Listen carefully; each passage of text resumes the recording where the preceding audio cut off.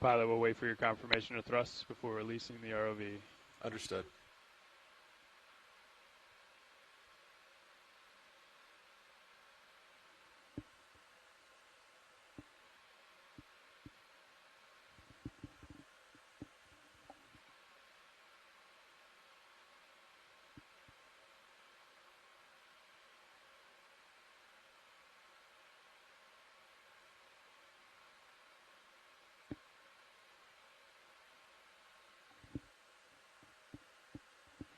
Pilot has control. Pull the pin.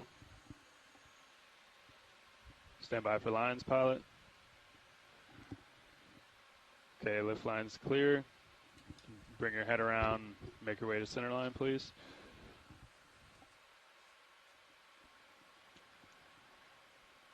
That's looking good. It's a good heading there, pilot. Copy that. Maintaining. Pushing out.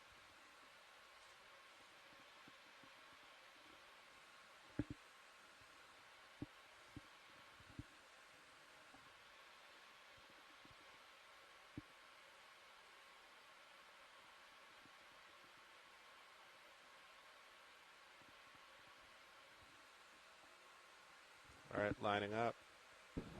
Yeah, it looks good, pilot.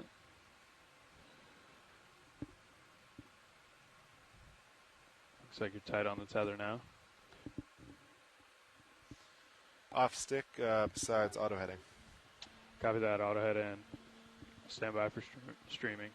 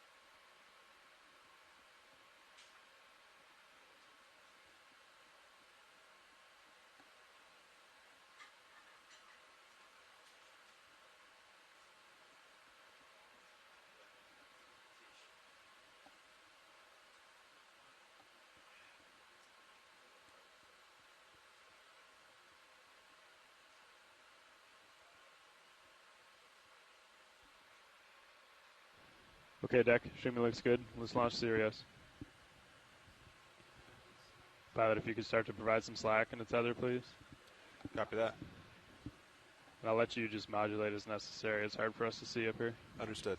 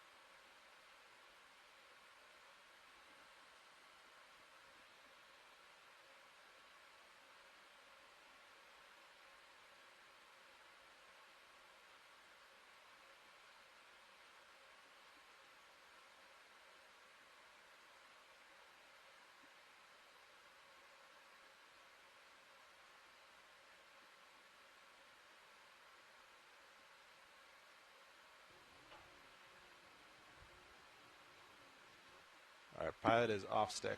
Copy that.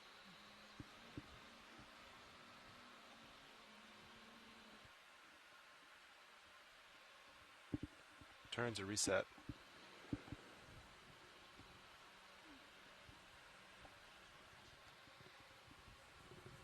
Copy, pilot. Winch, reset the counter, please.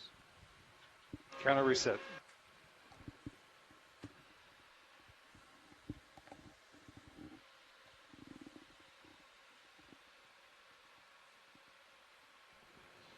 Deck disable A-frame, please. Thank you.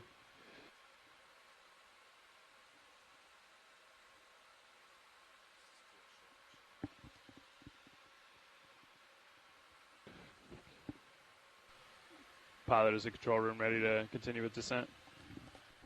Yes, sir. We're ready.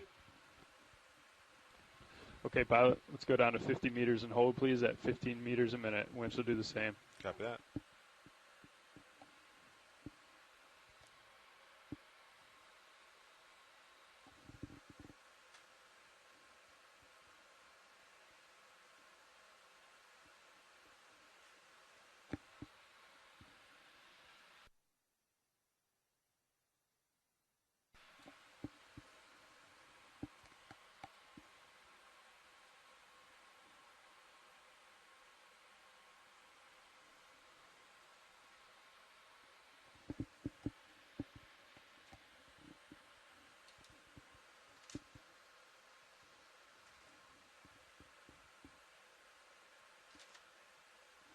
One 0 meters, wire out.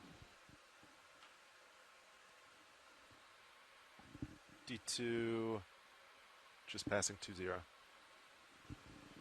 Copy.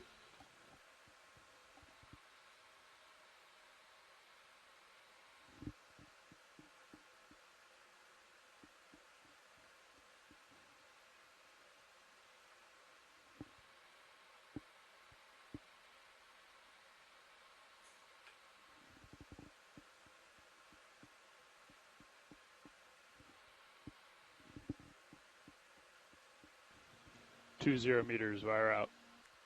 D2, just past 2.5 meters.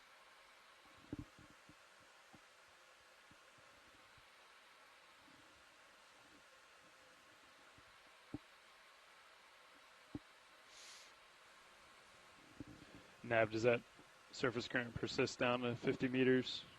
You want us to bump our forward speed up a little bit? Standby 1. Roger.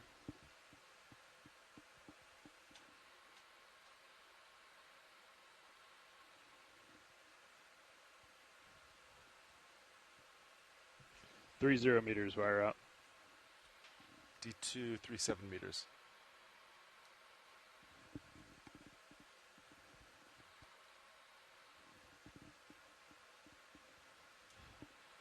Dive suit nav. It does persist a little bit. It clocks a little bit to the east as we descend. Also, we have good tracking both vehicles. Copy, good tracking. We'll keep it as we have it then. Copy.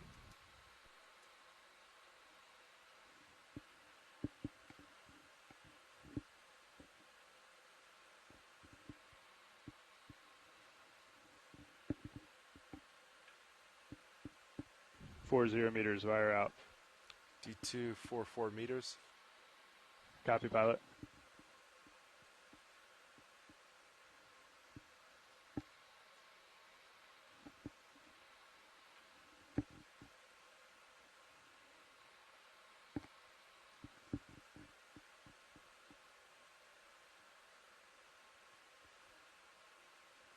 Stopping just below 50 meters.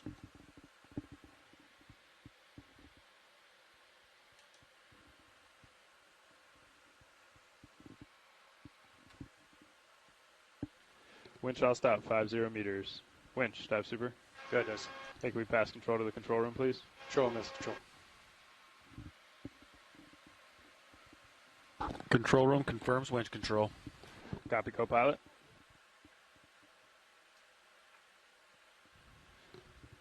Pilot, dive super. Go dive super. Hey, you guys are free to continue descent at your discretion. Understood. Thank you. Nav, dive super. Go ahead, dive super. Hey, how's our approach to waypoint 1 We're approximately 355 meters from waypoint 1. And at that rate, should take us less than 40 minutes or so to arrive if we go decimal 3. Okay. Understood. I'm thinking we pass control back up to the bridge as we have it here. Is that okay with you? That works for us. Great. Thanks.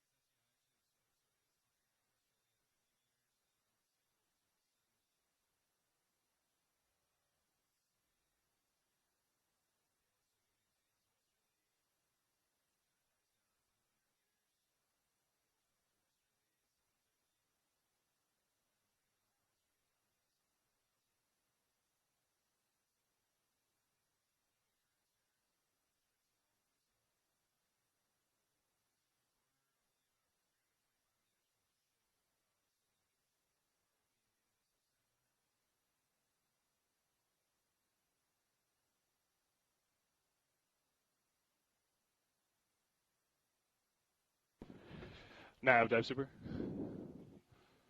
Go ahead, Dive Soup. Hey, we have pass control back up to the bridge, so why don't you work with them to get to waypoint 1, and I'll pass comms back to you. Roger that. Nav has comms. Thanks. Roger. Roger, Nav has comms. Dive soup off comms.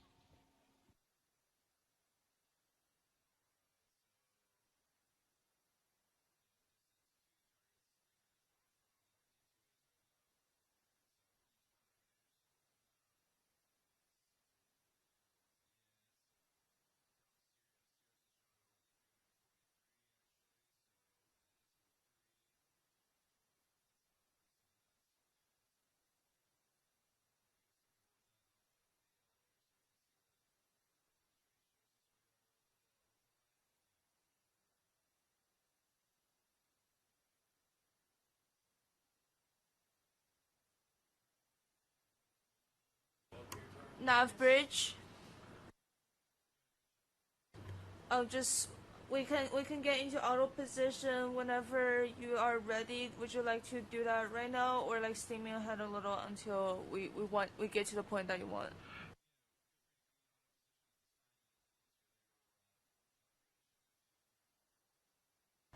And can we get port prop and port rudder engaged as well? Yes, you may engage port prop, port rudder at this time. Thank All you. right. Thank you.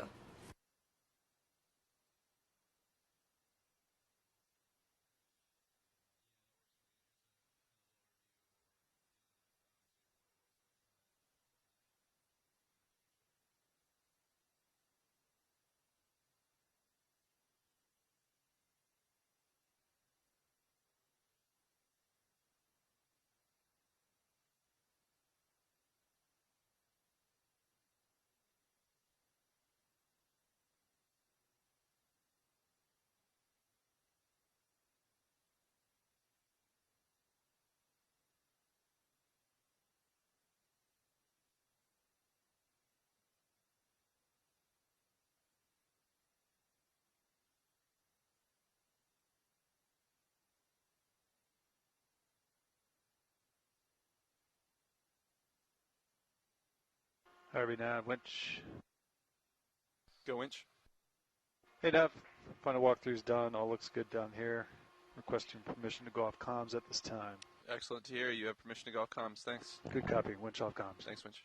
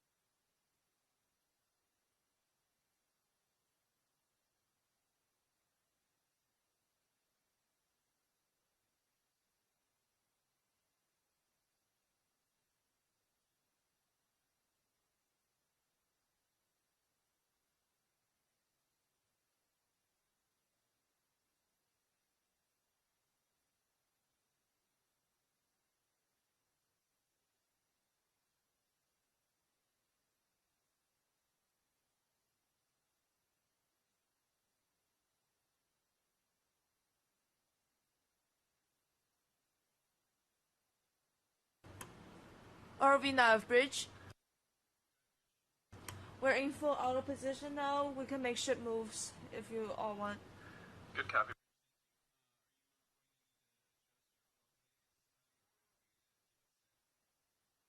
We'll leave it for now. The residual current is reacting a lot better now, so we don't have to change it.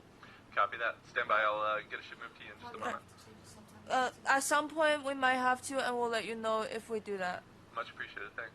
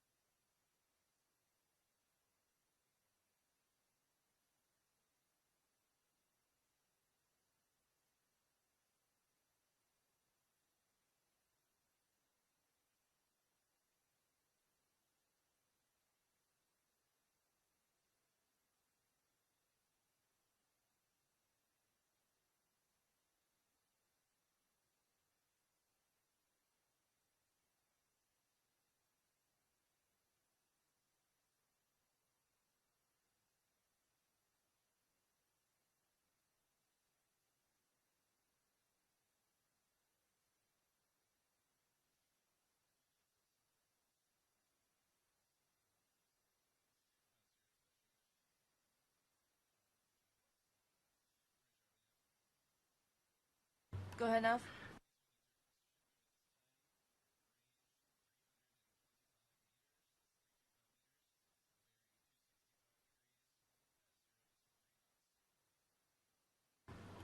Should move. Range 325 meters, bearing 265 degrees, speed decimal 3 knots. Good copy. Thank you. Thank you.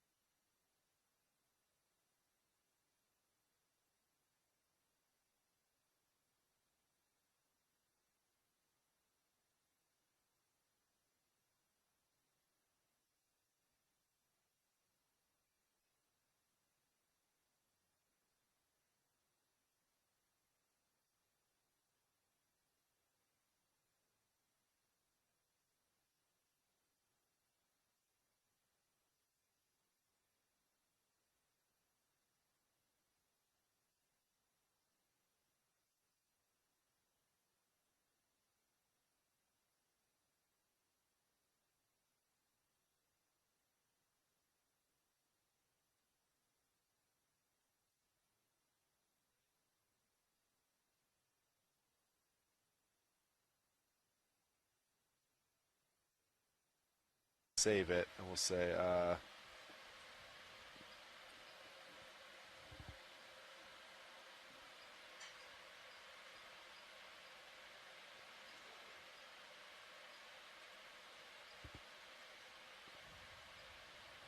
let's call it test, right? So then you can go Way away from it. So we'll start here, right? Oh, I want a white balance. So then go into play, test.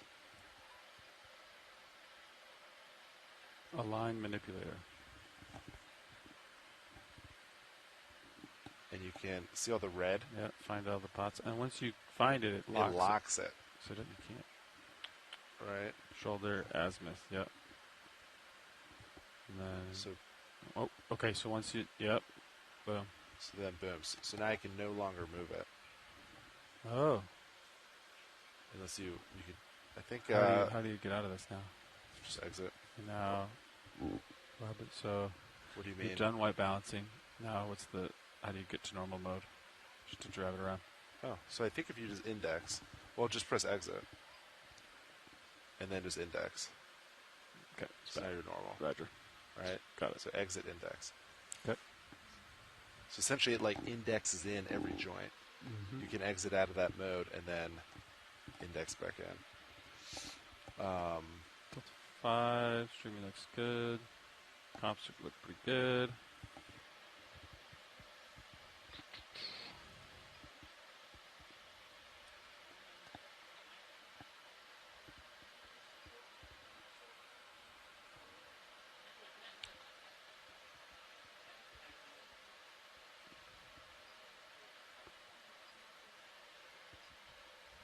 So task to play.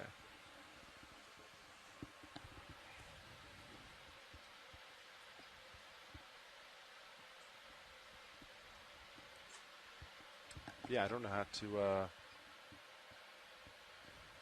look about it, how to delete. You want to delete routines? Delete all these tests. Yeah. Delete all these. Yeah. And then just do freshies.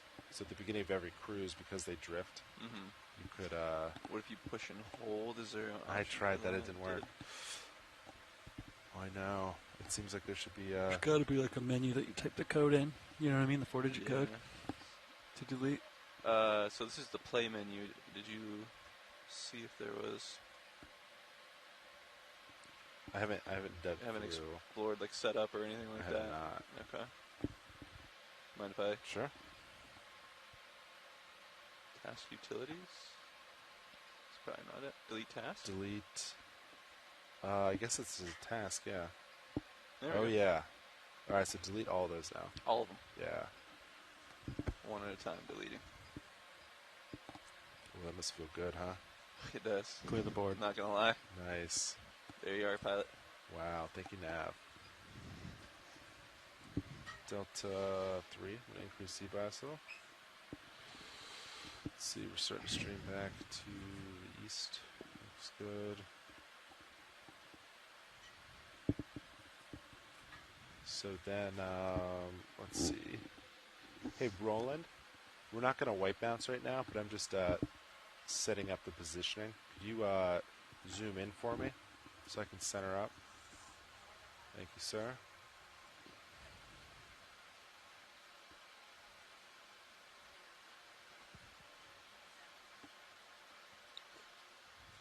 I missed it. Do we keep the rotator at a certain 5.4. 5.4? I have a 5.5, Copy. but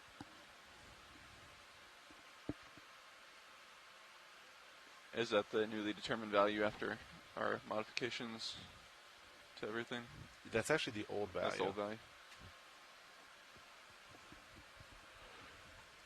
Copy that. If you want to.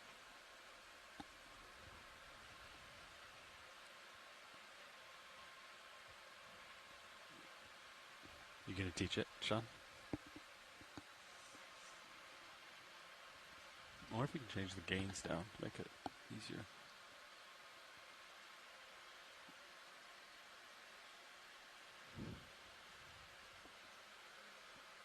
So what I did last time was that I I was locking my joints, so there's less movement. Oh. Um, Look at this. Here we go. So joint lock. So let's see. Say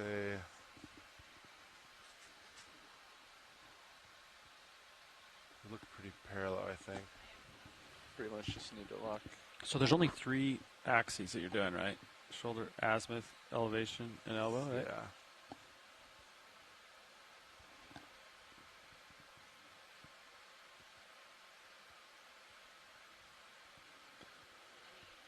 Yep, all 3 on the right.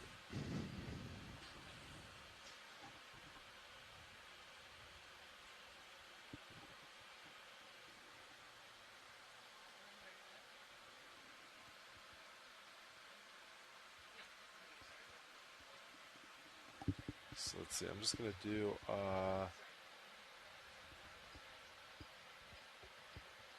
So say I locked everything besides shoulder azimuth. So now index out. And see how much smoother that is.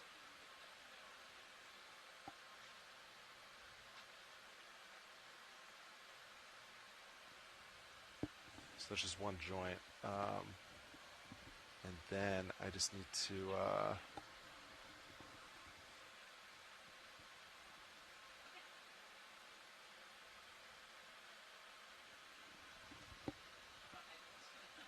and then if I just come down a hair, so I'll lock that and I'll do shoulder.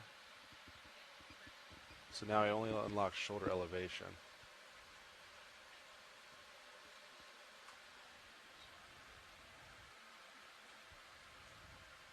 Roger.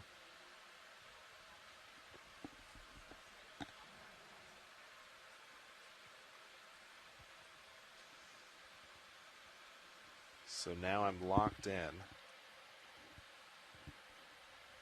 Let's see.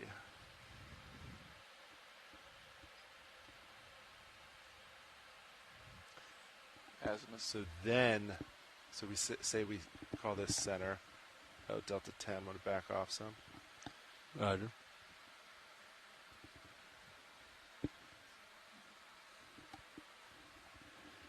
Either we zoom out or maybe azimuth out a little bit. Is that to get the whole chart, or is this good where it's at? I can't quite. I can ask Roland. Is this center enough for white balance? Yes, it is. This is. You would call this good then? I would call this very good. All right. Very good. So now if we exit, so we locked all our joints. Let me see if this will work. Should remain locked, right? And then we go into. But you have to index in now. Oh, but you think they're still locked? I don't know. We'll try this. All right. Because before, they would always wiggle a little bit, so it's close. I'm curious. So say we go now teach.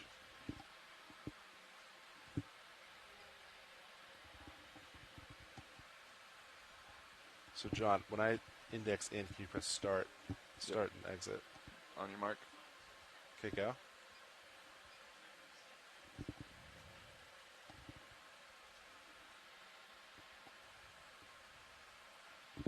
All right, so now save that. Size is 0, save as new task. Save white balance 1, WB1. SK.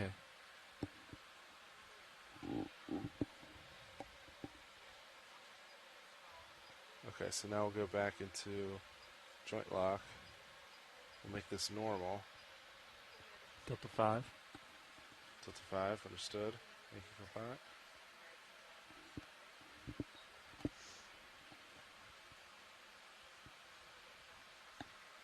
So I'll put it back. And now we'll do, let's see. We'll go into teach, play, white balance 1. And we'll see what we got.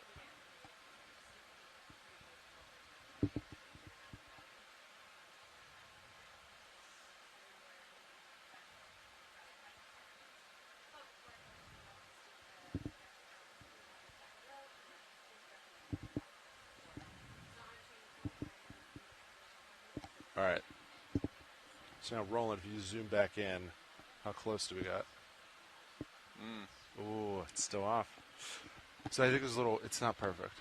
Shoulder azimuth. But then you could do, exit, Gets you close. joint lock everything besides Do fine tuning shoulder manually. azimuth, and then you can. It's not a bad idea.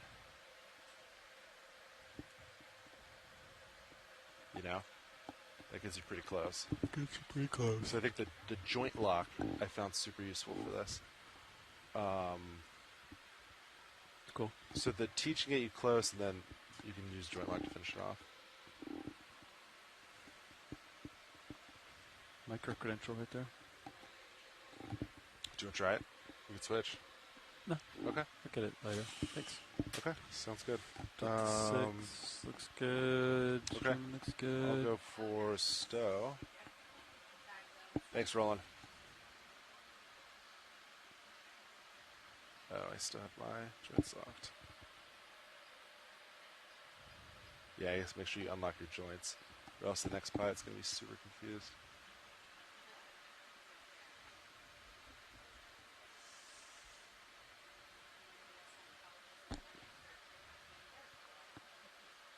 Nice.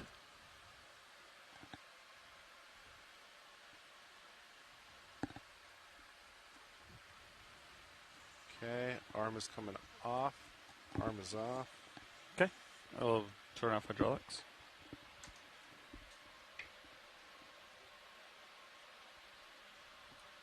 Thank you, Copilot. And we're back. Alright, Delta 7 looking good. Comps look good.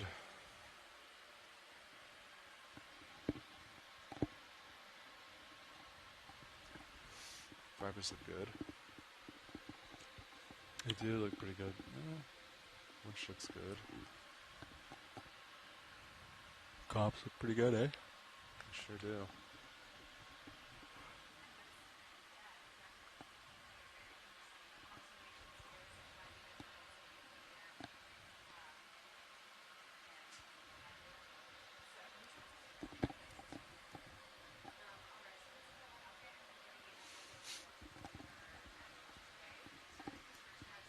Let's see. How's our layback doing, Nav? Good at last glance. Stand by. Copy that. Get you an estimate.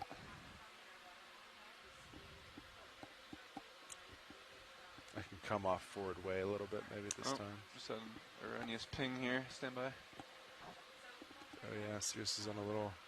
Took a walkabout. There we go. About 10 meters. Oh, About great. 12 meters, something like that. That's wonderful. Okay.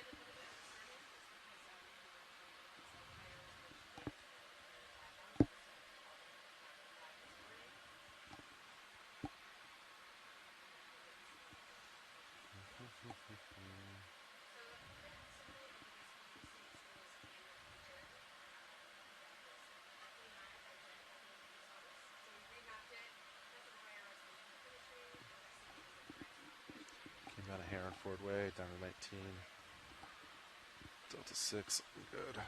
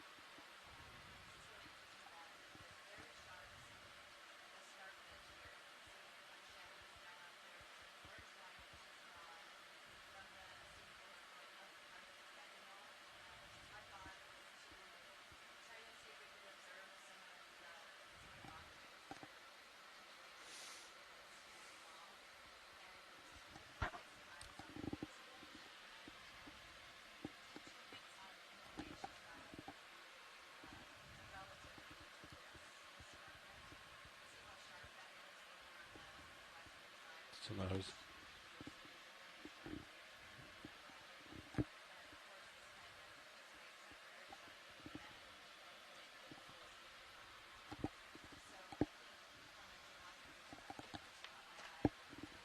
Dive 2?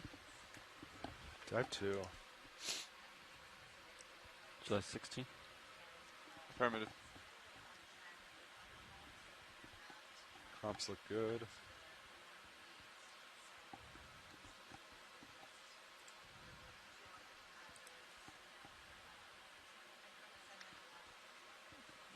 Alright.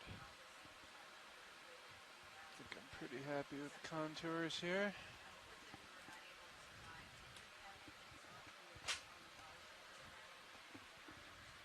Delta 6. Stream's looking good. And bottoms, what again? 23? 2334. 2334. Just about to pass 1,000 meters, heading down. Looking good. All is well. Wouldn't that be nice to get altitude lock at 300 meters out? Huh. We can dream.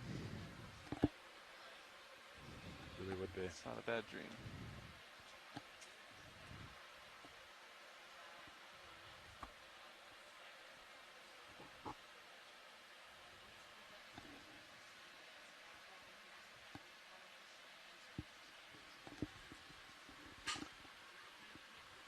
Ship move. Not too much left to go here. Only 50 meters or so. Roger. Got that.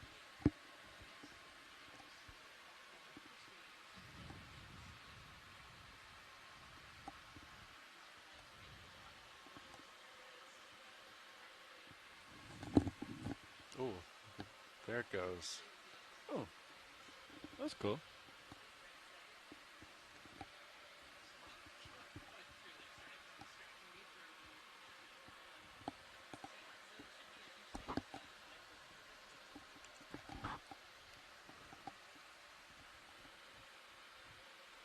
Alright, I moved your minis some of it back, sorry.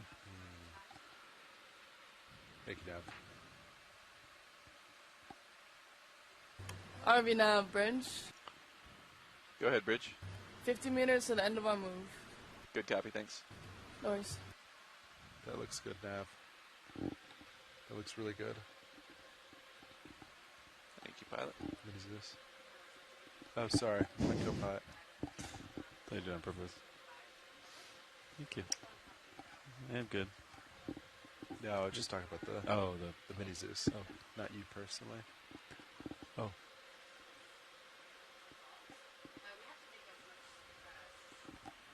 Delta 7 looking good. Streaming's good.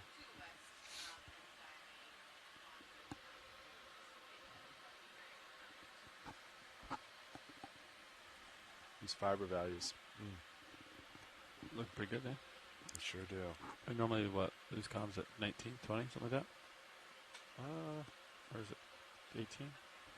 Trying to remember.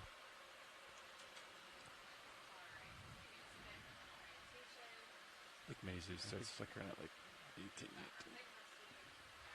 I feel like we've seen the mini Zeus go way sooner than that, though. It is Like 13, 14, I feel like we'll start Really? to see, like, it's been so long, like, I don't know. So do these readings, like, where these are being read at, has that reading site always stayed the same? Or has that Yeah. moved over the years? same. Okay. Yep. The newer focals have a much. They have a little bit more fiber power. So like -10. Okay. -8. It's quite a bit. -7. Understood. Delta 8, back off a little.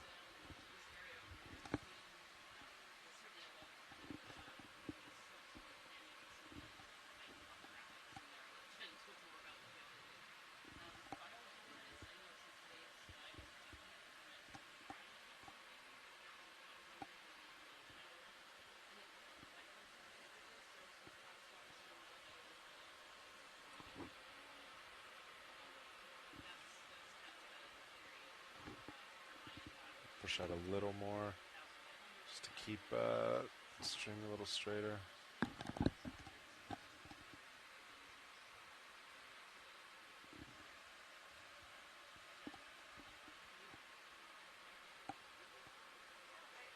cool to deploy the port manipulator. If we do a sample, I'll tell Bobby to do it. I was thinking about getting out now, but I don't Do know. the port. Yeah, the tactical Yeah, program. Ox One. Yeah, Ox1 program. But I didn't want to do it now because like I feel like I don't want to snag anything on it, right? So Yeah. safety, keep it tucked in for Yes, safety. makes sense. And then once we're at the bottom, then we can do that, right? Yeah. Does that seem reasonable? That'd be nice if we could just, if the shilling had the capabilities to be taught. Yeah, I was thinking that. If only there was A way to do that. if only there was a, yeah. Good. It'd be even easier if it was something we already had, you know, access to. Yeah. All the mounting parts and stuff like that. Yeah. Bottles, cables. Pilots, here's a little overview of our dive site, if you'd like to see it. This is the Big Bend Canyon feature that we mapped last night. What's the name of it? It's called Big Bend Canyon. Big Bend. And originally we were potentially looking at an ascension up this face here, but we determined currents might be a little too strong in the canyon. Yeah. Also with the surface conditions today, coming from a southerly perspective works a lot better, more safe. So Understood. we found a nice little ridge here with 4 waypoints. We're going to try to make our way up it. Sounds good. I think Back Row Science is presently discussing this whole kind of face.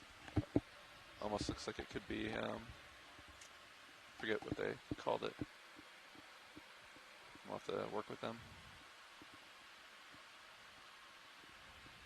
Looks like it kind of sheared off though. So they're kind of looking for some nice geology. Halfway there. Astrology. Yeah, about halfway there. Tension 4,000 expected.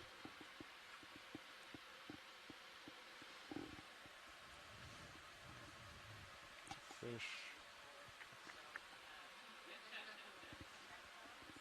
Streaming looks good. Push that a little bit more. Go a little straighter. Copy. Delta 5, looking good. 5-6. Comps still look good.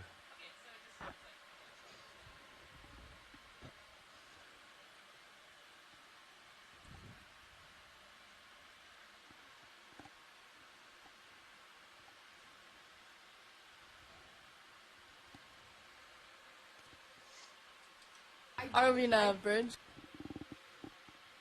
Go ahead, Bridge. Our ship move is complete. Copy, thanks, Bridge. Alright. Shipment complete, pilots. Patch. We can let the layback settle out, but should be pretty close over waypoint 1 here. Understood.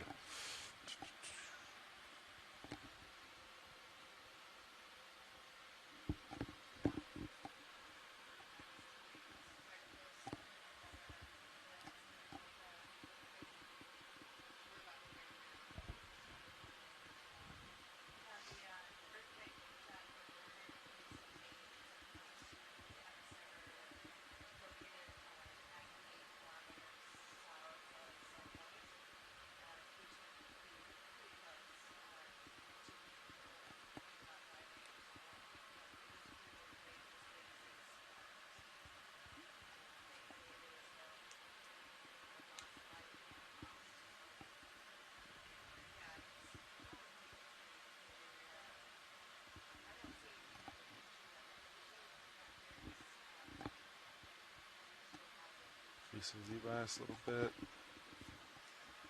Delta 4.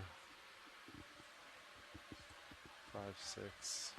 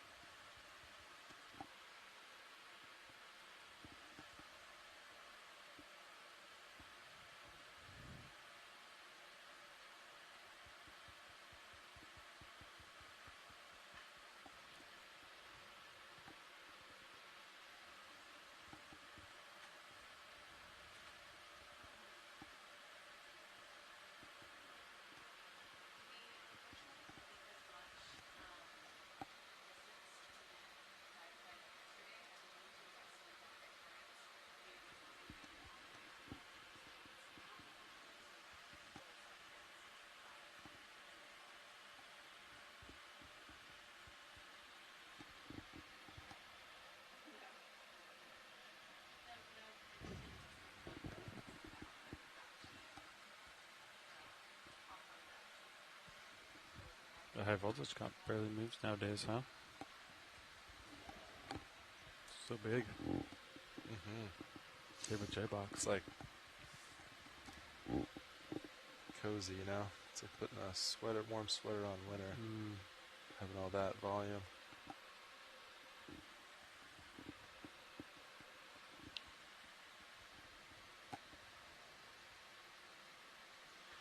Pilots, are you guys happy with our landing site?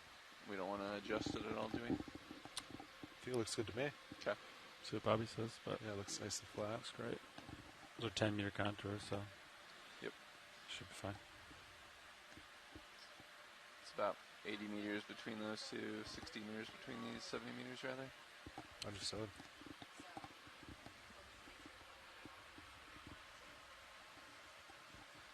What is the max depth that the ADCP can read current? It's about 1,500 meters. 1,000. Yeah, 1,500? 1,500. Is there any current there or not really? Nah, it gets pretty low. If anything, there's a slight westward current. Roger. 1,500 Decimal 1 meters per is second. 1,500 is what we're expecting our max today. 2,300 No, meters? 23. 23. We're talking about Just the current. how deep current. the ADCP can view Okay. current. We're going past that. Going into the unknown. Davy Jones Locker. How deep do orcas go? He's number 1.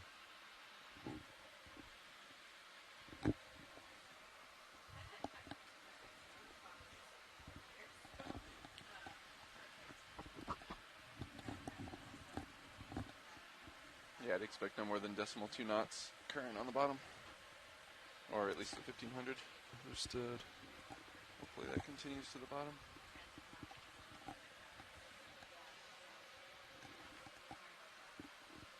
I'm going to back down forward way a little bit. See if that works.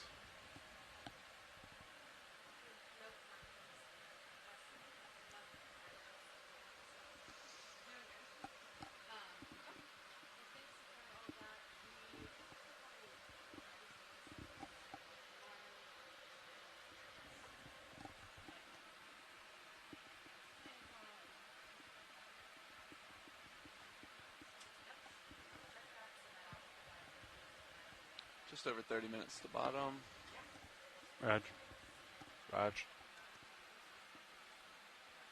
Should be at bottom close to the top of the hour with setting up and such.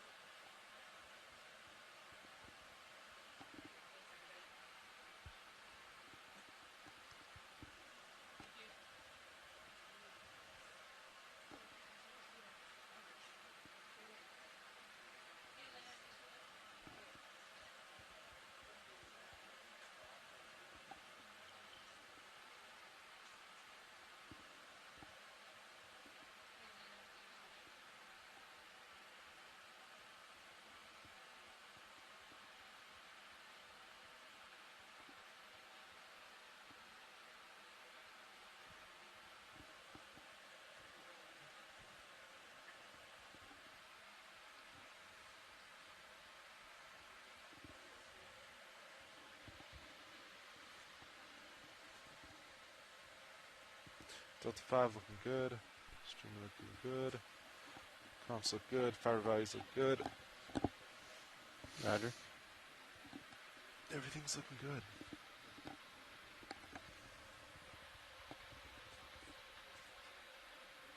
Yeah, I'm going to put a reminder to do Niskin at bottom. I have a note in the log, and I will Yeah. pass it on to Chris when he sits down. Roger. Understood.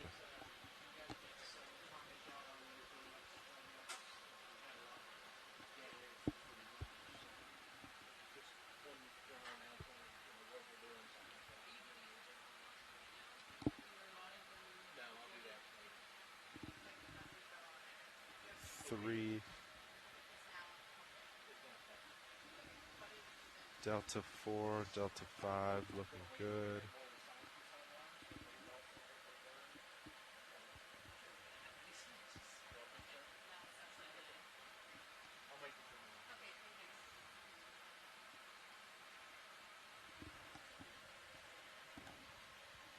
Yes, sir.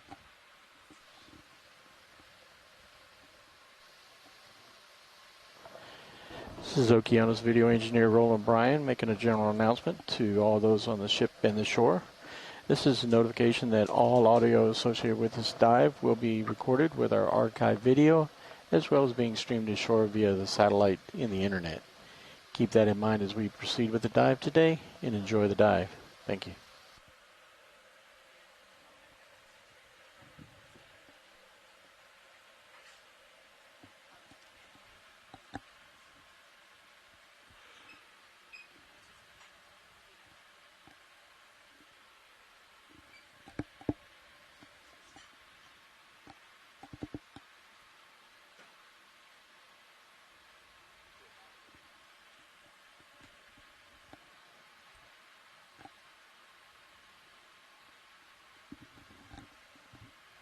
Copy that.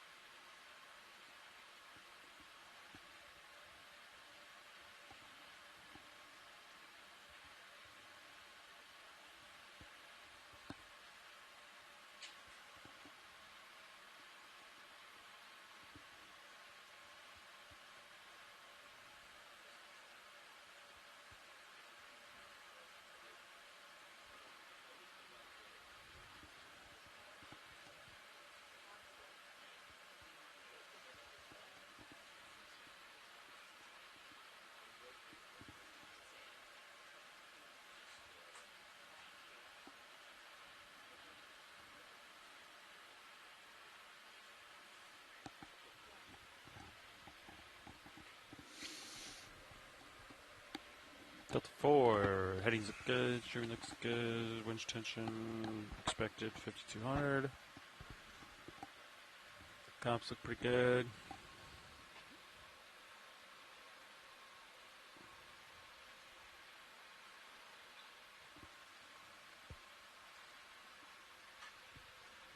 Sonars look clean. Nothing sneaking up on us that I can see. Measure that.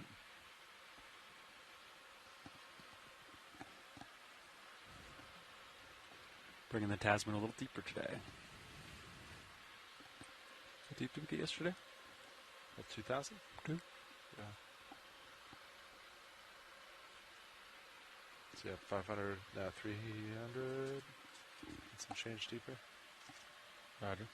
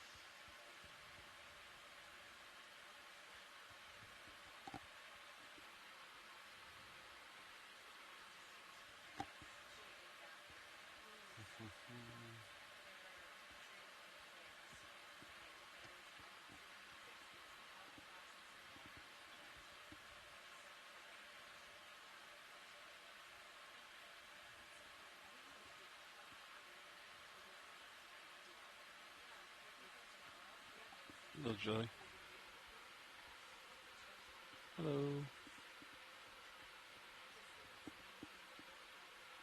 There it goes. There it goes. TT's looking pretty much straight south now. It's shooting a little off, but still in view.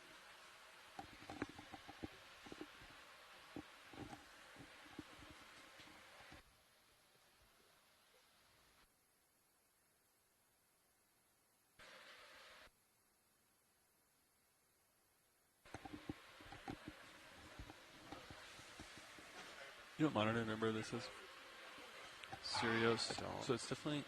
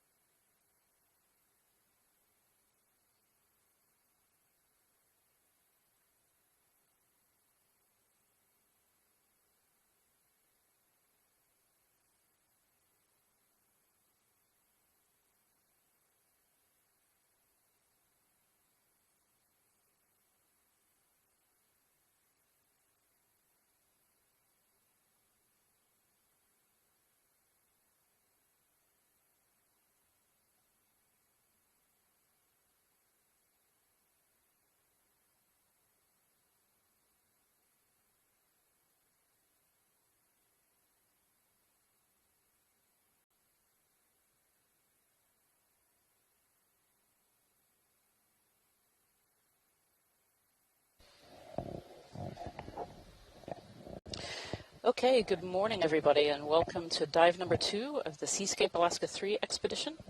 We're going to give you a little dive brief today just to say where we're going and what we hopefully might be seeing.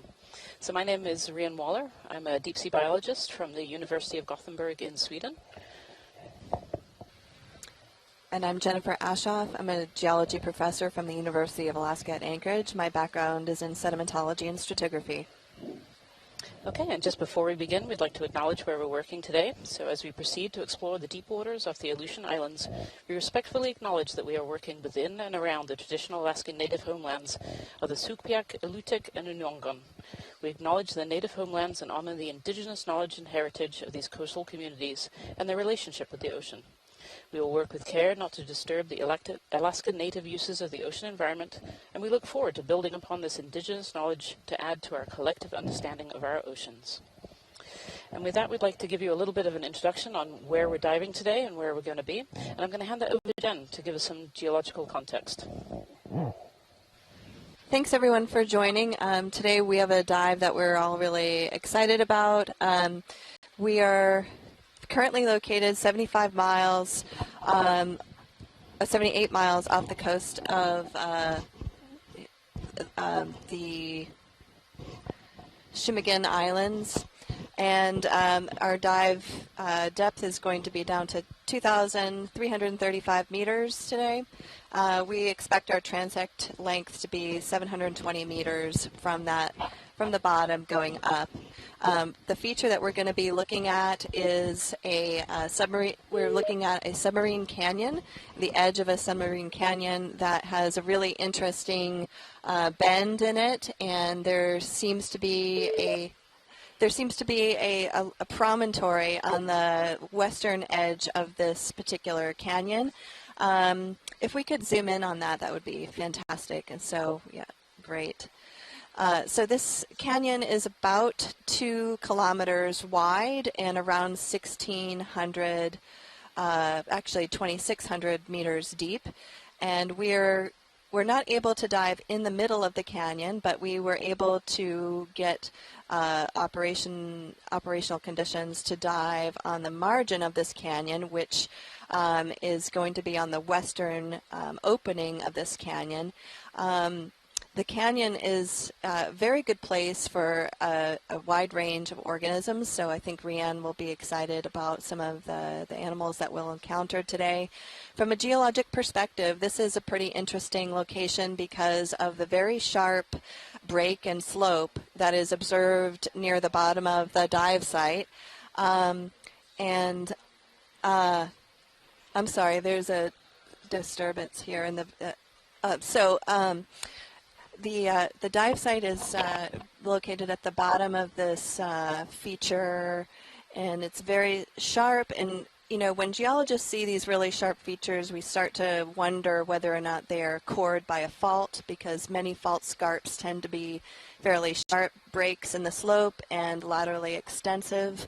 And so the geologic context for this dive is really interesting in the terms of a convergent plate margin. So as you know, the Aleutian Trench is just down towards the south of our dive site, and the Aleutian Trench forms a very important convergent plate boundary on where the Pacific Plate is obliquely subducting below North America.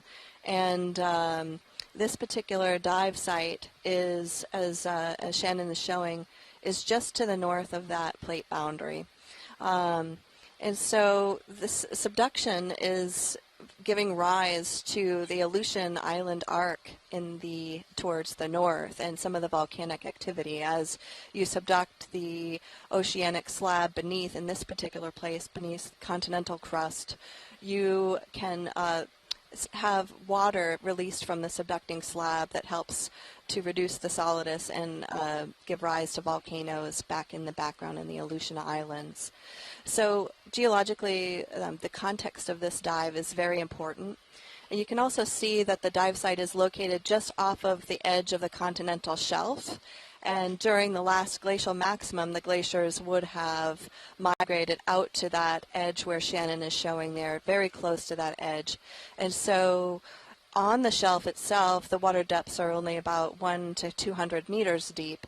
And at the last glacial maximum, the sea level would have come about to that level there. So the glaciers extended all the way across the continental shelf. The sea level was much lower.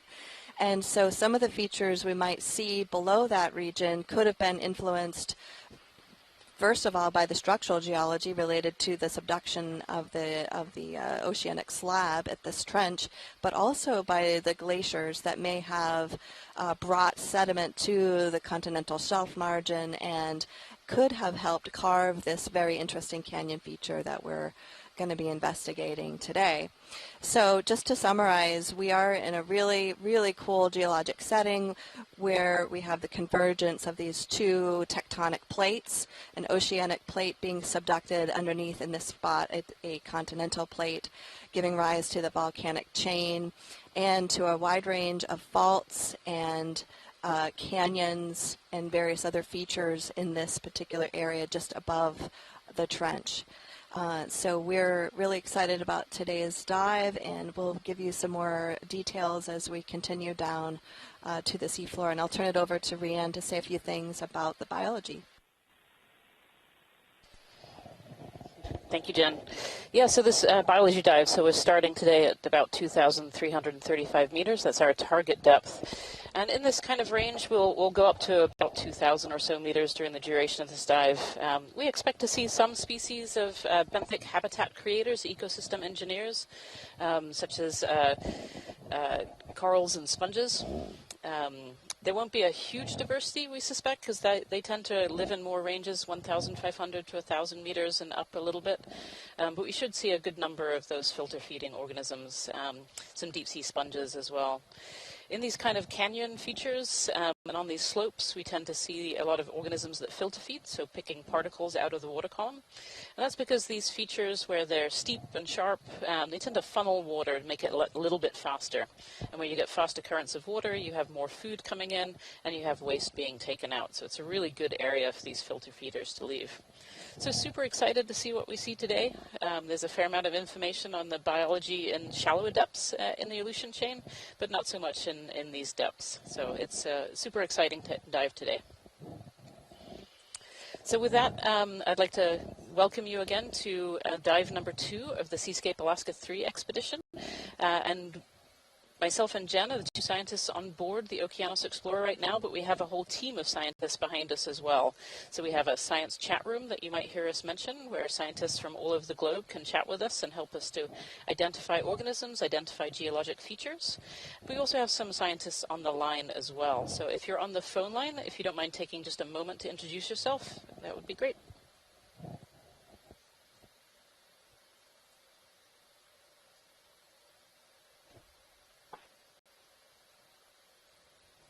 Hi, this is Elena Jorgensen. I work at the Alaska Fisheries Science Center in Seattle, and I am an expert in squids and octopods of the region.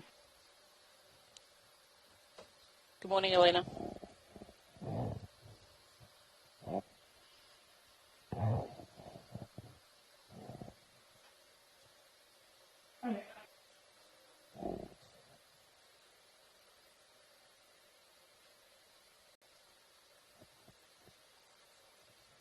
Okay, it might just be Elena on the line this morning. We do have scientists who dip in and out throughout the day. Remember, we're working across a vast array of different time zones. We have scientists from all over the globe, all over the US, all over Europe, New Zealand, and Japan, and other areas of the globe as well. So we're working across some big variety in different time zones. So with that, I think we'll go a little quiet on the line. We're getting very close to the bottom.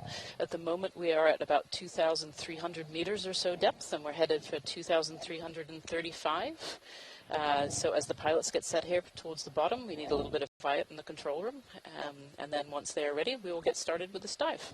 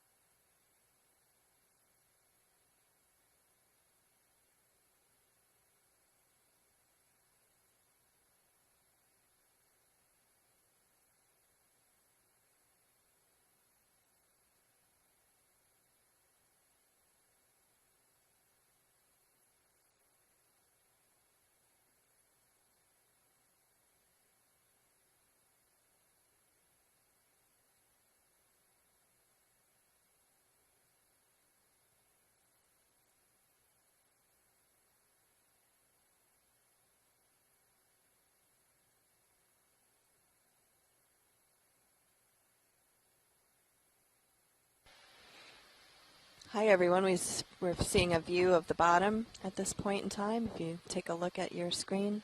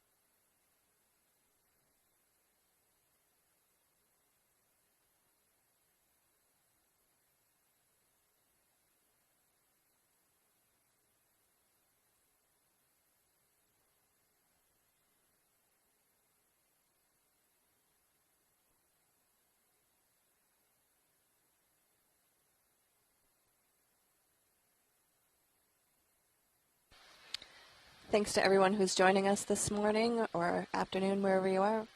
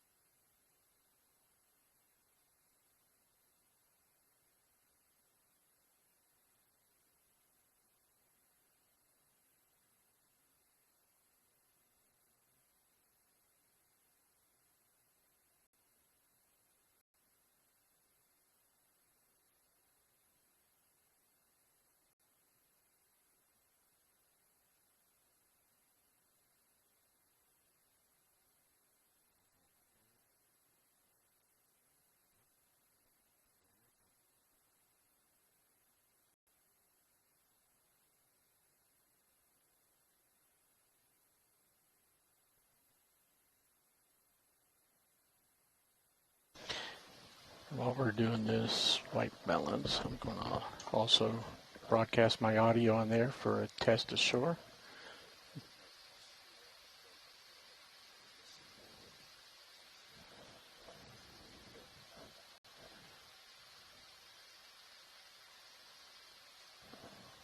Looks like things are fairly close on the camera. Don't need to go into the advanced menus. So this will be a very quick white balance. Watch lead here.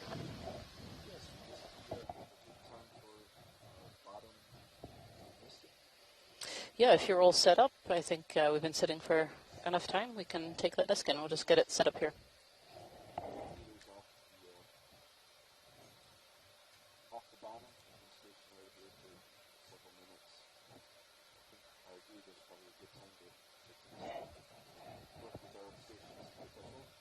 Thank you so much.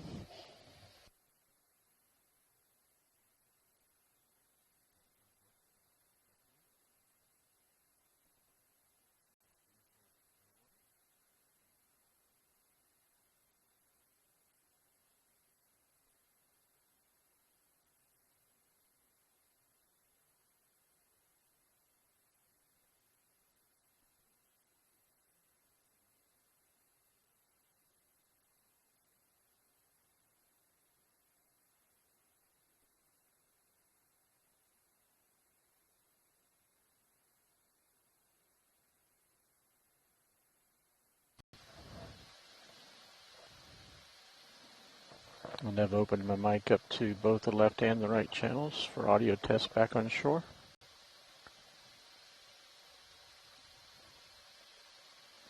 I do not seem to have something quite right with this.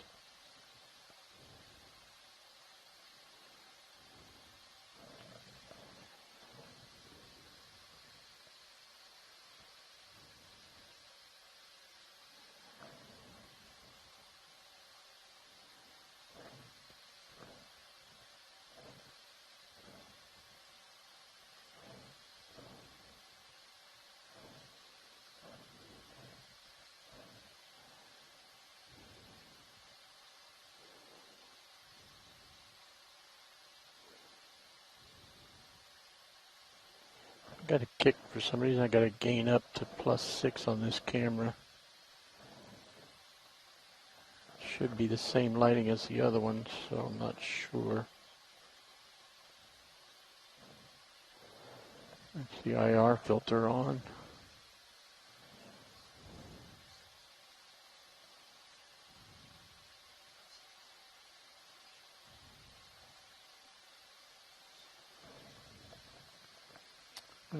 Okay.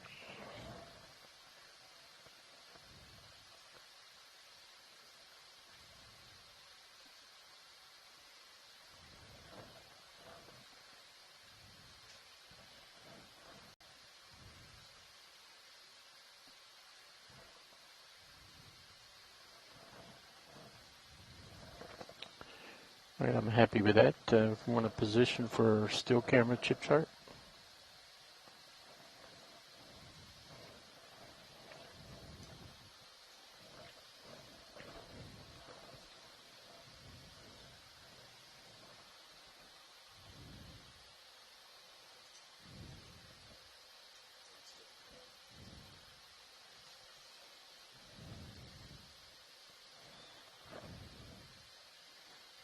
You haven't changed the lighting. You haven't changed the lighting, have you?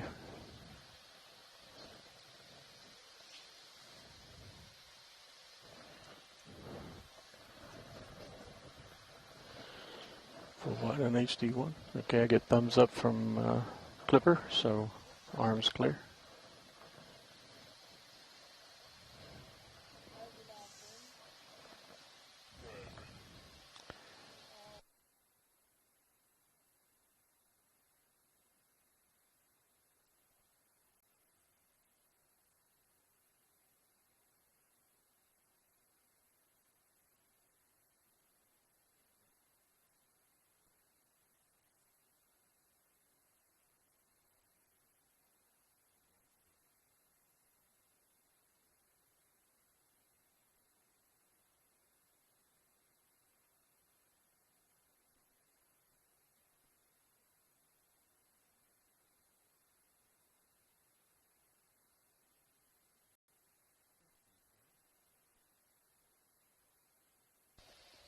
Watch lead here.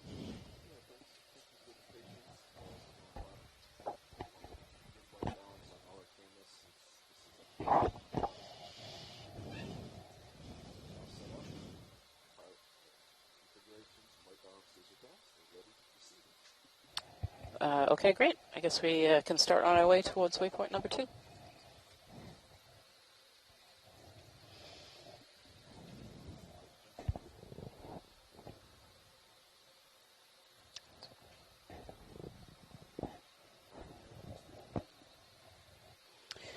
All right, everybody listening at home, I'd like to welcome you to dive number 2 of the Seascape Alaska 3 expedition. We are currently diving in about 2,335 meters of water, and we are going to make our way up a slope to around 2,000 or so meters. We are currently about 78 miles from land, from the Aleutian chain, and we have a dive track today of about 300, 500 meters or so. And these are the first sites we have on the bottom. We've just landed on the bottom.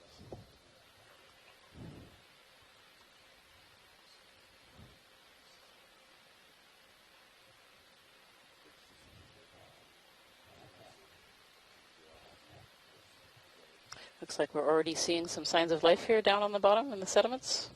It's an actinorous anemone on the left there.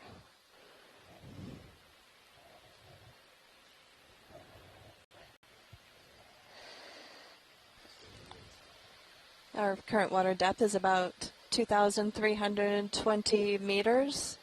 And here you can see the pilots are zooming into some of the sediment that's sitting on the seafloor at this water depth and some of the biology that's occupying that area.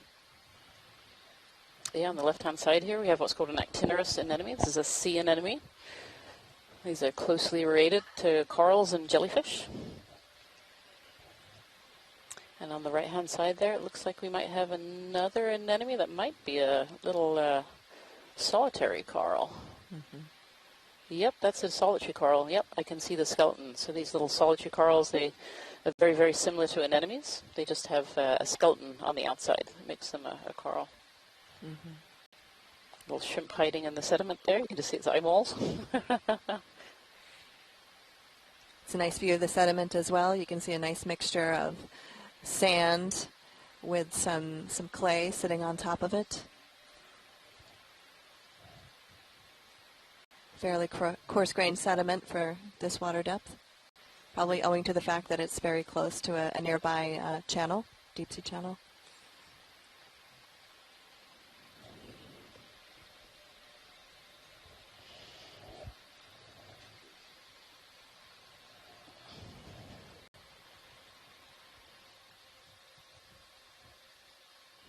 So we have a sea cucumber here.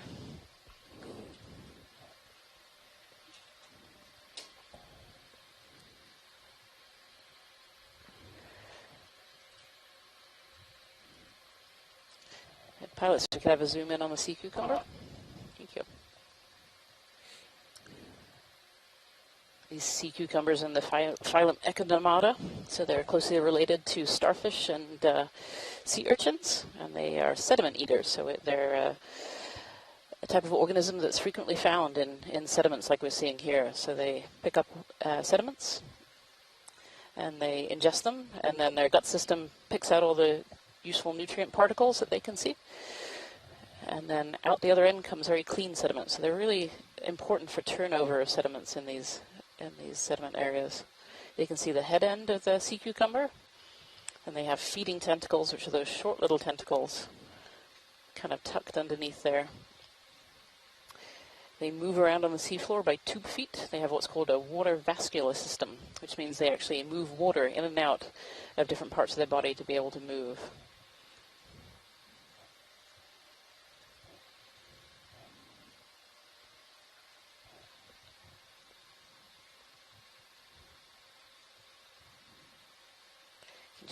To see all that sediment all picked up in the water column. There's a lot of light sediment floating in the water column. It looks like predominantly organic matter being transported there. But one thing that's kind of interesting is if you look closely, you can see how the sea cucumber is disturbing some of the sediment below it. And one of the things in the rock record that we look for to help us interpret ancient environments is traces such as these, so that we can get an idea of whether or not the environments were marine or terrestrial. Looks like he's turning around to look at us.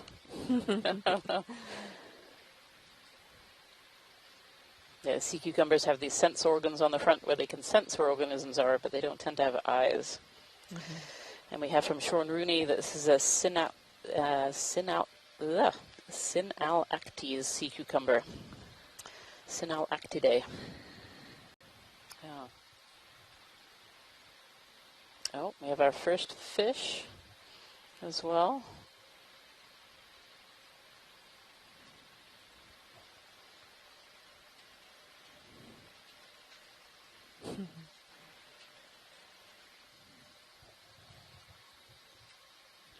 If you look at the sea floor, you'll see some pock marks on the surface of the sea floor, and these are most likely resting traces from previous organisms that were moving around on the sediment-water interface.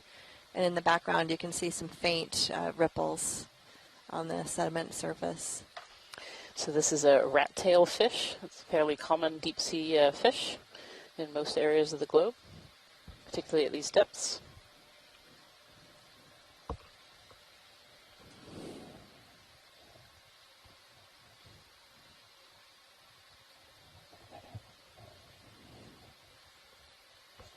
They're aptly named for their long tail, like a little rat tail. Oh, just scared it away.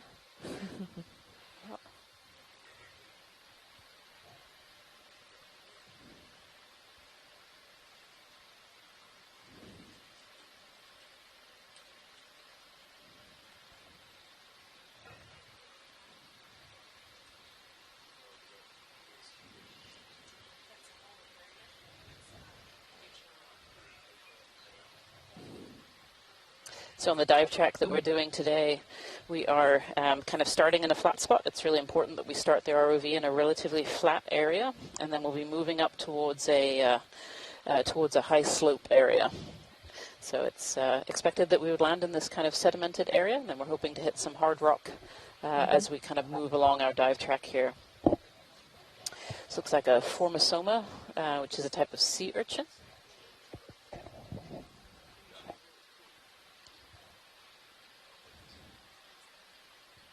Oh, it's a wonderful shot. Yeah. Mm-hmm. So these sea urchins are covered in spines. They have spines all over their surface, but on the bottom area you can see their spines almost have like these little white booties on for locomotion. Mm-hmm.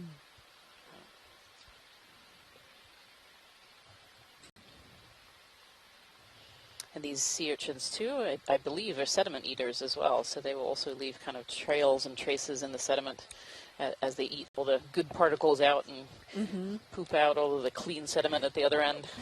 They do actually, Rianne. That's a really good point. We find not only traces of echinoderms in the rock record, but we also find their echinoderm spines preserved in the rock record. Ah. Some very good ones are present in Alaska in some of the Jurassic strata. Oh, a little snail. That was a good spot pilot. Yeah. You can actually see as we have this close-up here that the ground is quite covered in little brittle stars as well, little tiny brittle stars. Mm-hmm. You can see our lasers there at the top. Those are 10 centimeters apart, so you can see just how small this little mollusk is, this gastropod. Right. And also with the scale bar, you could see how coarse-grained the sediment is in this spot. Even though this is quite deep, we're still at about 2,300 meters water depth. There's some fairly coarse sediment here. And you might be wondering how that sediment gets there. And a lot of the coarse-grained sediment is transported to these areas by deep-sea canyons. And these deep-sea canyons can get their sediment from the shelf, where deltas provide sediment into the canyons, and that's then transported to deep water areas by turbidity currents. Some of the sediment might have actually been transported here many years ago, perhaps by glaciers that were bringing very coarse-grained sediment to this region. And you can see some granules and pebbles present on the seafloor here. So this little rock that's sticking up from the seafloor, where we see these rocks sticking up from sediment plains, they're often covered in different biology. They provide a hard substrate for larvae to be able to settle on. And they're also good because they get them up into the water column where they might get a little bit more food. And so on this little rock structure here, we're seeing, so there's brittle stars mostly around the base there. And then we have little, what are these? These look like a little encrusting coral of some kind. Mm-hmm. Yeah. Yeah, and the rock that it's growing on looks to be a basalt or some other kind of volcanic rock, and you can tell that because it has some vesicles that are observable, little tiny holes. Just at the top of one of those little corals, you see this tiny little amphipod. You see the bright orange eyes that are sticking out. And, yeah, even these, so this encrusting coral, I think, has grown on top of maybe a hydroid, which is the kind of fluffy stuff underneath. And they provide this habitat for lots of other organisms. And so where they stick up in the water column, that's a great area to be able to feed because they can pick out a lot of particles on the way. Mm-hmm. And so this little amphipod sitting right on top of that little coral branch is making use of its situation, making use of being up in the water column there. Here we have confirmation from Sean Rooney that that's a little species of coral. So that's our first coral on this dive. Not bad for the first 5 minutes. Rianne really loves her corals, in case you haven't noticed. She loves them. Yeah. Passing over a little crab here, sitting on the surface. Oh, it might actually have something in its claws.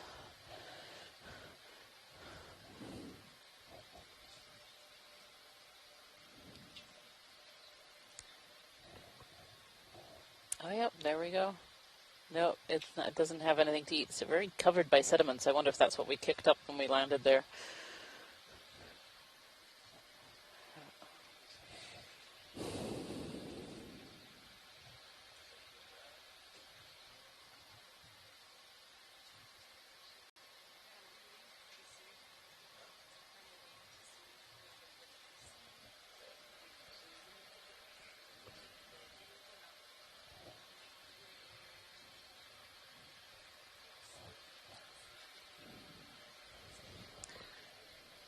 For those of you that might be popping in and joining the dive just now, we are located at about 78 miles offshore of the nearest landmass in the Aleutian Trench.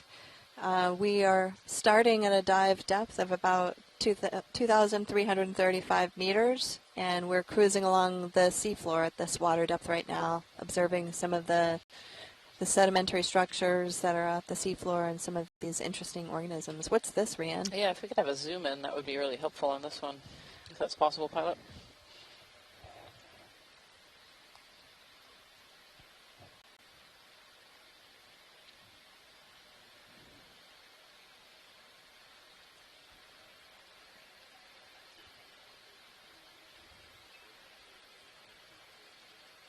Oh, it looks like this is probably a sponge. This little snail sitting on the sponge here. Yeah. So this is probably what we call a glass sponge. So it actually has a skeleton made of silica. And they can form lots of different forms, but sometimes you see them in these big long sticks. Well, it's quite long. And very similar to corals, they can get other organisms up off of the seafloor and up into the water column where they can feed. And so we do often see other organisms living on top. I've never seen a sponge quite like this one.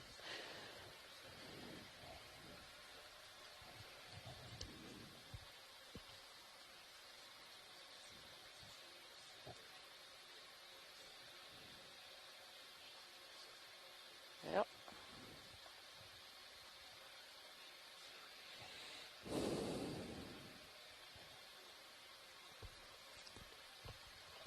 Mm-hmm. Whoop.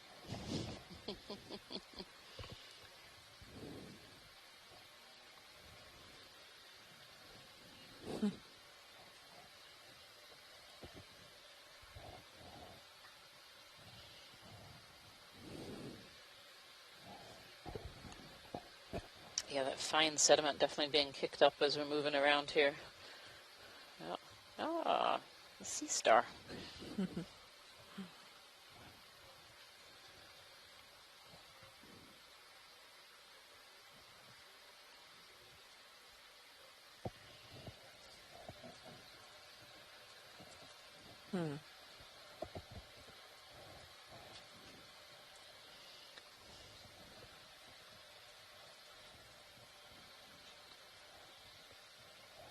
That's a great view of that sea star. Oh, that's beautiful.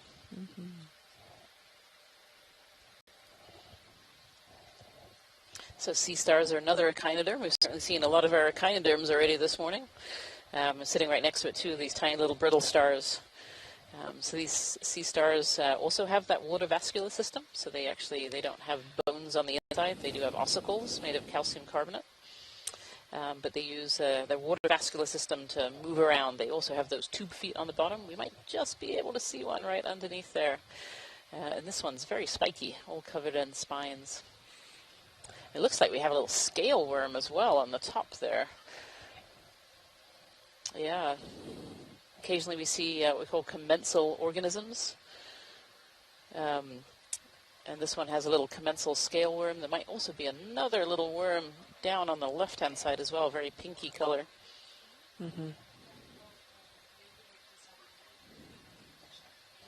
Scale worms are really neat. They're polychaetes, so they're worms, but they have these plates on the top that kind of articulate and move the worm, or move with the worm as they're moving, and so they're called scale worms for those plates that's sitting on top.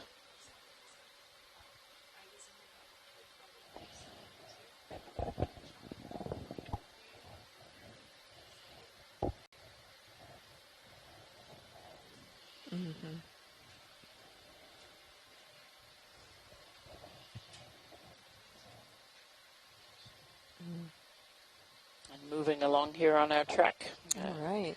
Try and see if we can get to some hard bottom environment.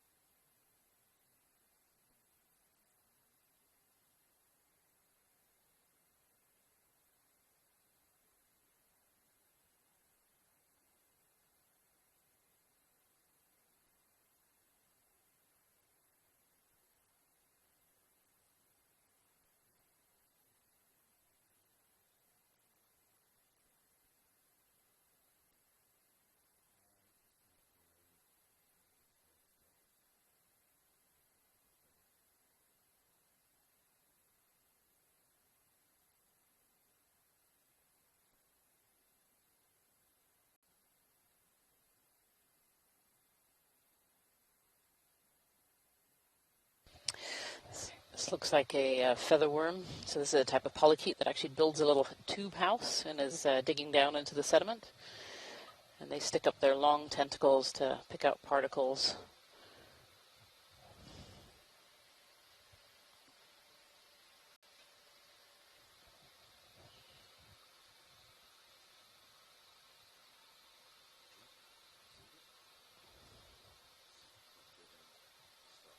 Yeah, one of those two stalks would be great to have another quick image of.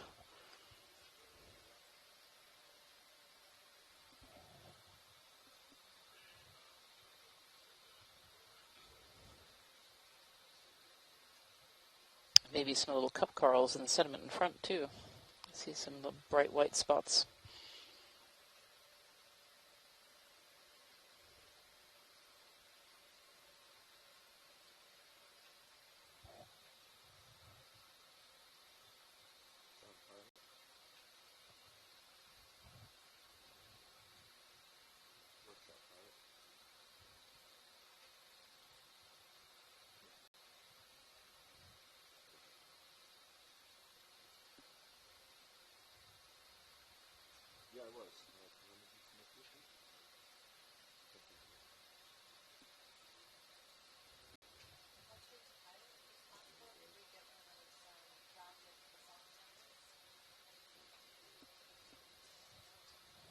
Yeah.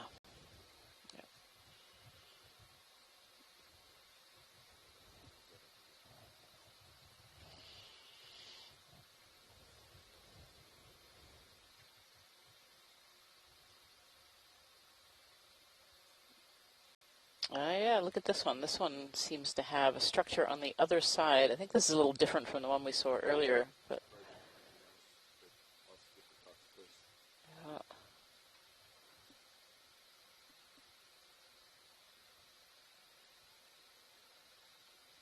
very, very smooth on one sided and lots of structure on the other side. I'm not quite sure if those are polyps. If they are closed. Actually wondering if this one might be a sea pen.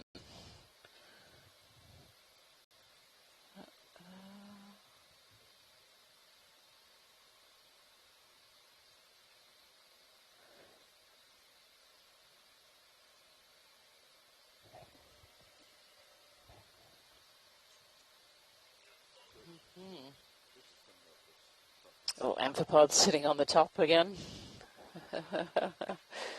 A couple of little critters sitting on the top. A couple of crustaceans.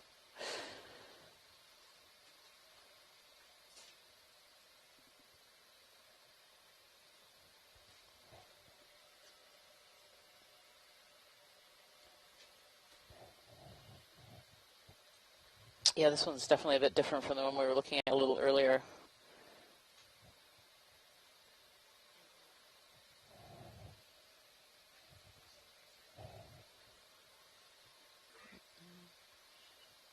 Yeah, I think this one might be a sea pen. Oh, it's coming right out of that tube. Something's built a tube around the base there.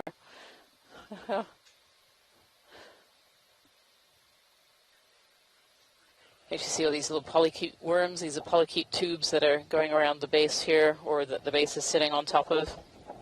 I mean, to see if anyone in the science chat has a good idea of what this particular critter is. But at the base there is really interesting. You can see lots of other species living around the base. Lots of tube worms and brittle stars, amphipods. Yeah.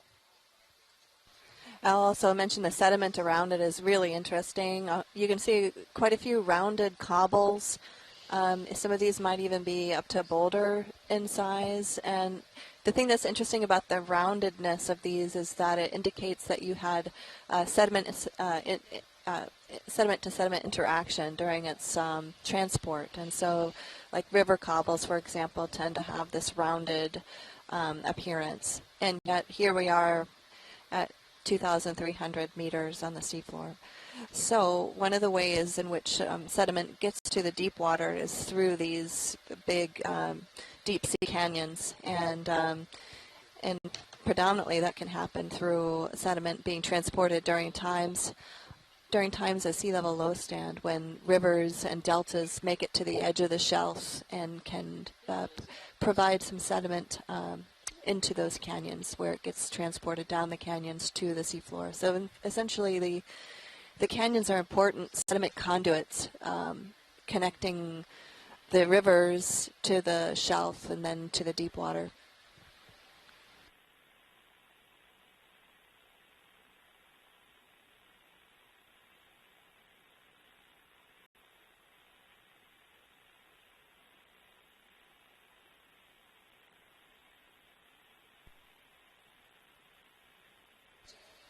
Okay, we have the lasers on here so you can just see the size. The lasers are 10 centimeters apart, and this is what we use to help size things that are on the seafloor. And so those are 10 centimeters apart there. We also had a correction on the worm tubes or on the bottom of that coral. We think they might actually be amphipod tubes, and that's from Steve Oskovich from Boston University. And in the back there we have a coral, a different coral species, different one than we've seen so far. All right, for some of you listening at home, you may not be familiar with this centimeter use, but 10 centimeters is about the width of your fist. So some of those cobbles that were in the background are about fist-size cobbles.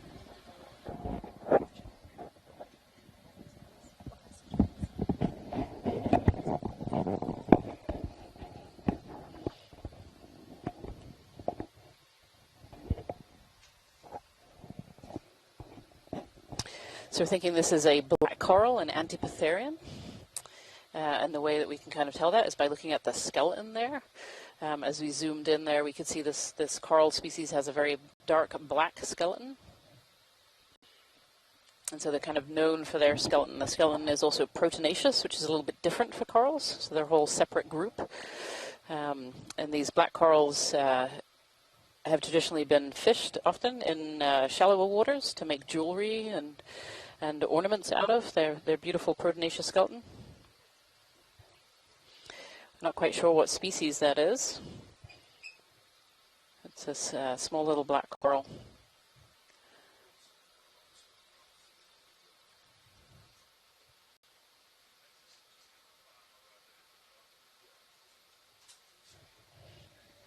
Looks like we've got a few small rocks in the area.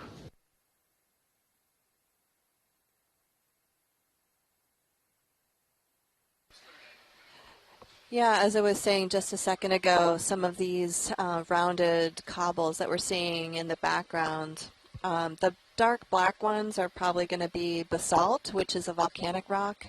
They're likely derived from the Aleutian Arc. However, what's curious about them is that a lot of them tend to be rounded. And some of the cobbles are very well rounded, in fact, which would suggest that they might have been, like this orange cobble here, you can see it's rounded, and it suggests that it has been transported in a sedimentary environment where it's experienced impact with other cobbles. So we can use that as an indirect indicator of how this cobble has been transported. So a lot of people assume that the deep water is just clay and mud and fine-grained sediment, but that's actually not always true. We can see some coarse-grained sediment, especially in the vicinity of deep water canyons like the one that we're exploring today.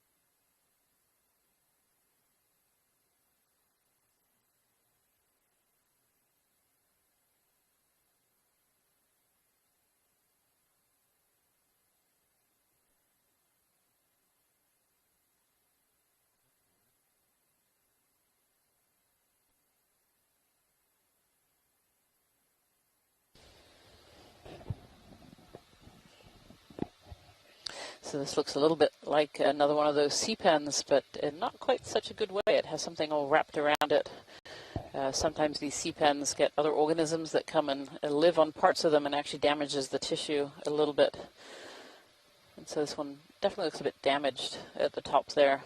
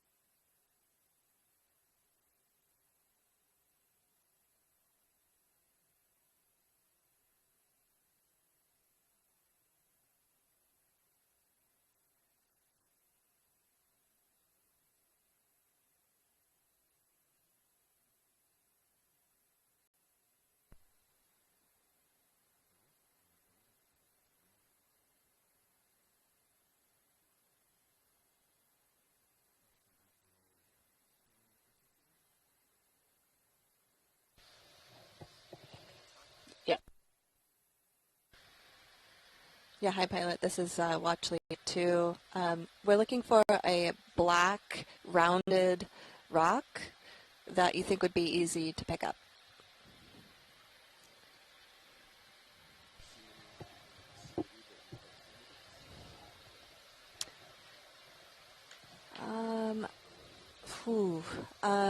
Probably in the upper left of the field of view. Yeah. Just up and left of the two dots there. Bingo. That's it. Either of those two. I'm not sure if that one is too big, though. Yeah.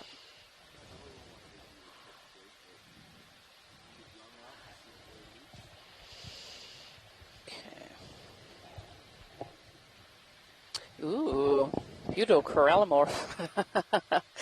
I just looked up for my note-taking, and there's a corallimorph sitting in the sediments there. And for those of you following along at home, we're going to attempt to sample this rounded chunk of basalt to the right side of the screen. Not the corallimorph, sorry, we're having a quick zoom in on it before we pick up a rock here. These corallimorphs are really beautiful, and they're a really interesting group because they're evolutionary kind of in between the scleractinians, the hard corals, and in between anemones. So they have a lot of features that are really, really similar to corals, but they have no skeleton, they have no hard parts. And one of the ways that we can tell these corallimorphs from other anemones or corals is they have these little bulbs on the end of their tentacles, which are really quite beautiful. And this one's got its mouth all pursed up there, so I wonder if it just had a little snack somewhere in there. Very often they'll sit there with their mouth kind of open until they find some food. Oh, and right on the tips of the tentacles, you can see these tiny little amphipods living amongst there. Again, just trying to get that water flow, any way they can get up high. And it looks like there's almost one on every tentacle. Look at that. 1, 2, 3, 4, 5. This is not a rock, but it's still pretty cool. It's not a rock. But still pretty cool. Yeah, that's neat. Yes. So the tentacles are water-filled. Again, they don't have hard parts, so they pump in water. And that's how they inflate their tentacles and how they move their muscles and feed and things. They have a muscular system. All right, away from the biology, back to the geology. Thanks, Rhiannon.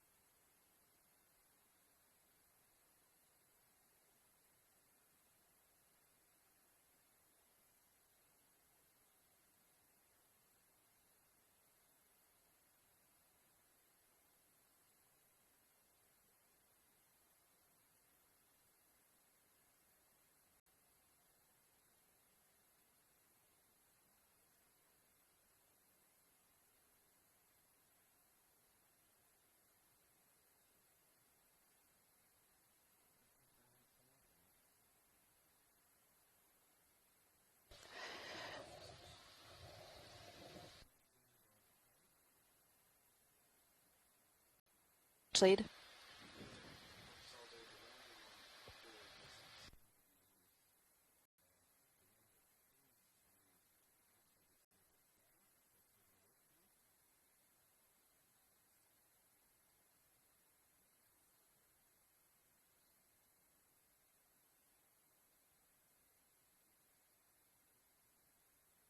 Harder to pick up.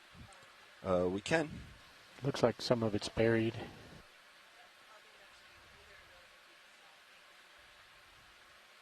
There's a better image of size for that one. You can kind of see where it's moving.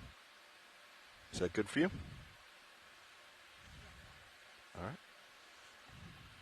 You want to open the port side first? Or? Yeah, we should. All right, let me wing in for you. Stand by one. Okay. So for everyone following along, what we're going to attempt to do here is take a sample of one of these basalt fragments on the seafloor. And so you can see the pilot is he first went and tapped the arm, using the arm, he tapped the rocks to see how well they were attached to the seafloor. And now he's going to go in there and try to pick up this one cobble that's just down below the one we intended on. That first one was a little bit too well attached to the seafloor, so we're going to try to get this one, and you can see that the rock box is open, and he's going to try to get this rock and put it in the box, and we'll take it back up with us.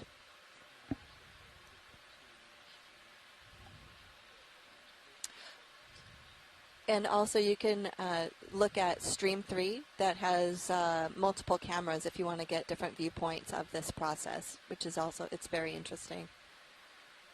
And we're very lucky to have some very, very talented pilots who can manipulate this ROV to take samples like this.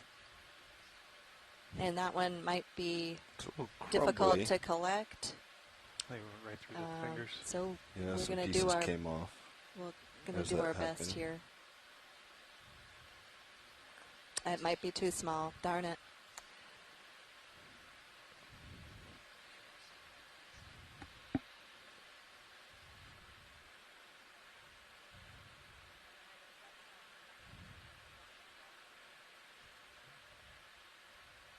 Yeah, I think you can get it if you come in straight like that. Yeah, that looks good.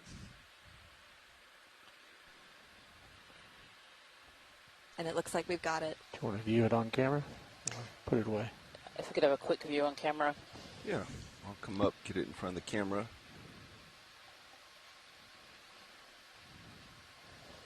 So when we get these rocks up, it's very difficult to give a proper identification of them until we bring them on board, and sometimes we need to actually break them open.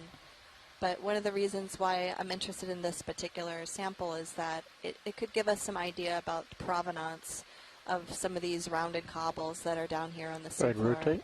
This is most likely volcanic because it does have some square-shaped minerals in a which are probably feldspars in a matrix that's that dark black matrix, which would be more likely to be a volcanic matrix.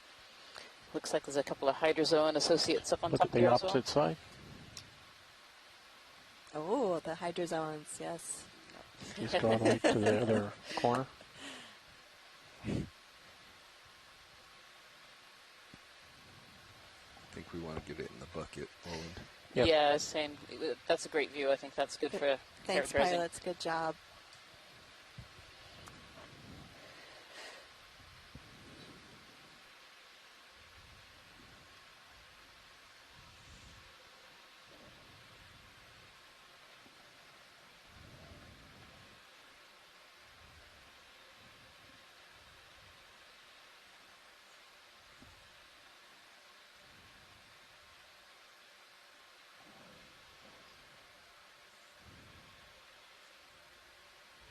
It's good.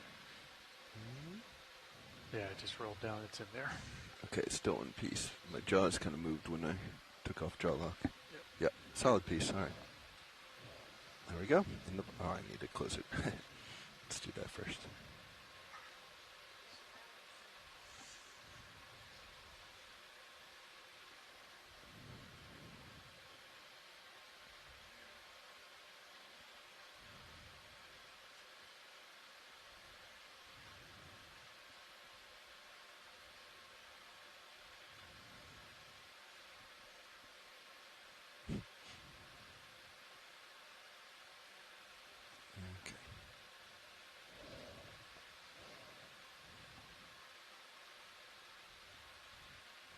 and out. Thank you. Okay. Follow you back over.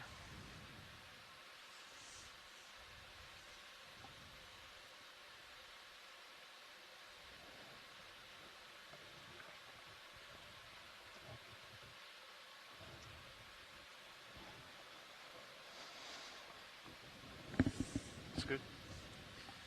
Craft off. Hydraulic secure.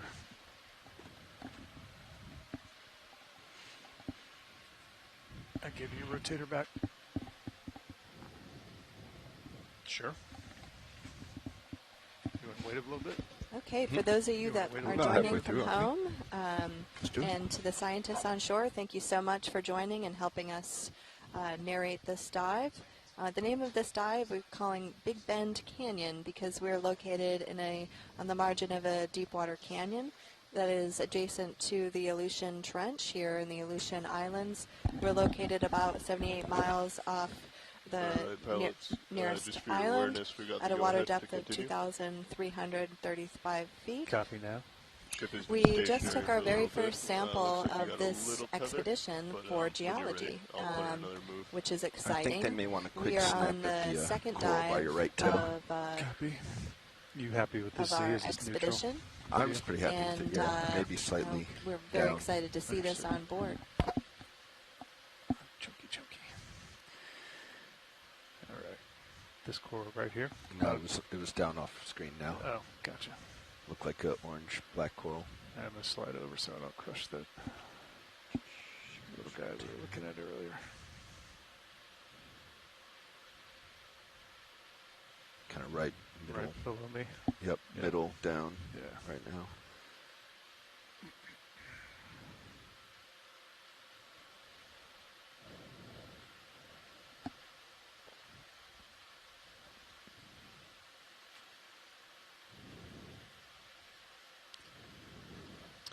Can we zoom in center?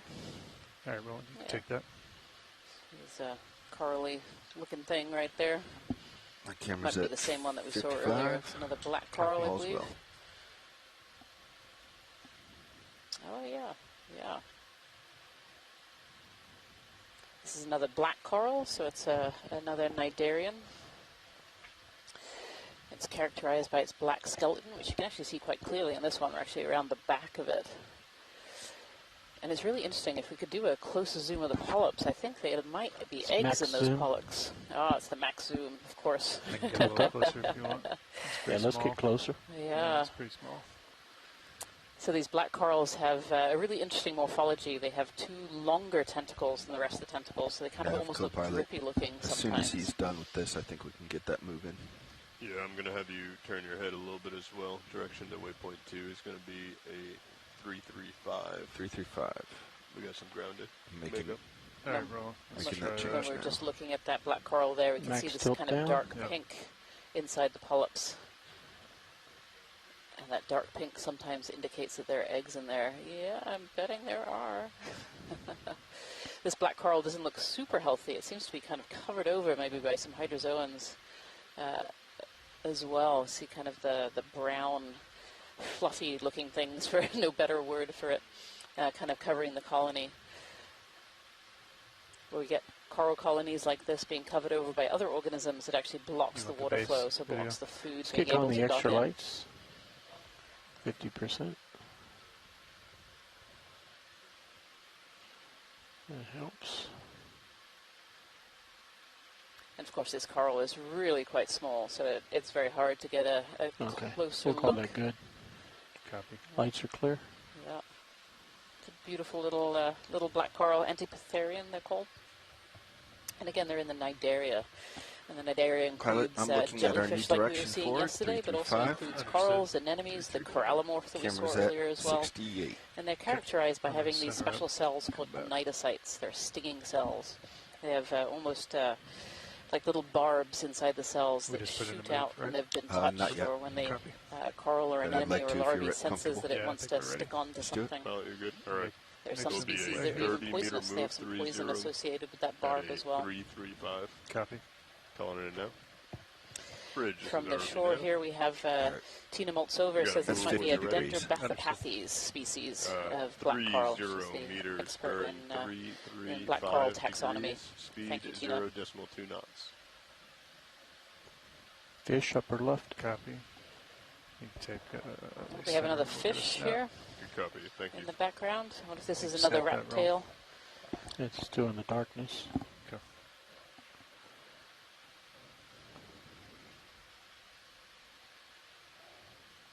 It's creeping slow.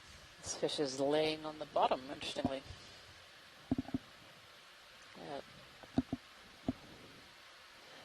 I can get it from here now. Understood. Take it. Okay.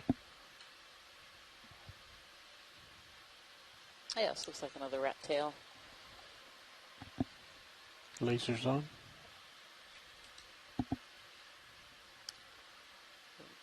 Paint those lasers on the fish if we can. There we go. So those lasers, those two red dots that you can see on the screen, those are 10 centimeters apart. And so those lasers give us a good idea of how big organisms or features on the seafloor are. And that helps us tell what species they might be. That's a beautiful shot of this rat tail here. You rotate down, stand by, roll. It's a pretty good sized fish, Rianne. That one's about the length of my arm. It is, yeah, it's a good sized fish. Hanging out, staring at us. And what is he eating? The rat tails, they usually eat crustaceans, organisms that live on the seafloor. I know we have a couple of fish biologists on the science chat here from Sean Rooney. We have a giant grenadier. And as far as I know, these mainly eat organisms that live on the seafloor, such as crustaceans, so that's crabs. Very nice follow. Pulling out slow. It's a great shot of its nose there. It's interesting that the shrimp we keep seeing Fins. are all buried. And that beautiful lateral line. That's a line of sensors that runs down the back of fish. It's perfect. Just tell where they are in the water column and it. what is around them. Kind of sends out little electrical signals. And that beautiful long rat tail where it gets its name. Holding. That's a great shot. Thank you, pilot. Let me know when you're clear, video. A few more seconds. And we're clear. Copy. Yeah, from Sean Rooney, who's nice. with the Kodiak lab and the NOAA lab in Kodiak. He says that little is known about the early life histories of these grenadiers. The larvae of some species are believed to hatch at about a depth of 200 meters, so quite a bit shallower than we are today, and live pelagically as juveniles before becoming bottom dwellers in the deep sea by adulthood. So that's great, some great information on this fish, because of course we're sitting at around 2,315 meters right now. So in Alaskan waters, giant grenadiers are especially abundant in depths of greater than 400 meters. And usually male giant grenadiers are found deeper than 800 One meters. sonar target off to starboard. Thank you so much, Sean, on shore for that. Heading that way. As we've mentioned before, it's myself, Rian Waller, and Jen Ashoff here on board, but we have this amazing team of scientists working in the background on what we call the science chat. I know you'll hear us say that a few times throughout. And they help us to identify organisms or features and help us kind of guiding this dive from what we see today. Lasers on. Lasers on. We still have roughly 10 meters left in that move. Understood. A crab here, a regular crab. I think we're safe for another 30 after that, Lars. Copy. And then we'll ease off. You can take more roll if you want.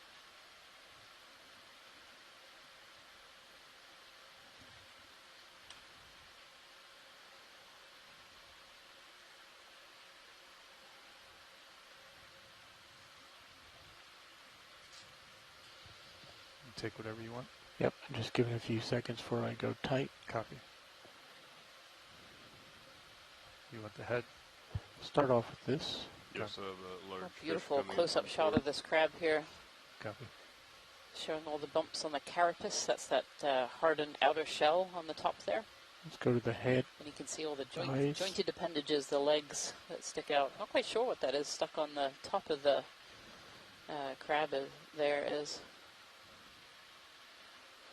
Ooh, somebody's floating by. Big fish right above us. Tilt up. Is it Okeanos? Oh, we see something big. I bet this is a rat tail. It's got in our lights here. Yeah, there it is. They cast a big shadow on the seafloor. Okay, clear. That grenadier came to check us out. Good job. Is that full wide? That is full wide. Copy. Yeah, and so scientists on shore think Dead this, head. that little brown Copy. thing on the back of the carapace of the crab there might have been a Target? parasite, Yeah. probably a I mean, leech they're minor from scatters. the blood from the crab. A lot of organisms that live in the Yeah, ocean more do of the same indeed have kind of parasites stuff. living on them. Some are harmful, some are not. They can live there throughout the life cycle. That's all stopped now. We think this Right, crab now that move's species from complete, Kelly you're ready for Marcello another 30? might be a Yeah. Kyonis Just keep rolling them. Apologies for Bridge, my ROV pronunciation there if I didn't quite get that right. We'll put in another move when you're ready. Same as the last. Range 30 meters. partial Bearing roll. 335 See if degrees. there's anything there. Speed 0 decimal. Well, coming into 2 view knots are a at least. couple more fragments of rock with probably made up of basalt with some critters on them. Little cup corals, these ones. Yeah, we've got 3 little cup corals. Nav, could you zoom out a few clicks? Just Looking for, at how circular they are, they few potentially could seconds. be a species of Lower Cariophilia. left, white. Curious There's how close we a are few to the species of base. cup corals that live Yeah, like the in, 2290 that marker live or in the something. deep Yeah, waters right around there. Alaska. That guy right there in the 75, video. okay. Thank I'm you. sorry? So that guy at the And what's bottom of this the rock. accordion-like thing on the Yeah, side? I was just looking at that. I think they're going to zoom in a little bit here. Skill Looks like maybe a chitin. A chitin on the Yeah. left, yeah. Max zoom. A chitin. Copy. Yeah, Steve Oskovich confirms that he thinks that is a chitin. Yeah. It's kind of Just covered in a rotate bit up of to the schmutz coral there on straight the above. rock. Understood. Technical term, schmutz. Sirius Yeah, camera and a still at beautiful cup coral. 45. You Lots can of see time. they kind of look a little bit like anemones, but they actually have a calcium carbonate skeleton on the outside, and all the soft parts are contained on the inside. Sometimes with a thin layer on the outside, sometimes not. And how big do those things get, Rianne? These cup corals, so Cariophilia as a genus, they tend to be quite small. Clear. Maybe Copy. 2 to 5 centimeters. Those ones are probably Pull quite out. No, small. let him go. Okay. It'd actually be great to have a quick splash of the lasers on that rock, so we could size those cup Lasers on. corals if that's Lasers on. possible. There they Okay. are. Yep. Dead on. Yeah, a couple of centimeters. Yeah. There are some species of cup corals that can grow much Get bigger. the They shrimp can be since kind of the it's in your size of your view. hand sometimes, Sure. but Good. these ones tend to be a little bit smaller. Little shrimp up in the water column. A little mysid, I think. Nice shot. A big long tail.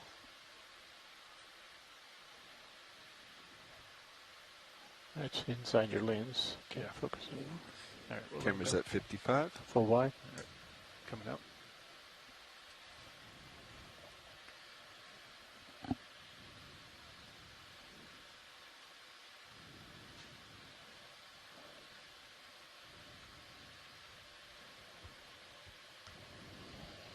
Partial on that roll.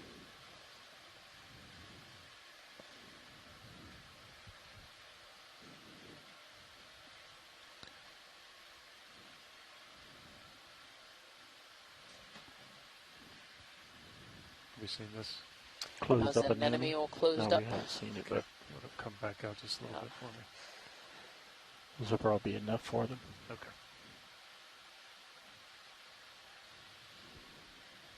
Yeah, so these anemones, you can see there's a rock at the base. There are some species of anemones that you find solely in these sediment fields. All right. But when you Let it look go. at them closely, they actually almost always have a rock either fully engulfed by the tissue or sometimes just sitting on top like this one is today.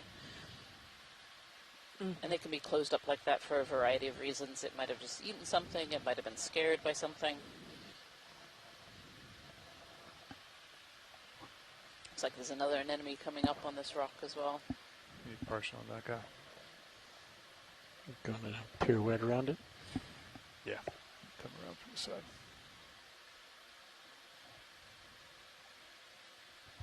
Yeah, this one's more open into the water current. You see that one's on quite a large rock for its body size. A few other animals living around the base there. Give me a little bit more.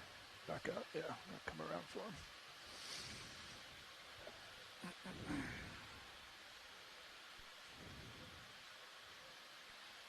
In the background here, you can see some faint ripples on the surface of the sediment here. And that's indicating some of the current that's moving through this water depth. Even though it is deep, the currents can be quite strong, even in the deep water like this. All right, you can take more. And you can see some of the sediment floating around, being pushed by the current. Go ahead, watch, Lee.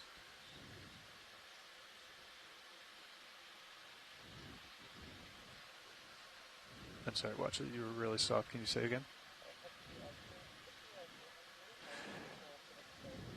No, we've been putting in moves.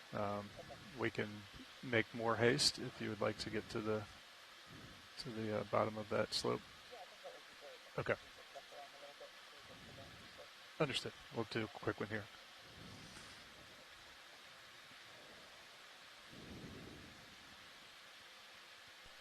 Are we all stopped, Lars? No, we've been constantly moving. Okay.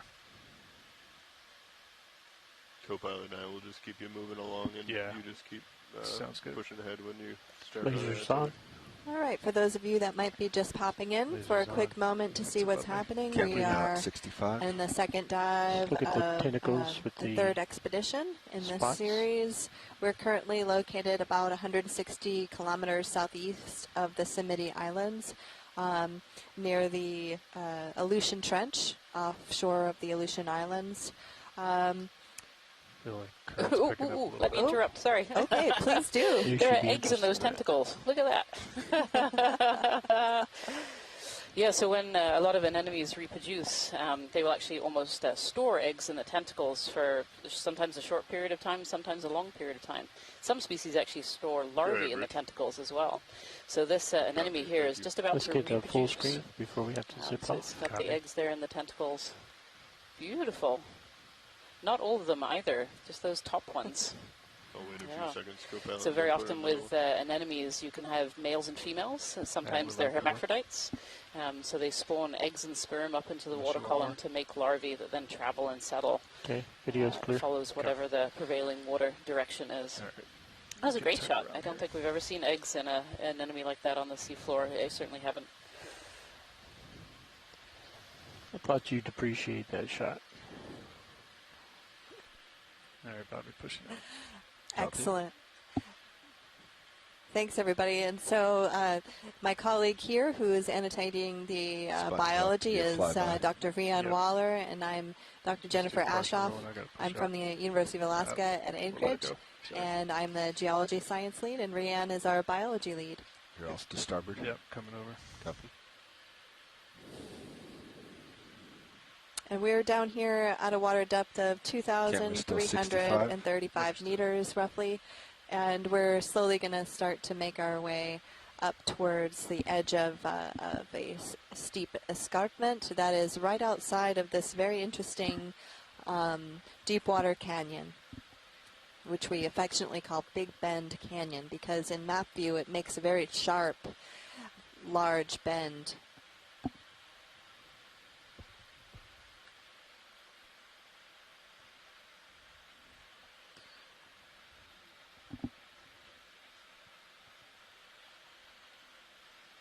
$55. Copy. Still pushing out.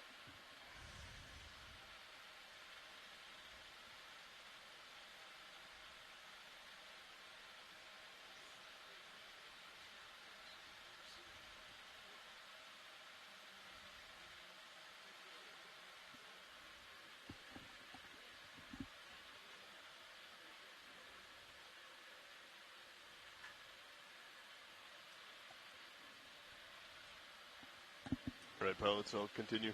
No 30-meter move. Sounds good, Lars. Thanks. Yeah. B35. Bridge, this is ROV nav.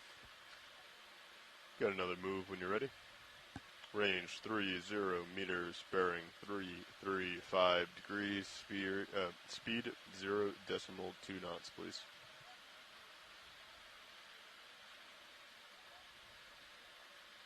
Good copy, thank you.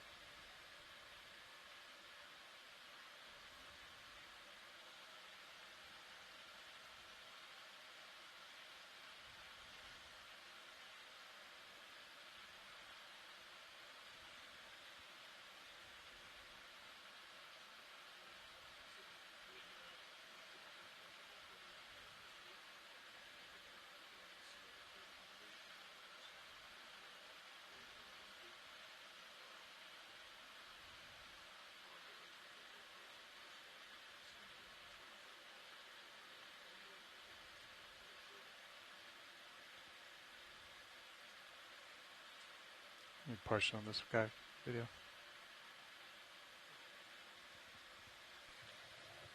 Little snail sitting in the sediment there as we're making our transit here to a slightly steeper area. All right, we'll let him go. So what you might be viewing right now is an area that seems like it's just a lot of sediment without too much on it. But if we were able to actually get into the sediments, what we'd discover is that there are actually a lot of different animals that live just beneath the surface of these sediments. And we had some zoom-ins earlier. You could see things like brittle stars. There's little, look like little tiny starfish, but with a very circular disc in the middle. Those are often found living kind of just below the surface, covered over with the mud to hide them from predators. We see a lot of other polychaetes and a lot of crustaceans that also live in the sediments as well.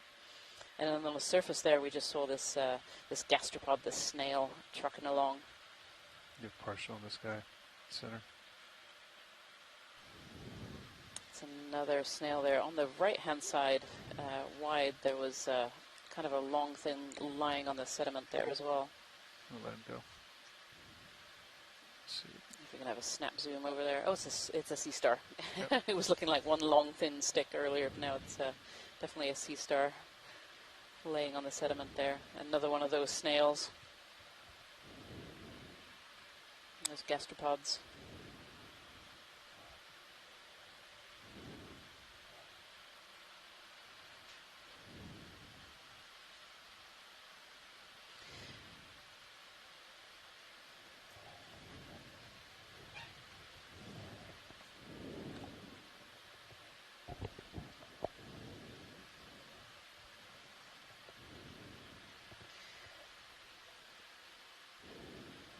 If you've just tuned in today, we're on dive number 2 of the Seascape Alaska 3 expedition, and we are exploring waters off of the Aleutian chain. Today we're exploring an area relatively new that's been mapped relatively recently. We started our dive today at about 2,335 meters water depth, and we're kind of making our way relatively swiftly along this sediment plain towards an area which should show a little bit more relief, a little bit more topography. So far in this dive, we've collected one rock sample, a smooth basalt, and we've also collected a couple of eDNA samples. These are water samples that we take with the ROV D2, and these water samples are filtered down, and the DNA, bulk DNA, is extracted from lots of different organisms, and this is a relatively new way, a new technique of being able to see what kind of animals live in different areas without necessarily visually seeing them. We've also seen a couple of fish, a couple of grenadier fish as well. Shrimp. Oh, there's a few more of these snails as well. Oh yeah, a little shrimp up in the water column there.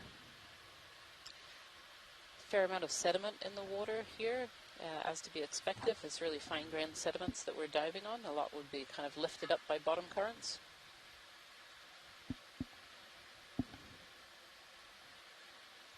It's another mysid, I believe.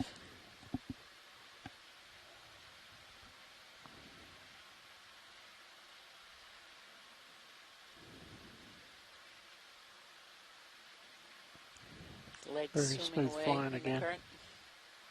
Video's clear. Copy. Let him go. Looks like another fish up here. Starting All to right, get to another the end of fish. your tether. Copy. Can snap from here. That'll be sufficient. Potentially like another one of these grenadier fish. Yeah, go ahead, roll. I think we're going to have to wait Rat a second tails. anyway. Yeah, you're tight. Go down a Lasers. little. Lasers on. Yep. And some interesting information from Ken Sulak is that these large macurids, these grenadier fish from the continental rise and upper abyssal depths, are Think that's opportunistic sufficient? predators and Unless we look at scavengers. They feed on Didn't live grow on invertebrates, fishes, squids, and scavenge upon dead fish on the bottom, and even ingest human garbage. Some have been found with items like paintbrushes and tin cans in the stomach contents.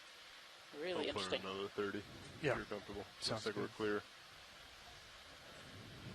Go ahead, Rich. Good copy. Thank you. My pilots will put that in now. Sounds good now. Thank you. Copy. Bridge, ROV Nav. We got to move when you're ready. Range 30 meters, bearing 335. Another piece of information about those fish as well from Ken Sulak is they have very large eyes despite living down in these deep depths where of course there is no natural sunlight down here. And the reason that we think that they have these large eyes, or at least a benefit of having these large eyes, is that they can see bioluminescence, and so any bioluminescent organisms that are coming down to the bottom, these fish are able to see, and then they're able to be eaten as prey by these fish. Another 30 meters. Copy. And then a heading change. Get this stalk here. Oh. It's a question that we often get, I think, as deep sea biologists, is why do animals on the deep sea floor have eyes if there is no light down there? And bioluminescence can be one of these reasons, that they're able to then see the bioluminescence. A little snap zoom on this coral here, if that's possible. Yep. Take what you want, Will. This looks like another, maybe a black, oh no, this is a crinoid, I think. No, it's a coral, black coral. Is it a no, it's a black coral. That's interesting. Very, very weedy looking black coral. You can see those big, large, drippy tentacles. So these black corals have a really interesting morphology. They have two large, long tentacles that make them look a little bit drippy.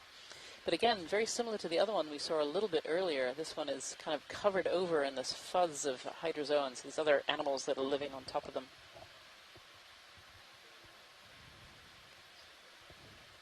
Camera 55. And this one too kind of has a dark pink spot in the middle of those tentacles. You can kind of see these darker pink areas, and those may well be eggs that we're seeing on the inside of the polyps. Clear. All right, we'll let them go. Come wide. Another weedy little black coral that we're seeing, an Antipitherian.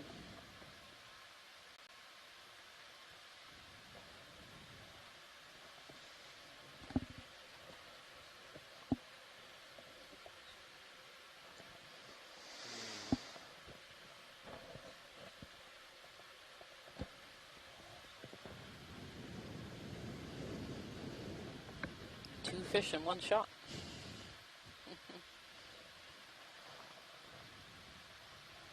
I begin to wonder if these fish are following us.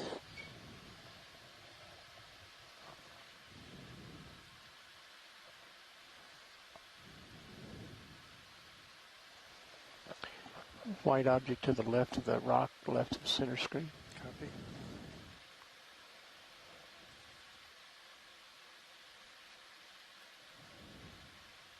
Camera 70.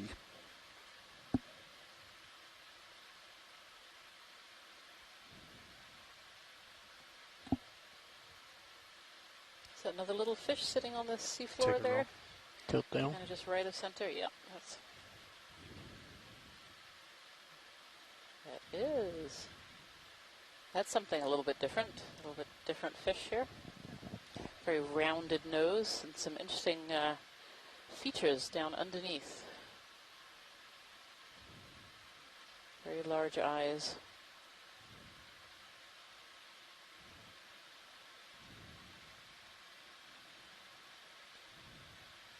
It's trying to escape us, I think. Snailfish we have from the shore, from our scientists on shore. They're saying this is a type of snailfish. All right, we'll let him go. Camera's at 70. Copy. Coming up. And nav will hold off after this move is complete. Yeah, they're doing a heading change. Yeah, we've strung together a few moves. Yep. Let's let them settle. Copy. We also might want to start dropping them down a little bit lower, 20 meters at max. Yep. Yeah, we're getting a little bit of slope here.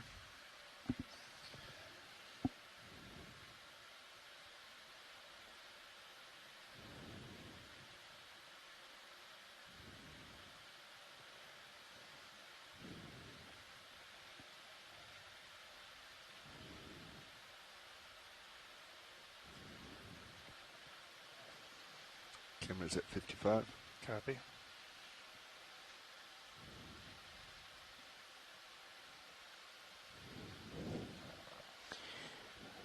White object center screen. It's like a little ball on a stick. Copy.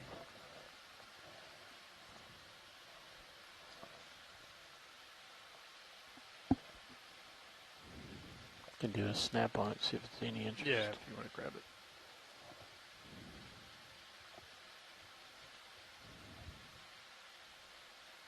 Oh, this might be a little sponge.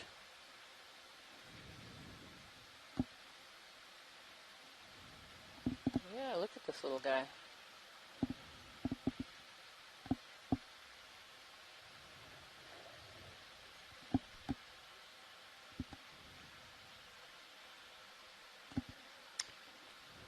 Yep, we're all stopped with the ship, so we can sample this.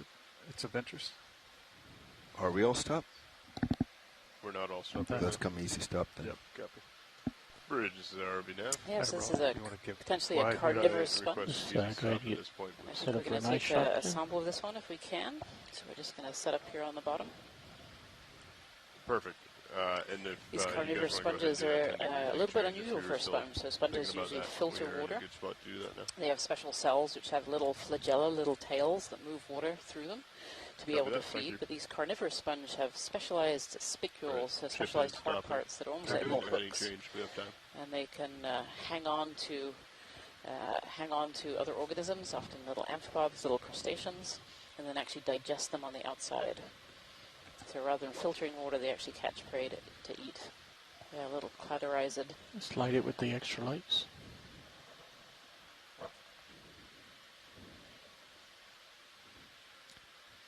Now I'm going to keep swinging above you so we don't have a tremendous amount of time. Copy. Ready for tight? Yeah, go ahead, Roll. HPU's up. 1,000 RPM. Suction this guy. Camera's looking all the way back. How much time do you think we have? Got enough to take the sample. Okay. We have time to position it for a steel shot. Negative rolling. I think we need to. If we're going to take it, we need to take it. All right. Go ahead and bring me up on the mazes. Coming over. Arms on. Okay. Coming live now. Yep. Yep.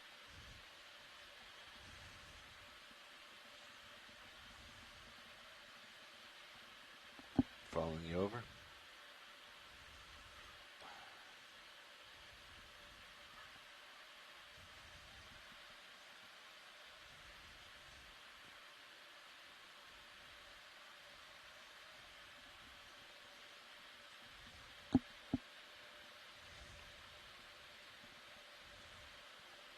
You center that mini Zeus.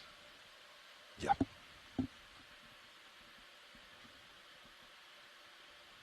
Yeah, thank you. All right, let's go ahead and get the drawer out. Okay. Door coming out. Door retracting. Okay. Door extend.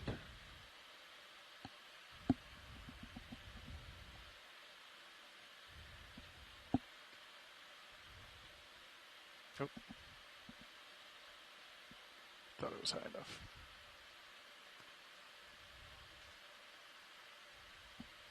Door fully extended. Copy.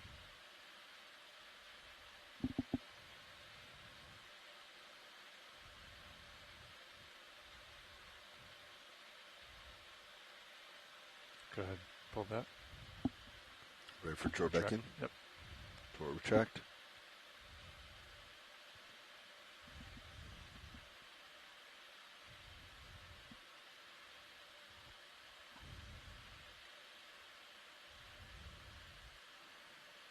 Draw in. Copy. Let's suction on.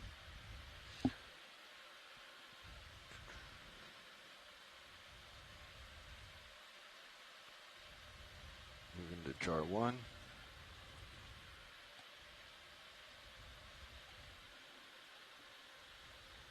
We are on jar 1. Ready for suction. Ready. Inhaling. 100 RPM, 400 RPM. More, 5. I think it's in the tube. 700.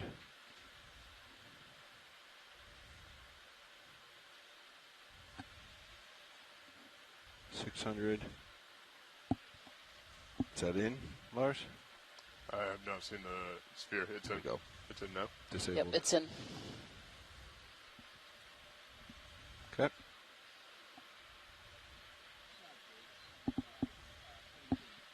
Good copy. All right, Bobby. You want to bring the drawer back out? Sending drawer. Nope, stand by. Bring that down a little bit. Okay, collection pilots, thank you. Just need to bring it up a little bit, actually. Pilot. Thank you. There you go. Yeah, hold there. Hold there.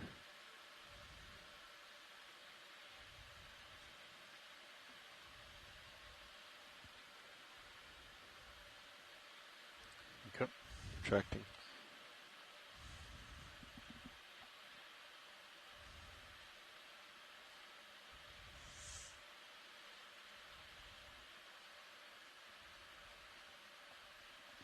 Coming over with Mini Zeus. Thank you.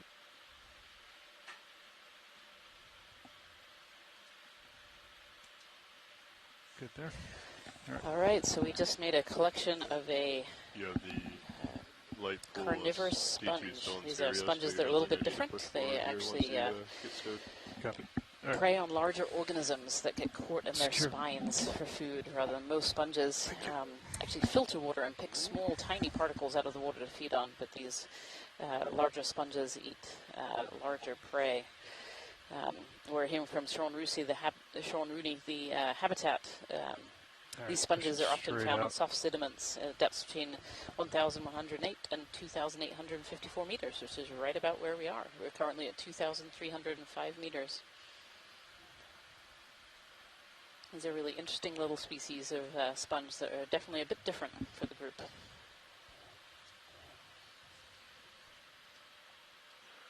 All right.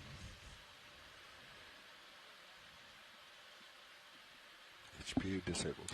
Copy. And up in the background, we can see some rocks. These look like they could be sedimentary rocks because they are fairly layered. Hard to tell. And then intermixed are some volcanic rocks. Here's a few more of those rounded basalt cobbles. Camera's still all the way back. Yep, still pushing. This is lighter in color, so could be a volcaniclastic, perhaps, or sedimentary rock. I'm leaning more towards volcaniclastic at this point because it is so white in color. Yeah, this is really interesting. We've definitely kind of hit a change, one of these transition zones. We're seeing a different set of fauna here. More of this hard bottom habitat. Looks really different from what we were seeing earlier. Yeah, we've only come up about 100 feet or so, and already the rock type is changing. And this is looking more and more like a volcaniclastic, or even like a volcanic. You can stop here if you want to look at. There are lots of looking at me 7.5. We're all stopped. Holes in this particular rock, so you can see these vacant void spaces. That would be more indicative of volcanic.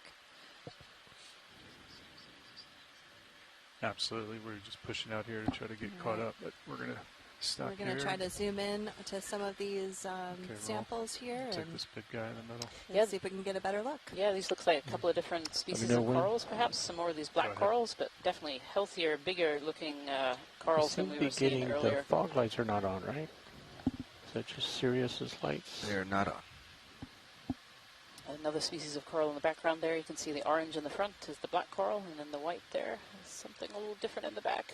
Can't quite see what that is just yet.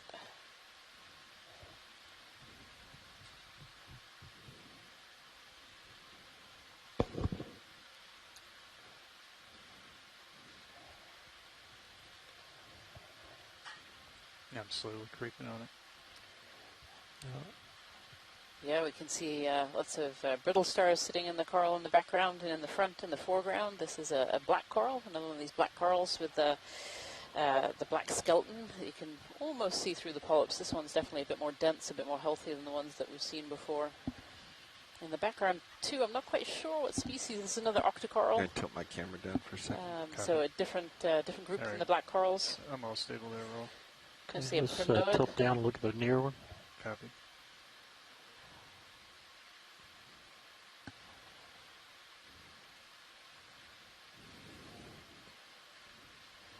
Yep, we have confirmation from Asako Matsumoto, who's over in Japan, and Looking she's at the identified distance. this as a primnoid of some kind.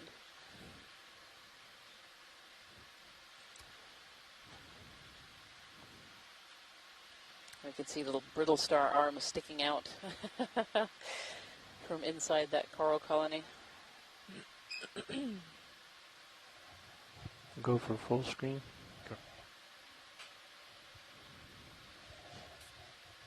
Oh, there's another one in the back there too. Yeah, a few. Tilt down.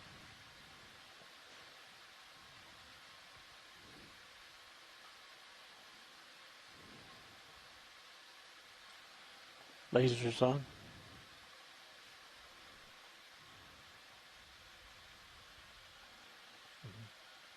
Tilt the camera down on the black.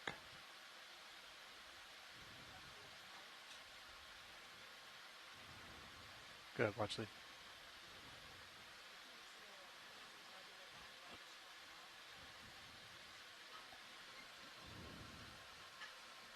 I'm sorry, Watchley, can you repeat?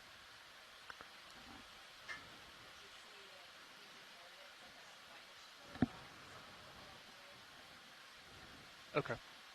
Sounds good. Yeah, if you just want to point out something that looks like you would like to collect, we'll happily. The wider, the better. Well, we'll check and see if it's loose. That's sort of step one, and then we can go from there. You're full wide. Sounds good. Thank you, Watchley. Okay. We'll go ahead and let that go, Roland. We'll keep climbing up, get caught up here.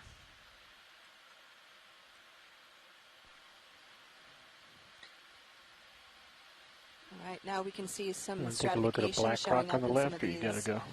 outcroppings at the base of the slope here. No, we're stopped, so I can Yeah, stop. just bottom left off screen. Behind me? So Yeah. that the horizontal layering We'll let that it you go. see in the rock there could indicate different phases of deposition of this particular volcaniclastic rock that we're looking at.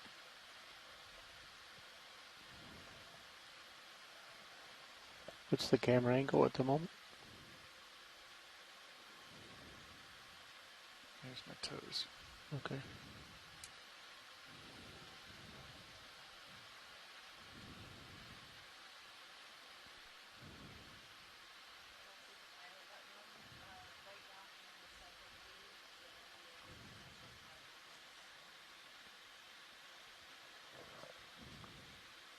Understood, Watchley. I'm just going to put lasers on here. Confirm we're looking at the same thing. You turned them off. You had them on. This guy right here. Just below the lasers, Watchley. Understood.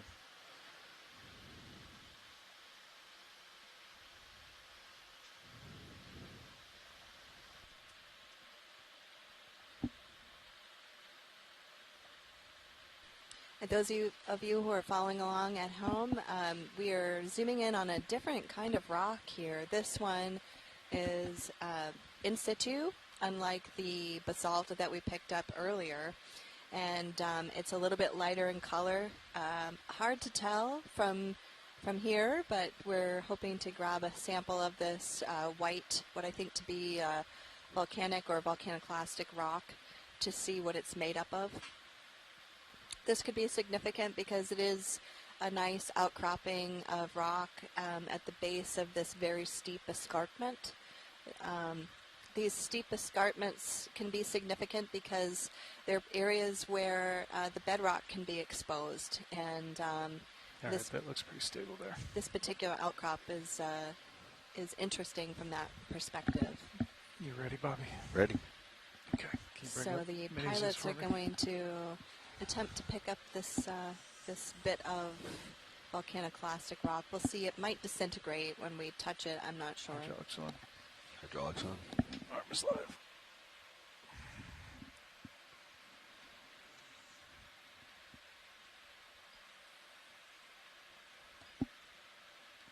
So, Watchley, do you think this may be pretty fragile? Is that right? Sorry, Watchley, I think you're a little quiet for me. Oh, sorry, I was muted. It may break up, and that's fine. If it does, it's no big deal. Understood.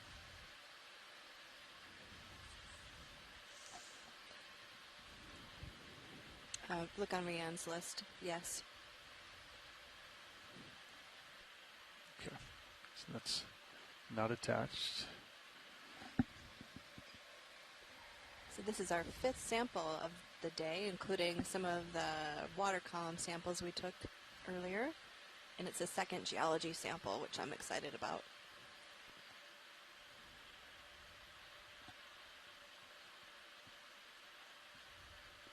Do you have a preference of where you'd like to go put it, store it? Well, we only have one side left, right? We've already done port side. I think we're going to have to go starboard, right? Do we like to combine or no? That's up to science. Generally, if they're significantly different, it's okay, but that's their call.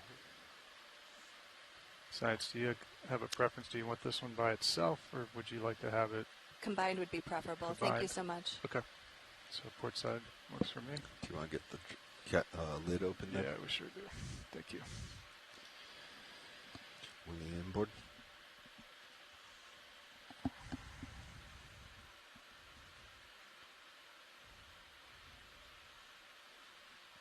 In. Copy.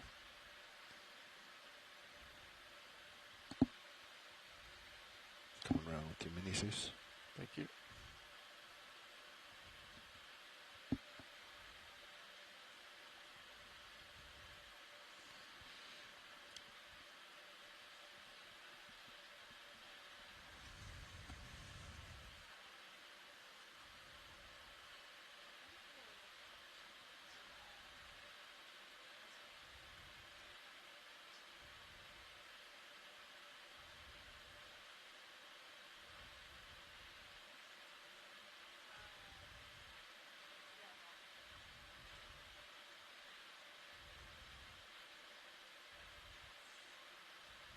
Ah, that is just... It's just mud. Mud. Consolidated mud. Yeah.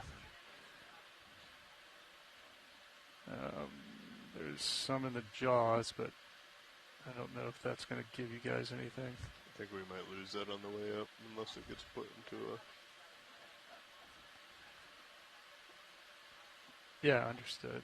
We can try again for sure. I don't think that was going to survive. We may just have to feather the next sample. No. That's okay.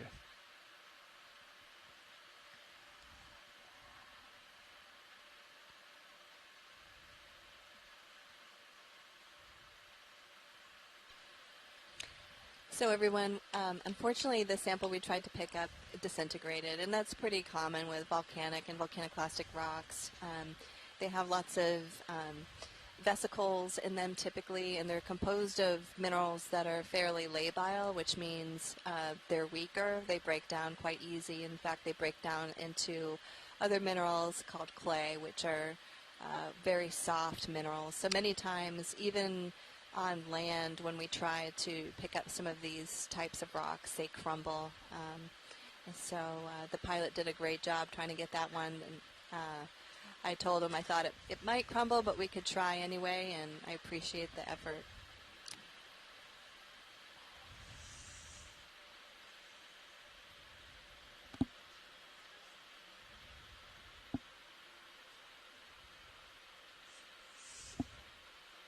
All right. Hydraulic secure. Arm secure.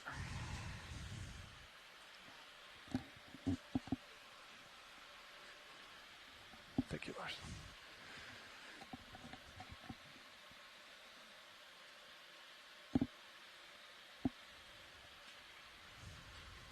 it looked like it had some sort of support to it. You might be able to get away with feathering it in the future if you find another one. Yeah, I mean, which is significantly more difficult, but I think it is doable. We'll give it a try for sure. All right, Bobby, I'll catch up to you finally.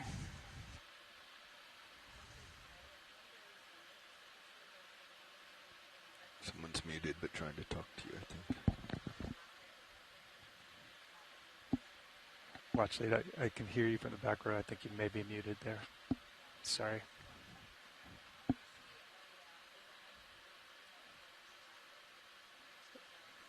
Okay.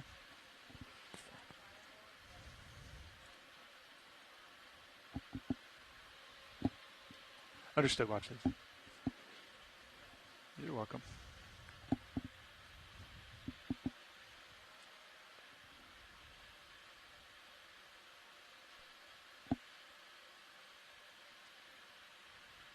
So watch, Lee, what do you think these black rocks we are seeing that's randomly in this area? Yeah, so I just received a question about the black rocks similar to the ones that we picked up a little while ago. Those are basalt.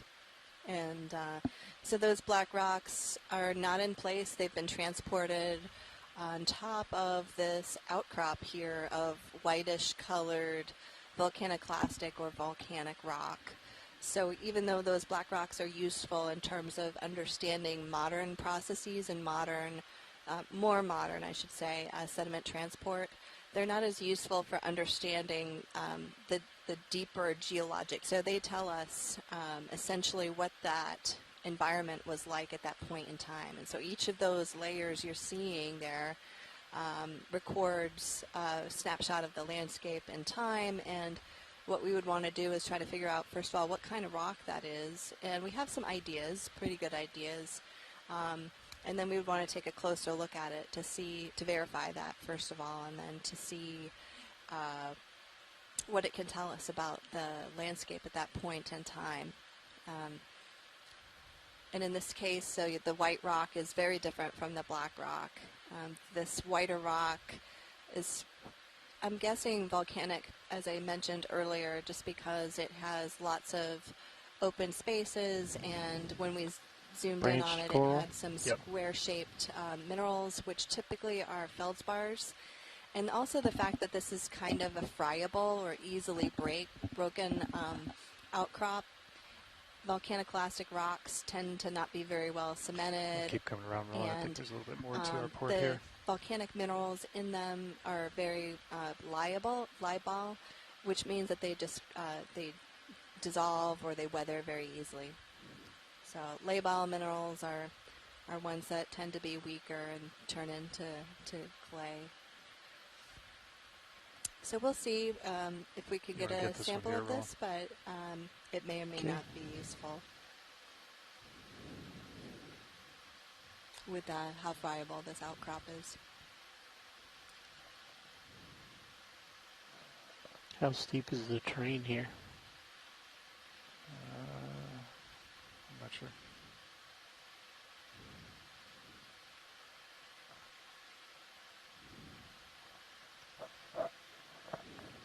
Okay, take that.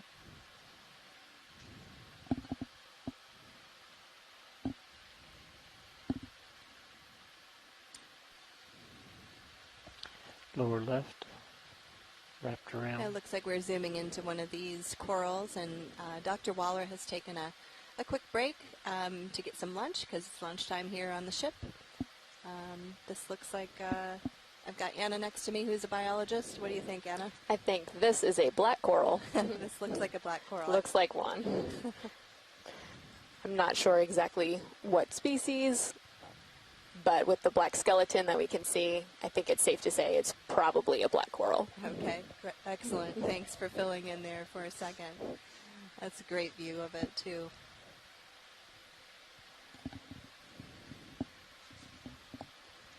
It looks like we've got a bunch of little brittle stars attached to it as well.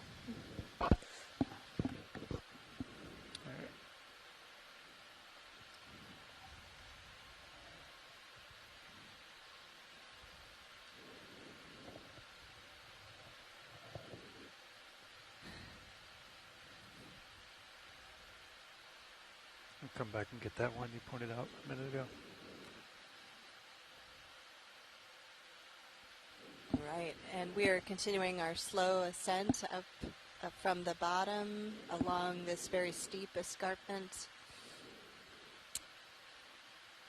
One of the things that caught my eye in this particular area was based on the bathymetry data. There was a very sharp break in the bathymetry from the flat seafloor to this steep escarpment adjacent to this deep Also, water from canyon. my eye, So that white rock we're looking that's at the just to rock the right outcroppings that are looks more at the base solid. of that Just at 2 o'clock from escarpment. that. Yep. Yeah. And these steep escarpments can be useful to geologists who check that? study geohazards because they are oftentimes associated with faults. And now we're zooming in on stocks. So watch lead to pilot. There's a request to zoom in on the stocks.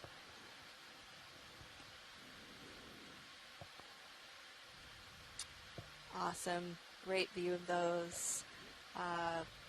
Laura Beckman contributed that these are possibly stalks of sponges. And there's a fan worm to the left, background of the cladozoid. That's geologist speak for, can you decipher that one, Anna? Sponges. Some kind of sponge. And Rian Waller, even from her lunch break, has agreed that it looks like a sponge. That's great. Right, video's clear. Looks like a cladorizid sponge, which is carnivorous. Oh, carnivorous sponges. Is actually from the current, not the crop wash. Okay, watch the video just pointed out this one that's in center here. Lasers on. Just load. It's pretty small. Is that something you guys are happy with there? Or do you?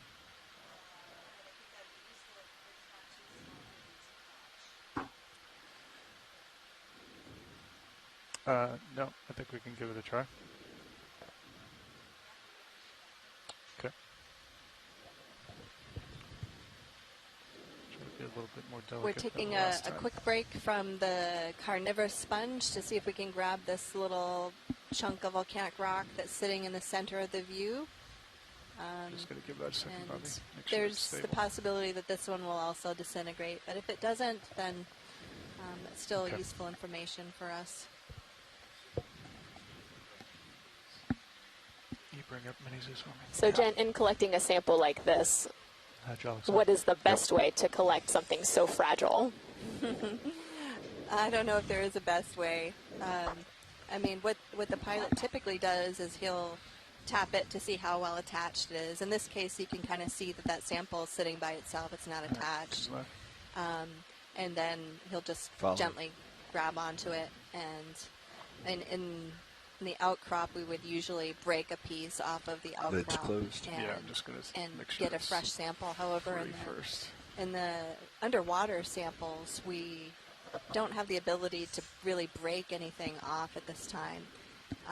We can grasp some of these already broken off chunks of rock.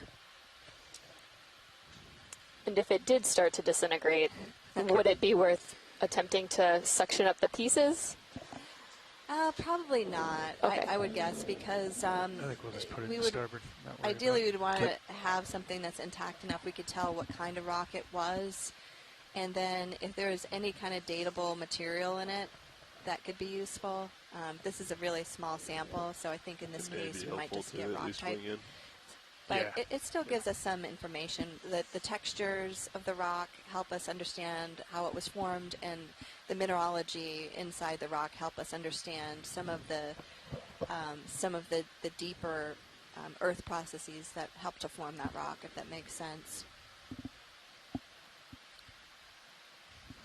And so bringing it back into the lab and looking at the mineralogy, how does one determine that within the lab? We would use, initially, we would use a hand lens, and we would inspect each of those minerals to see what they are. And then we could potentially make a thin section of it, which is a 30 micron thick slide that we can put under a microscope and we can inspect further to further like verify the composition. Yeah. I don't know if we got anything.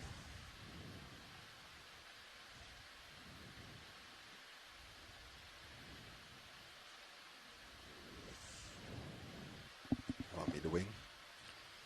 Yeah, I mean, that's the residual. They want to turn on the extra lights.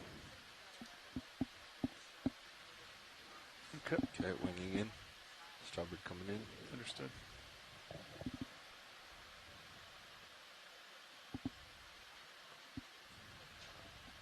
I think we're going to lose a lot of it through the holes in the bottom. Yeah, I agree. Come around with Mineses.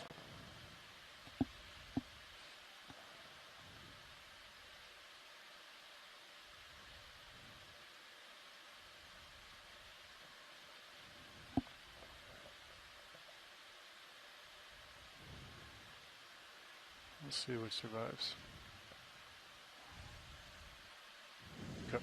Well, we'll see if that one makes it to the surface, and even if we just get a little bit of it, it'll give us an idea of what we're looking at here.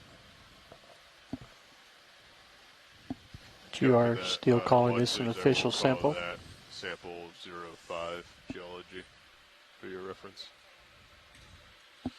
Copy. There, arm secure.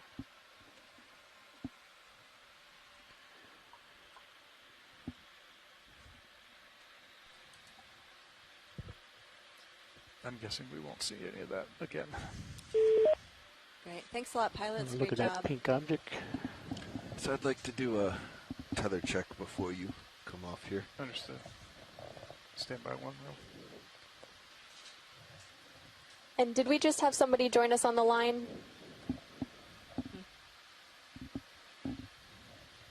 Oops. Yeah, this is Elena. I was kicked out, and so I had to dial back in.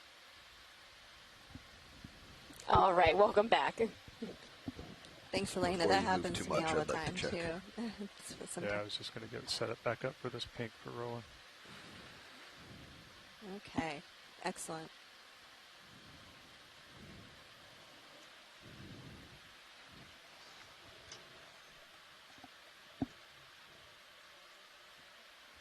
Go ahead, watch it.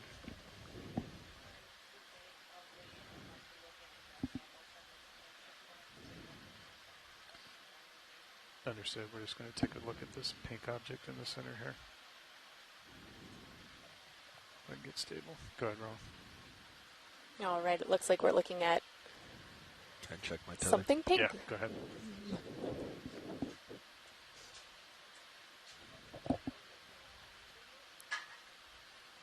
It looks like it might be another sea. It's a potential nudibranch.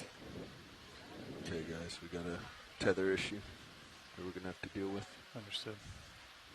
Wow.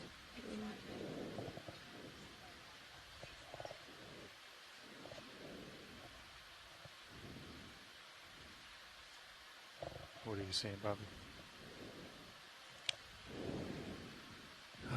It's getting tighter when I tried to get it in view, but you could see it up there and down cam, right behind the sonar. Let me come to port a little bit. Video's clear. Got to turn. Copy.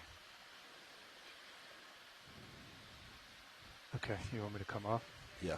So I think if you can come up and Yep. work your way to starboard Okay. gently. Yep. I'm going to also come up. Coming up easy. You want me to do a heading change? No, Or just move? Okay. Just slide slide over. over? You can Very square up with helpful. me if Thanks, you'd like. everybody.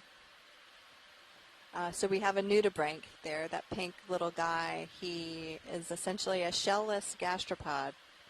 You want me to come all the way to the side of the screen? Yeah, I think so. That would be good. Just nice and slow. Yep.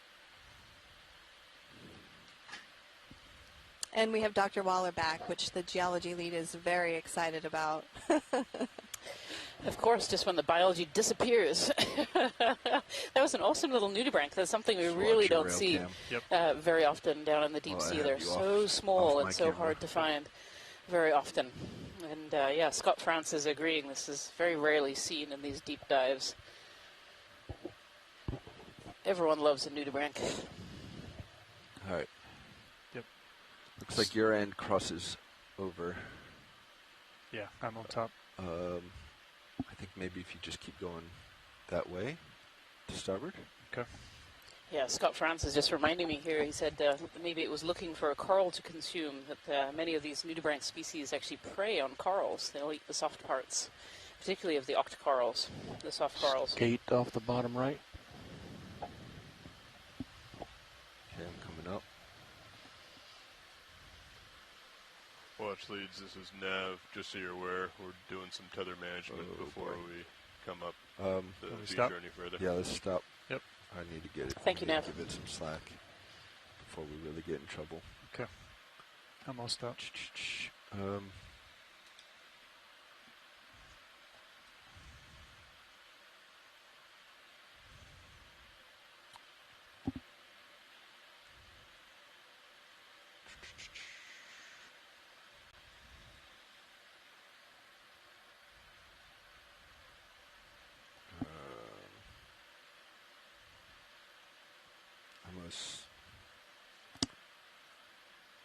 I'm not sure. I'm not sure how best to do this.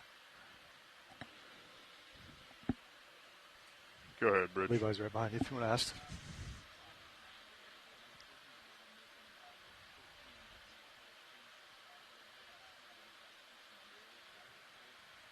Yes, that should be fine at this Keep your time. altitude.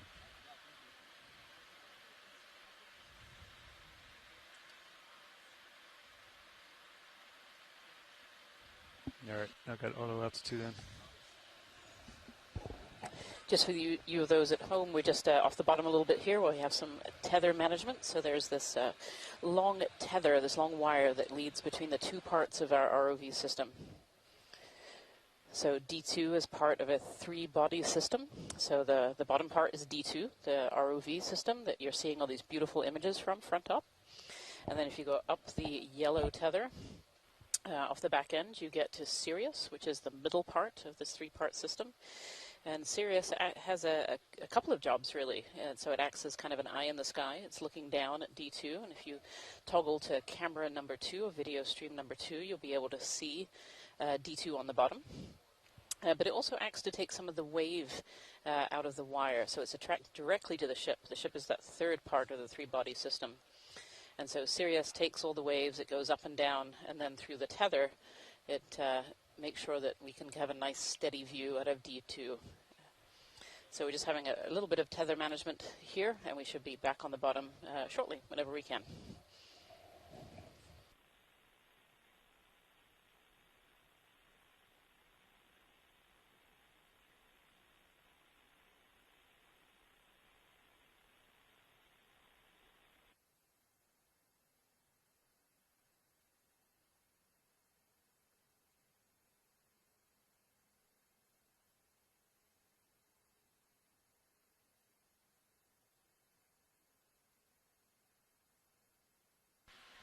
Get you some delta if you want.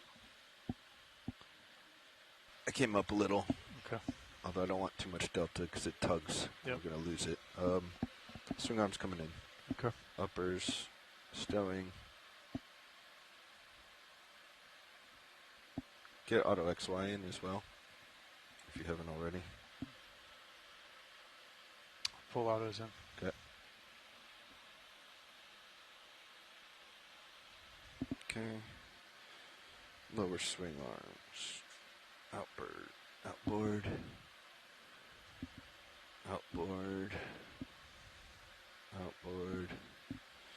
Okay, stowing starboard.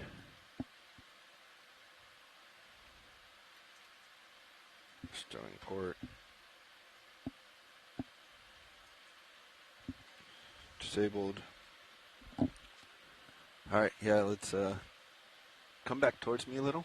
Understood. I'm going to create some delta. Okay.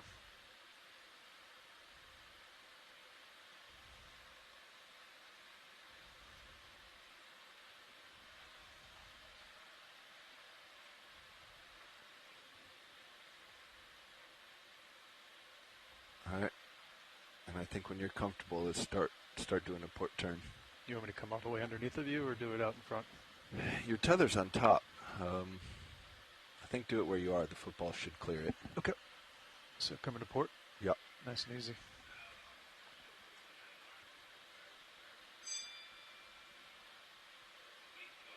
It's going over top of me, right?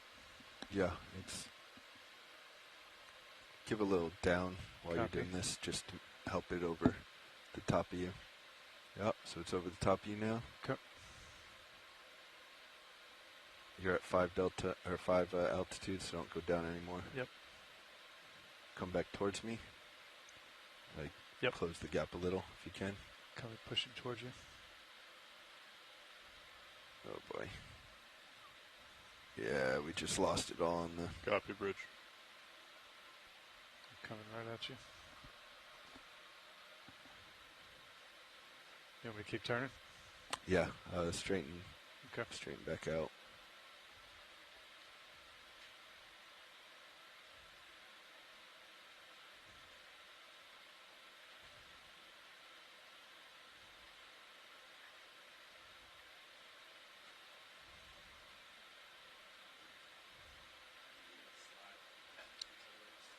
All right, that's full. Yeah, let's just hold there. 360 to port.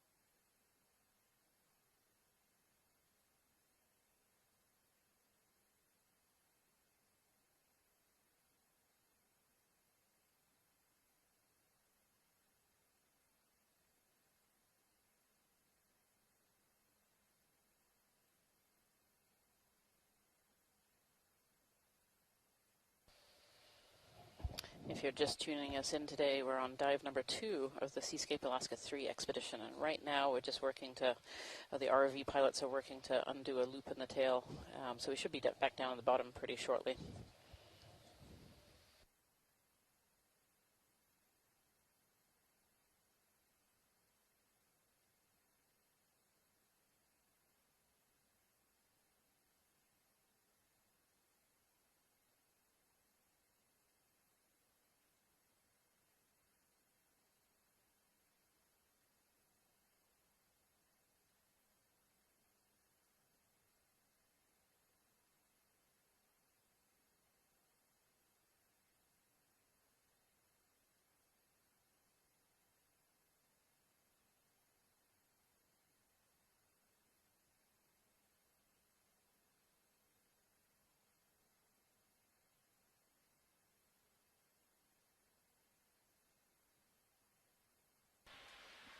Yeah, I think if you come to starboard, that should take it out.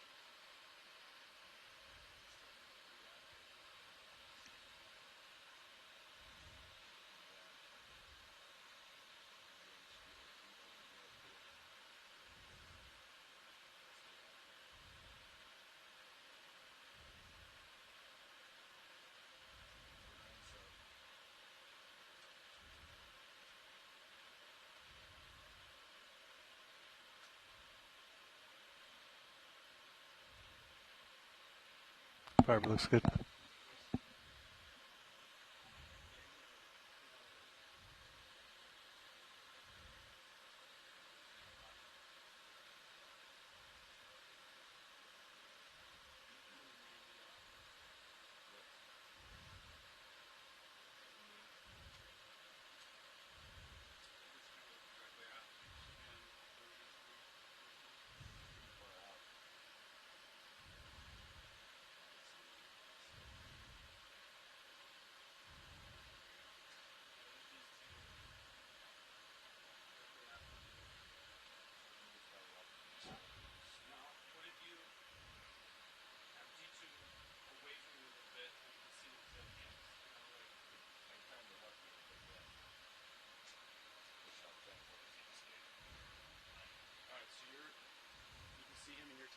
Yep. So maybe just gently push away from D2. Okay. Watch your multi-beam. Yep. On with the grounds in front of you. Yep. And we're going to watch the tether between the two. Okay. All right. Pushing out easy. Stopping.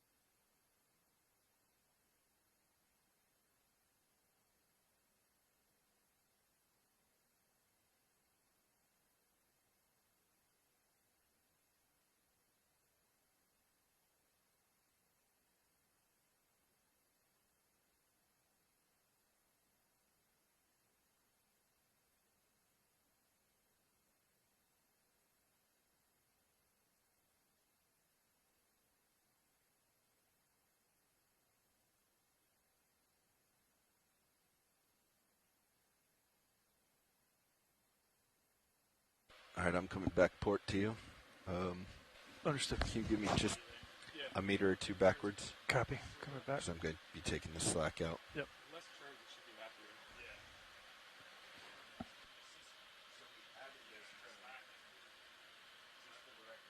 All right. You see me down.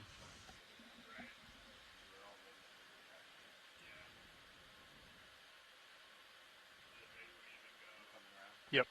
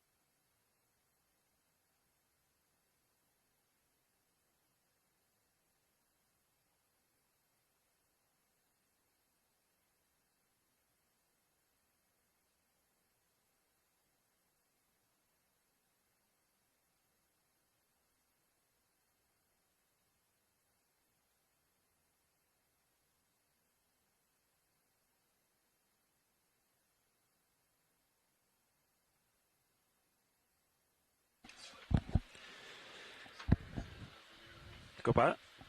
Pilot. All right, so I'm facing uphill, so I'm just going to go down and inquire. Roger. I'll stay here. Stay and put.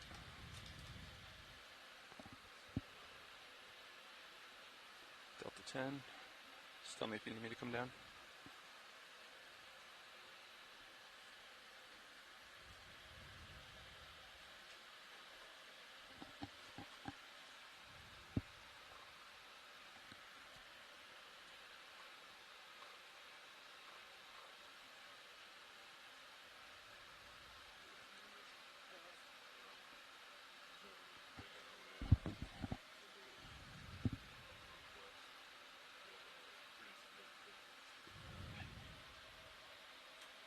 Okay, watch lead pilot.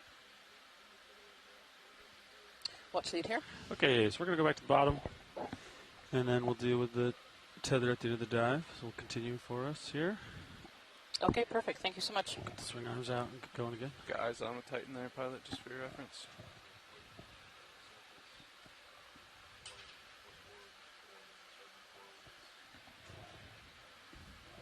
You want to get the swing arms out at your convenience? Yeah, after that. You can probably come down on the winch. Like 15 delta or so. Coming down.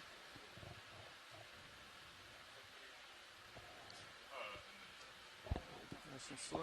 So this is a different kind of fish than we've seen before, just as we settle out back on the bottom here. But if you want to frame it up, feel free. All right. Previously, we've seen quite a few rat tails, Ready for but this one's just a little bit different. It's a darker color, and you can see the tail is not that long whip-like that we've seen in yeah, you can zoom video. the rat tails. Deploying swing arms uppers first. Roger. Nice and slow. Stalling for time as I'm waiting for somebody, some of our fish experts that are on the science chat here. Actually, right underneath it, there might be a little parasite. On? We're getting swing arms There out. is. We'll get there. So some deep sea fish have been seen with, they're usually copepod parasites that live with their head kind of stuck inside the skin of the fish. You can see it kind of hanging off there.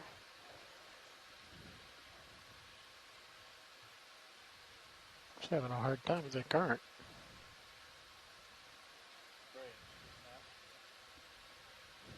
Full wide. Thanks. Deploying lower slowly.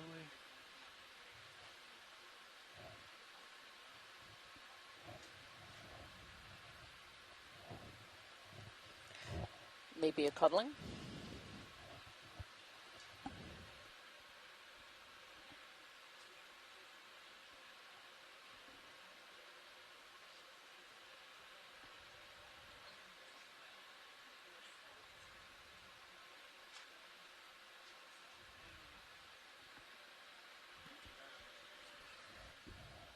You can get that starboard lower all the way outboard. So if you're just joining us today, we're on dive number 2 So of the starboard, Seascape Alaska 3 outboard, expedition. copy. And we are currently in about 2,280 meters of water, about midway through our dive today. We started down at 2,335 meters. We are working our way up a slope. We kind of just entered an area that was more blocky. We started in something that was very soft sediments and moved into an area that was more blocky. All right. Got a good move going, Fernando? Sure. What was the last move? The last one was a long time ago. Bearing 335, I believe, 30 meters. I don't know with that, with the tether right now, how long you want to make those moves. Do you wanna Just do a 20-meter move. 20 meter? 335. 335. You want to do that slow or normal? 0.2 is fine. Okay. 30 meters. 335. 0.2.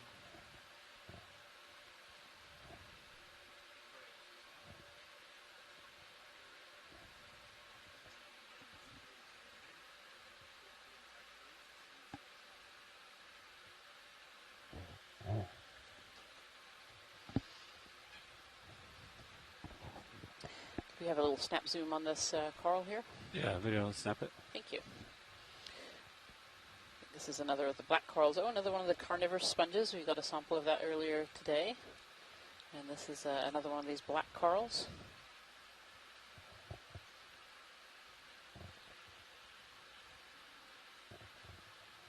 They've given that name for their black skeleton, which you can just see kind of peeking out from the orange tissue. The orange parts are fleshy tissue. You have two longer tentacles, which kind of look almost like they're dripping in some species. Another one of those little carnivorous sponges called the Cladorizid. Cladorhiza bathycrinoides is the name of that carnivorous sponge. We've seen a few potential carnivorous sponges so far on this dive. Quite a bit of marine snow here.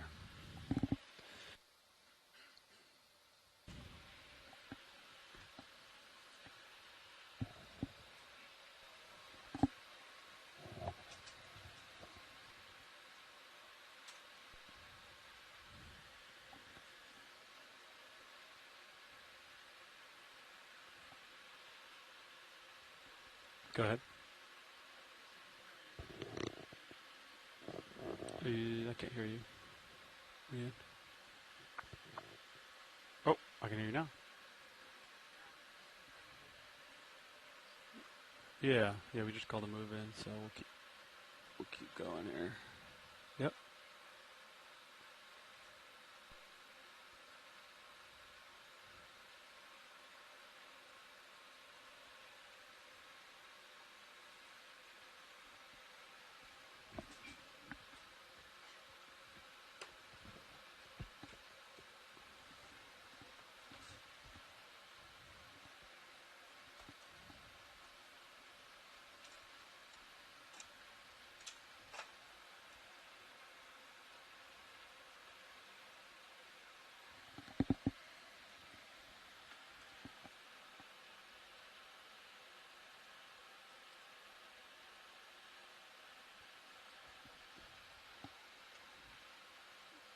You zoom in as I wait for some more tether.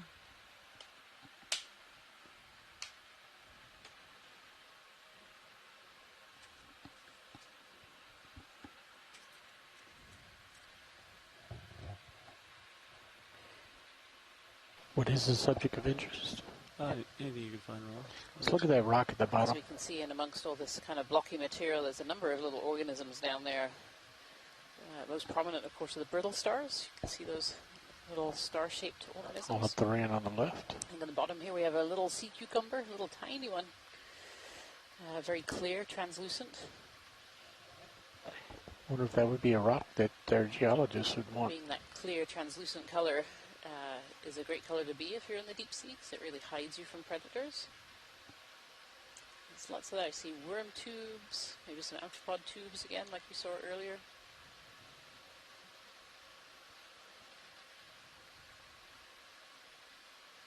Max. Okay, thanks for you. Come out.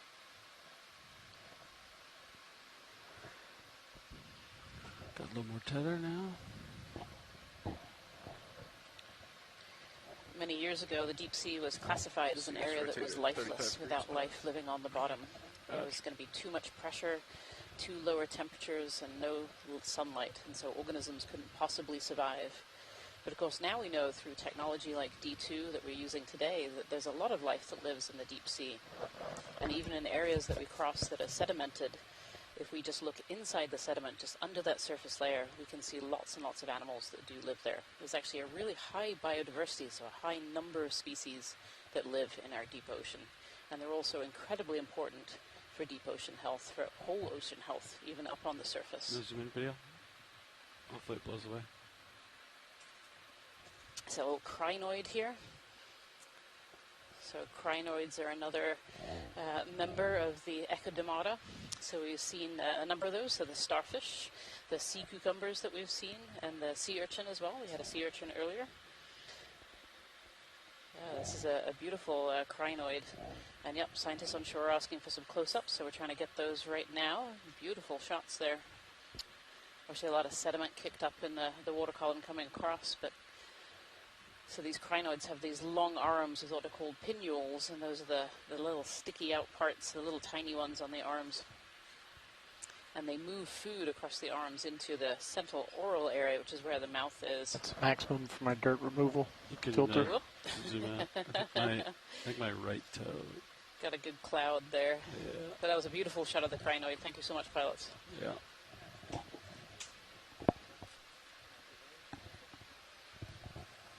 We just stopped moving, co-pilot. Copy that now. You know what the delay is, Fernando? Keep going. What's the delay? Um, How long does it take for us to field moves?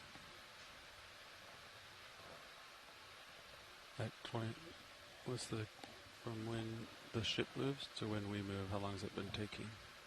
Oh, I don't know. I said that like 5 minutes ago. I don't know. I feel like I'm definitely moving What's now. up there in the bottom right? So how long ago did you start it? I called it up 6 minutes ago. Yeah, I didn't think catch it's a when rock. you started, but I can try to catch when we finish. Come in? I'm no geologist, but I think that might It's be a a rock. shadow of a rock. A shadow of a rock. There we go. Hey, identified a rock. Got tipped over, hold fast. Yeah, something fell over on that rock. But again, as we talked about earlier, lots of life living there on that stalk.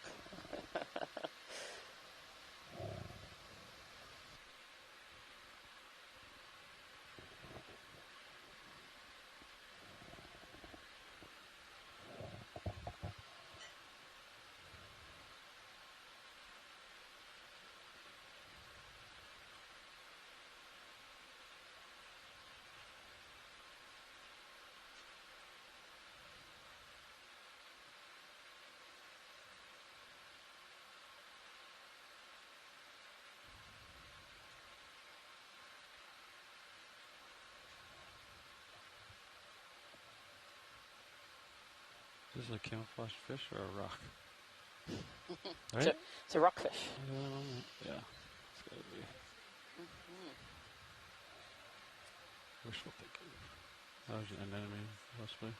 Video snap, right? Coming up just a tad. Yeah. Yeah, is that another crinoid or a... Oh yeah, crinoid. Yeah, another little crinoid. Different, different color. I don't know if that means different species.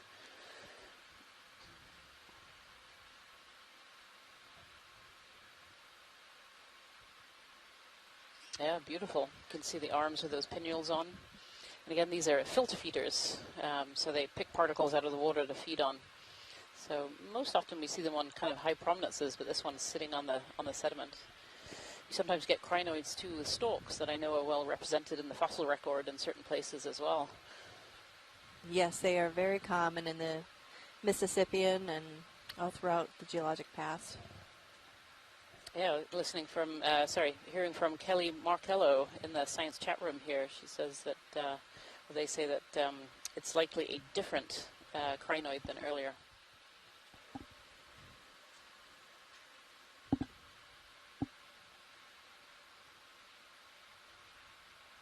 Well, that looks like a coral on the edge of that underhang there. You want to try to position so we're down current from it? I tried both left and right, so I'm just going to stay away from it. Get it from further away wrong. Yeah, you might be still swinging, but he can stay. Going wrong. He can keep up with you, and there's nothing. Yeah. Lasers on. Nothing serious. It's The pretty blue subtle. view, right? Maybe another primnoid species, perhaps? Yeah, I don't see anything in blue view right now. Very, Okay, so I can call another one. So would you feel comfortable? very hard, Yeah, almost you know, impossible yes. to tell until you zoom right in. Lasers clear. Going for the foothold. So the laser's there at 10 centimeters. This is fairly large. It's kind of 20 to 30 centimeters across, maybe 10 centimeters high. Blue view. Thanks, John. Yep. Yeah. Certainly looks a bit like a primnoid.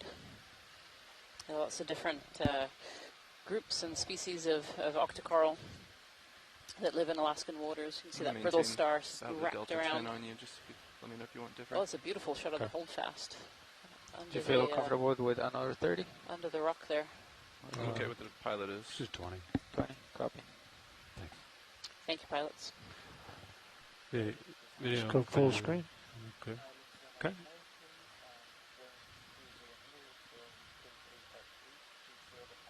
Hold that. Roger. amphipod sitting up on the rock above. Its little pink body and legs. Let's go to the pink They're body. a type of crustacean, so there it is. Bright, bright eyes. Beautiful shot. All right, co-pilot, ship started moving at 2031. 2031, copy, You can thanks. see a little polychaete worm in the top right there as well, hiding in that burrow. Is that a polychaete? He looks sort of translucent. Pilot for the delay. Very, very small. Roger. Clear? Certainly Yep. looking at the Thanks, very Leo. fine details now as we move our way on up.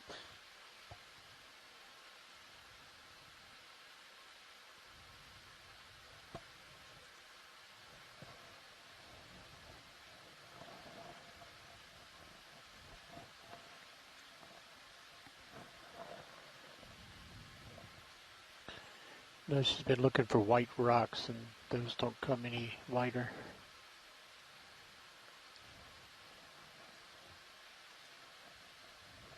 Probably go for this coral on the left. There's two of them.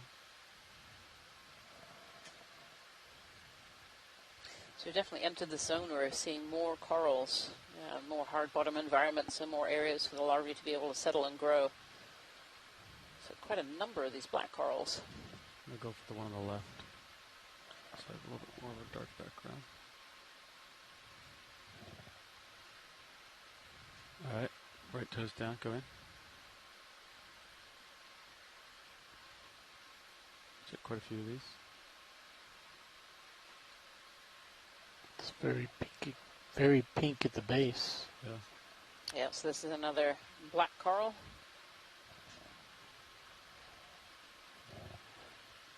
Let's go to the holdfast. Something funny going on with its base.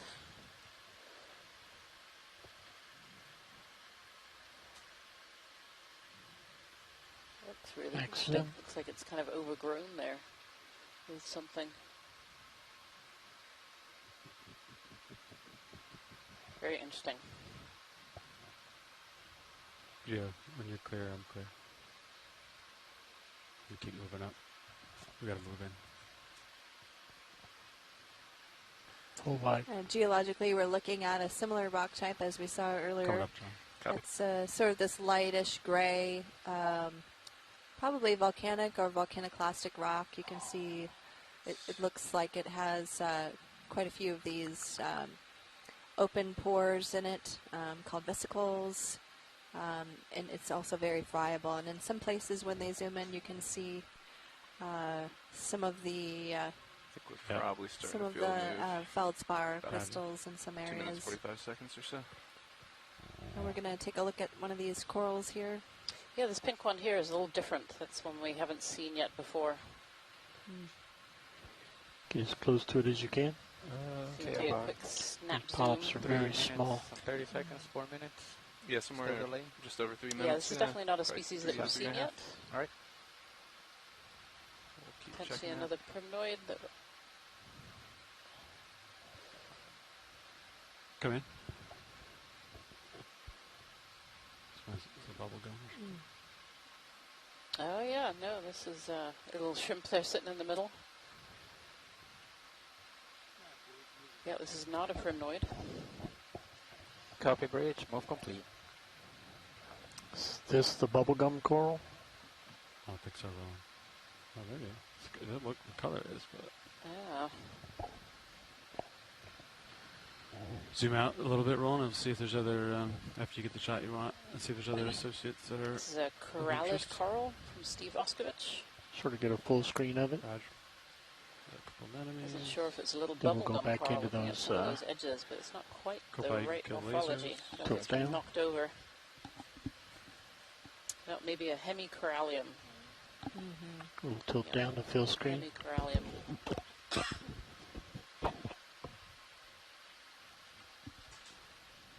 Nice. All right, Roland, we keep moving.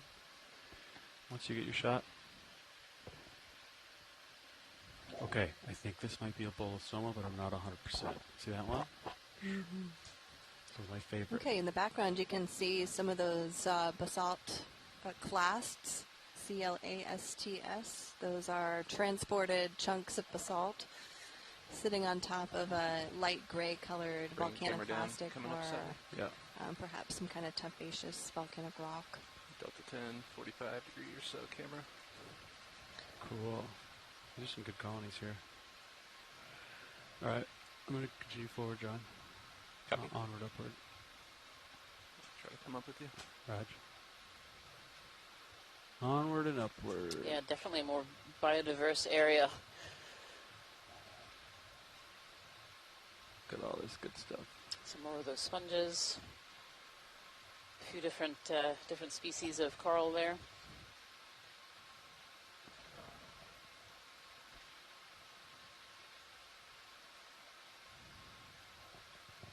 I'm gonna hop over to the left area over here before I go up.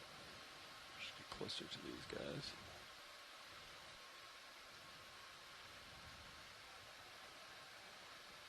Little sponge underhanging down there. That's it. What's that? We're just hearing from Steve Oskovich, there's not a single record for hemicorallium throughout the Aleutian archipelago. So that's really interesting. Sea spider, bottom right. Just Watch it. went You off want the to screen. picnic on it or not? You can snap it. Sure, if it's quick. Yeah, a little pycnogonid, a sea spider, sitting here on the side. We'll let it go, Roland. It's got a lot of turbidity between us.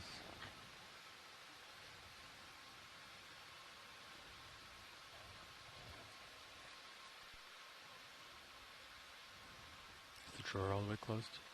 Go ahead. Watch it. Roger. Drawing in. Stand up. Is that an eel on There the we go. upper left? Slide it up. Okay.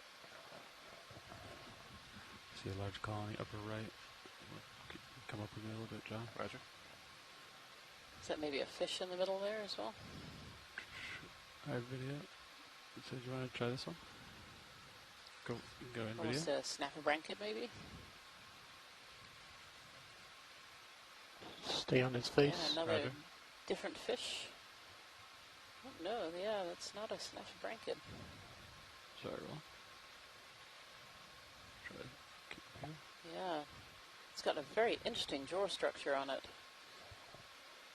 Yeah, from Mike Vecchione says maybe an eel pout. Yep. Take more zoom if you got it. Let's Max. agreement on that. Yeah, this is our first eel pout of this dive. I'll try to hold that, Roland. What's that? I'll try to hold this. Okay. Really interesting detail under the eye Let's go there ahead. towards the Lasers and full screen. Lasers in jaw. Long, skinny body. Peek about. Yep. So they might have seen one on the descent. Lasers on. Lasers are on. You just gotta zoom out to see them. Yeah, they should be above. Yeah. With some lasers there. There. Sweep it across the body. Yeah. You do that. Good.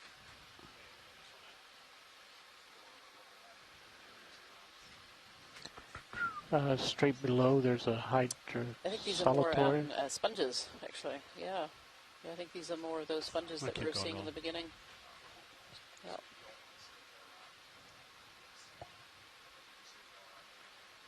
I'm gonna go for the big sponge up, or the big coral up here next.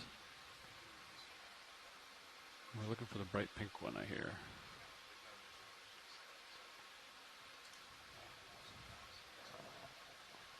Yeah, maybe two different types of carnivorous sponges kind of in this field. These long, thin sticks, we did some zoom-ins earlier and found that they are potentially these carnivorous sponges. And we had a collection of a small little ball structure carnivorous sponge as well. Oh, this one's got a giant crab sitting in the middle.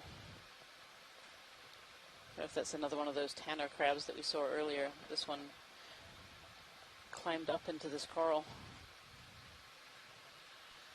Rianne, is there a reason why they seem to prefer nucleating on the basalt here? It seems Roland, like want still cam for this or most not? of them are on there. Yes. Okay. Yeah, I don't know if there's a Caitlin? preference in terms of rock, but I know most Steel of the camera? larvae Zoom in. need You wanna a hard structure to be able to grow. in the Caitlin first says place. she's been getting it. John, can you take monitor 12? Huh? Still cam up for me? Yeah. We'll start Well, with this you. one looks a little different in terms of crabs. Yeah. Thanks. No problem. Slightly different carapace. And very, very spiny legs. Yeah. It's like more of a king crab, though I Go might for the wait. whole pass. Okay. Yep, Kelly Markello says looks like more of a king crab as well. Sitting on this primnoid coral.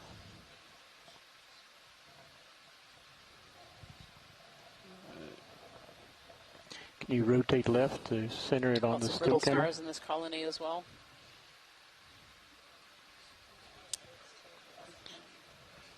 I think this might be a Lasers are on. Paristomella primnoid octocoral. You can see the lasers there for size. This is quite a large colony.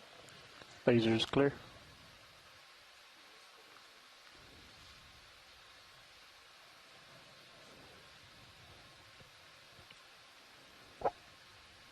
So unlike in shallow waters where Nice. corals often Alright. use sunlight for energy because they have a photosynthetic algae that Keep lives moving. inside their cells, these deep sea corals and cold water corals don't have that. So they rely almost entirely on food fall or other organisms that live around them to feed. And so they grow really, really slowly compared to the corals that live in the upper ocean. So a typical tropical coral might grow 5-10 centimeters a year, but a typical coral in the deep sea might only grow a few millimeters in a year. So they have much, much slower growth rates. Ooh, a sea star.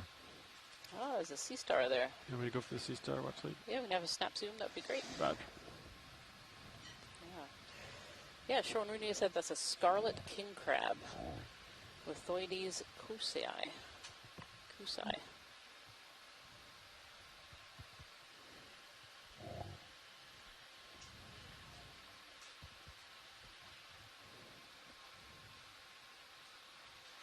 All right, and for reference, you Zoom in. can see we're at 2,250 feet, and we started the day at 2,335 or meters. Sorry, to 2,250 meters right now.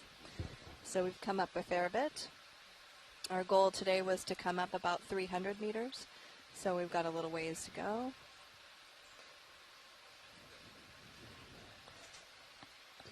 When you're good rolling, let me know. There's a beautiful sea star here. Okay. Let's get lasers. Roger. Go for it. Snag the lasers for me. Lasers on. Sea stars enjoying a basalt. All the creatures like the basalt.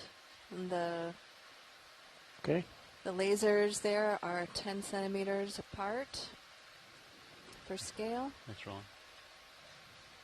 So Chris Ma from the Smithsonian says that this is a hippasteria, and that coral is dinner. So it might be making its way along the along that basalt up towards the coral colony that's there. These some of these sea stars we find often munching away on cold water corals, particularly octocorals, down at these depths. Seem to have a lot more reflection of the light Field of these than sponges they normally do. It's because of the turbidity. intermixed with Is the coral swing colonies arms here and fully there. deployed? Swing arms are fully deployed. Look like it, yeah. Yeah. The uppers are horizontal at the front. They can go back further, but that would disperse the light pool. I can bring them in a little if you'd like. No, it'd be more wanting to disperse them further out. So wait. Sweet. You want to pull another move in, Fernando? Sure. 20 20, meters, yeah. 335? Yeah. Copy.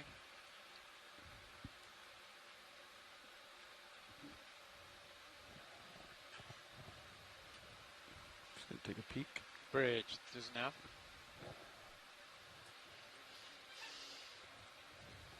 I see you watching fiber as well there, pilot. Yeah. I got pictures if you need reference. Another huge when I set primnoid down. just going beneath us. Yeah, that's very good. Yeah. Coming up a little bit. Cool.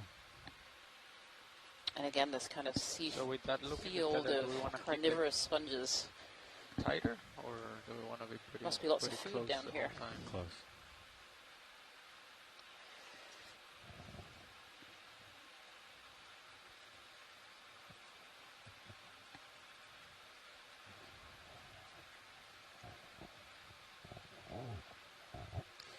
Take a snap zoom on some of those long sticks, the sponges, that would be great.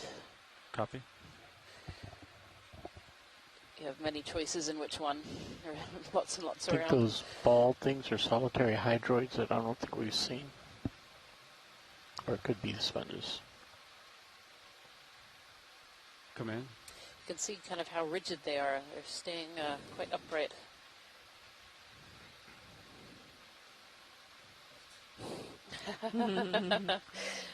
It's a great dance. It's dancing away, the dancing carnivorous sponge. It's like doing workouts with them, stretching. It's got a good little groove going. Yeah. I need to learn that one. Like a mini version of the Groot. Yeah, that's great, looking up and down. It's like some of them are like barren and some of them have mucus on them or something. This one on the left with the arms is still sponge. Yeah, still a sponge. Yeah, it's one of those carnivorous sponges. We managed to get a collection of that one earlier. That was identified as a Cladorhiza bathocrinoides. Yeah, with these long sticks. There's Oh, a there's spiral actually a coral in the back we background gotta there see. too, on the kind of the top right. It's got a different structure. It's that one there. That's a bamboo coral. I'm pretty far away from that. I can get closer if you'd like. Yeah, it should be great to have a slightly closer one on that one since we haven't seen a bamboo yet.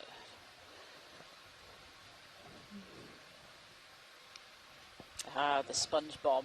We have a name for the dance. It's doing the SpongeBob. That's pretty good. I like that. Lars really like that. Yes, from Laura Beckman from lasers on. Gothenburg University says there are several species of these stalk sponges that are in these waters, in the Aleutian waters. I think every time I get close, I just dust them out. Yeah, tricky conditions here. Yeah. But yeah, that's definitely looking like a bamboo coral, I think. Oh, really? I'm not seeing any nodes, but it has recently been found that some bamboo corals are nodeless bamboo corals.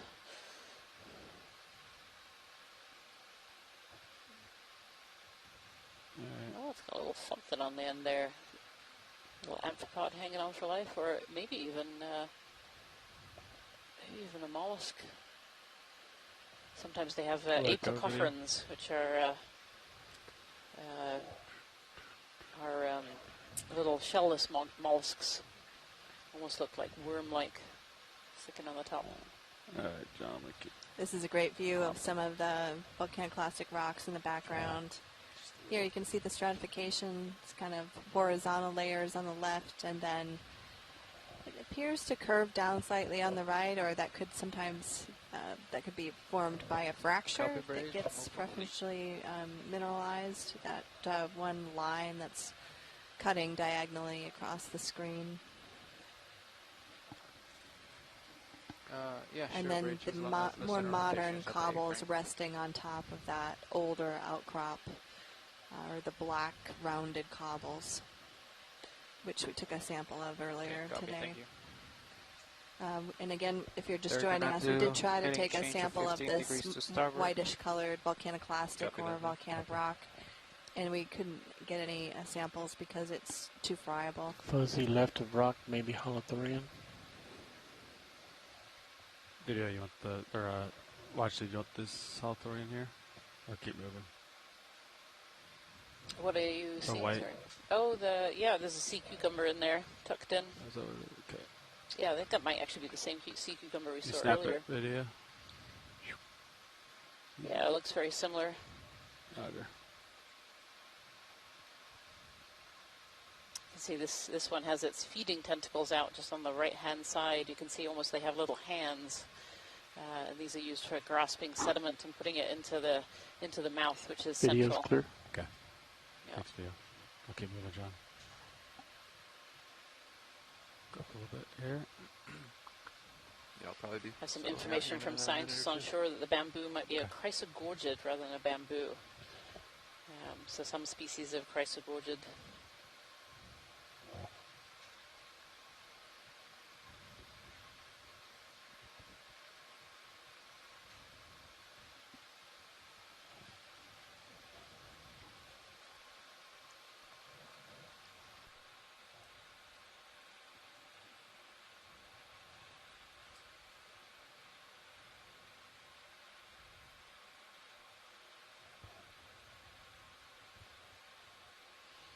Oh, this beautiful coral colony coming up on the left.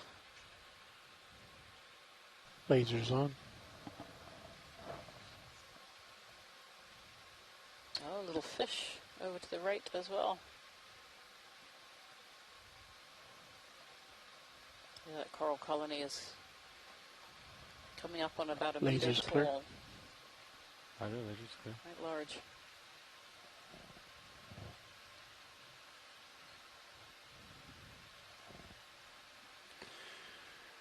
Okay, keep going up.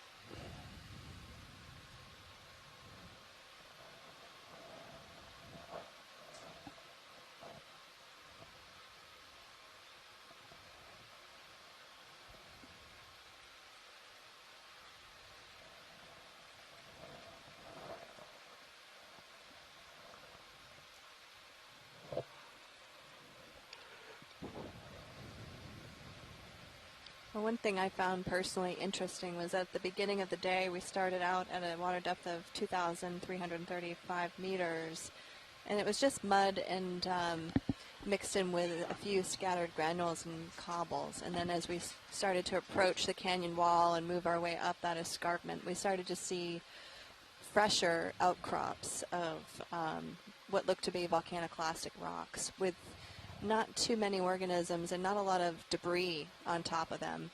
And then as we continued up section, and we're about 100 meters or so from where we started the day, around 9:30 or 10 o'clock this morning, and you can see the rocks are just coated here. They're not as fresh looking as they were down at the bottom of this escarpment. So sometimes that can give us an indication of how freshly those rock outcrops have been exposed, or how much current perhaps that they're exposed to, but those outcrops at the very base look rather fresh compared to How are these. you feeling, co-pilot? So they may not have been exposed for as long as these are. Okay. Yeah, call another there. Okay, This is a beautiful coral community that's here. I'm counting 1, 2, 3, Is it probably okay to zoom on the center 4 one? species of Yeah, coral, zoom video. along with some Just to fill the anemones screen. and Yeah, some of so- these sponges, the All right, carnivorous I'm gonna sponges. pull it up, same Oh, move as another before. species. We've got some cup corals there on the base as well. This is really a beautiful community of corals here. Go to the brittle stars in the community. Yeah. Zooming in on this particular species here, you can see a lot of these brittle stars that like to call these corals home. These corals are ecosystem engineers, so they build ecosystems where other organisms like to live around them. Rock focus.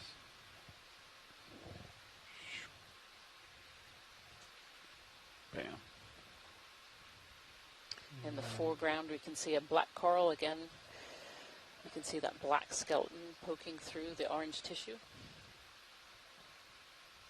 A little pan left, you're going to focus on coral. Boom, look at that. Beautiful. Cool. All right. Want to keep moving? Yeah, and I've just put in a move, I believe. Roger, 20 meters.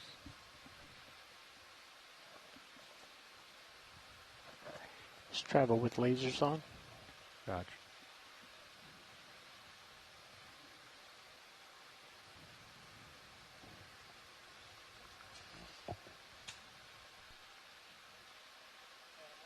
Go ahead, watch lead.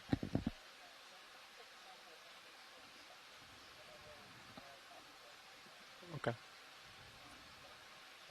Sounds good. I'll try to pick a big one once this is done moving.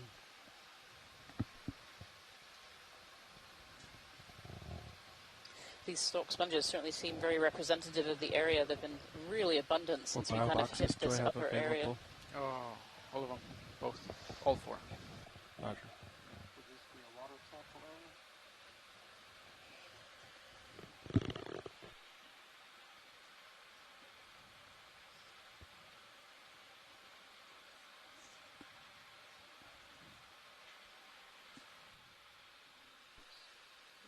We can get ready for it.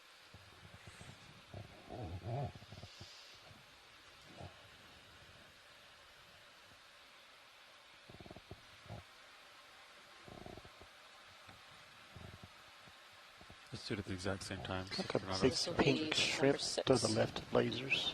You ready to ramp up for it, you said? Yeah, once they're ready, you guys can do it. Can we look at the pink thing below lasers? Sure. You got the strip roll? Hydraulics are spun up and bottle is reset, ready to deploy. Roger. Once video's ready, or clipping's ready, you can do it. Right? That's an impressive looking shrimp. All stations ready for Nida? I did the watch leads requested it? I believe they did. We can. Ian, would you like us to get a water sample now? Let's do the water sample after the bio, please. After the bio, Roger. Thank you. Roger. Okay, there you go. Pan left.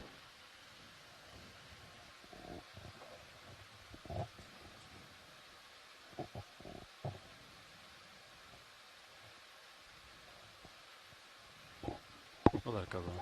I'll go for the bio sample. Make sure you change out of the Niskin button, John, because Right. you might Roger that. push it without noticing it since it's already set. Copy that. Already done. So if you're just joining us today, we're on dive number 2 of the Seascape Alaska 3 expedition. We're diving in an area that we've called the Big Bend Canyon, just off the end of the canyon, on a slope. We are currently at 2,240-ish meters off the bottom. And we're kind of in an area of these large stalk sponges, and we're just about to set up for a sample of one of these sponges, as they are fairly representative of the area, and some taxonomic data as well.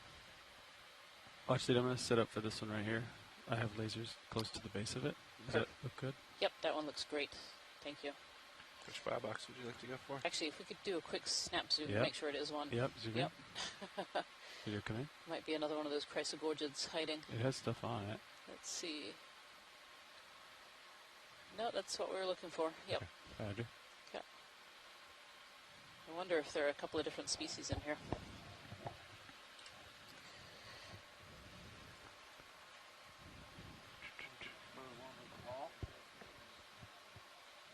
Got hydraulics up.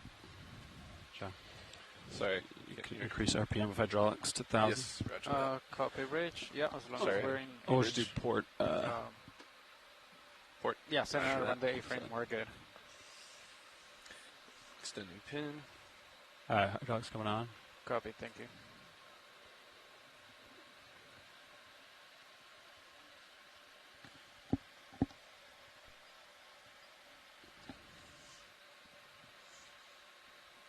Do you want mini Zeus up? Yeah.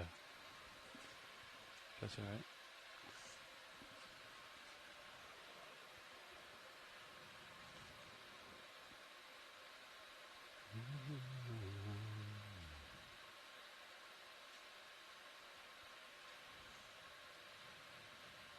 I'm just going to cut a couple inches of it off. Watch lead.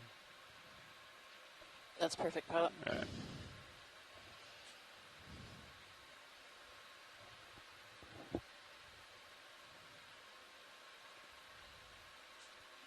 Nice catch.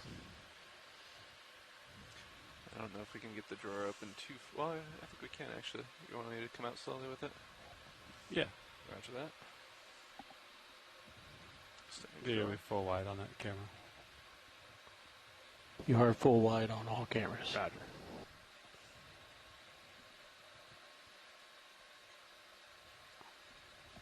I think it's contacting a little bit there. Okay.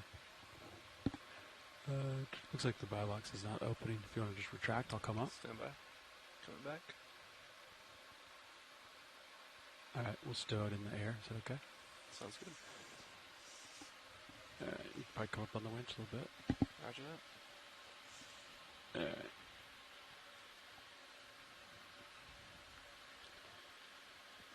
We're taking off. Keep hydraulics on. Copy that. All right. Keep auto heading in. Let's punch in auto depth. Auto XY. Let's try that. Let me know when you're stable. Roger. Disabling auto XY.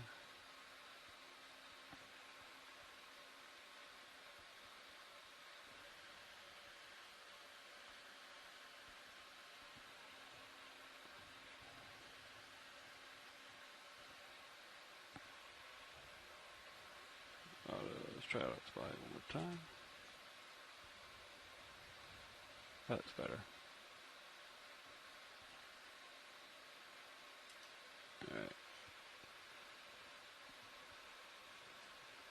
Try this again. See that? Did you see that, Fernando? I did see it. Were you pushing it or no? By itself? Yeah. Let's go. Show the sensors page. Oh, Okay, I don't so have bottom it's- lock. That's why. Yeah. That's what's going on. Okay.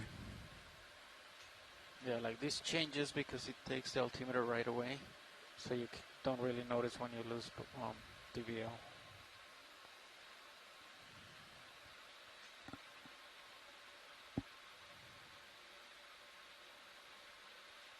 But right there, if you engage it, like you should hold.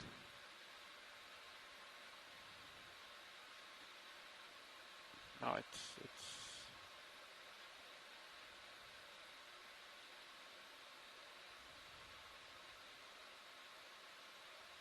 Seems like I'm drifting pretty far. You concur? Concur.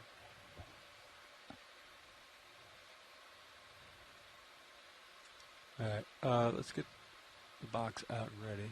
Roger that. I've extended the pin. Copy, bridge. Maybe. Let's go Thank you. port side with it, I guess. Coming back out with the drawer slowly.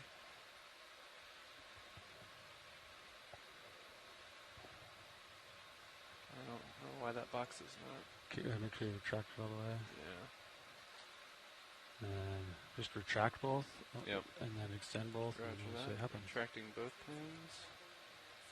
And we don't have anything in any of the boxes, right? I don't think so. Cool. Okay. Yep, Both pins that are is correct. extended. I do notice that the pin extension looks greater on the starboard side, so That let's might- see what happens. That might be a valve pack. Coming out. Just a valve pack adjustment.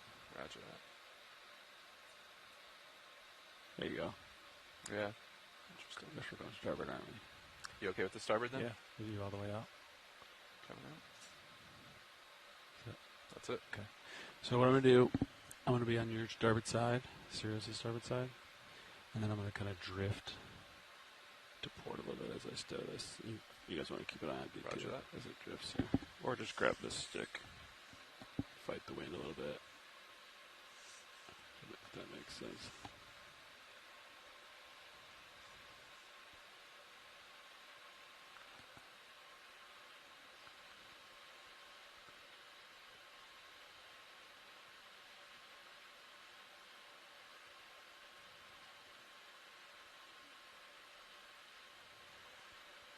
Close it. Close it. Starboard inner. Starboard inner.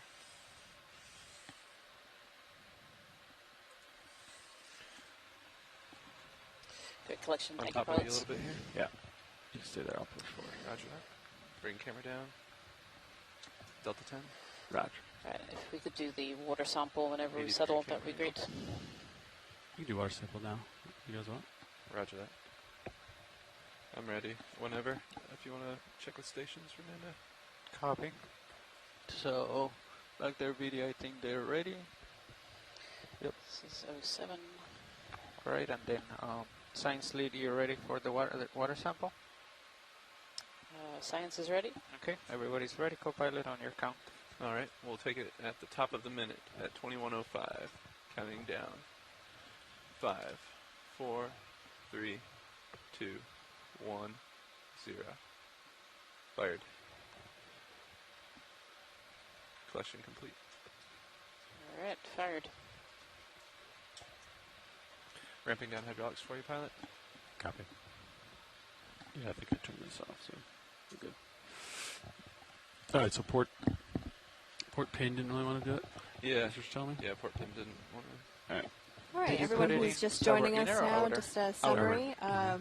We Okay. are diving at a depth of about 2,230 meters. We're located about 78 miles off of the coastline here and in the Aleutian Islands. Our target today was an area that we call Big Bend Canyon, which was a deeply incised deep sea canyon. With a very prominent bend in it and a very sharp linear escarpment at the toe of it. And we just collected two samples, one of the water column and then one of a sponge. And so all these stick-like features that you're seeing here are a form of carnivorous sponge that our in-house biologist, Dr. Rhiann Waller, has been describing throughout the day. And I'm Jennifer Ashoff. I'm a professor of geology at University of Alaska in Anchorage, and my background is in sedimentology stratigraphy. And I've been talking a little bit about the geology today as we've moved up about 100 meters off the seafloor.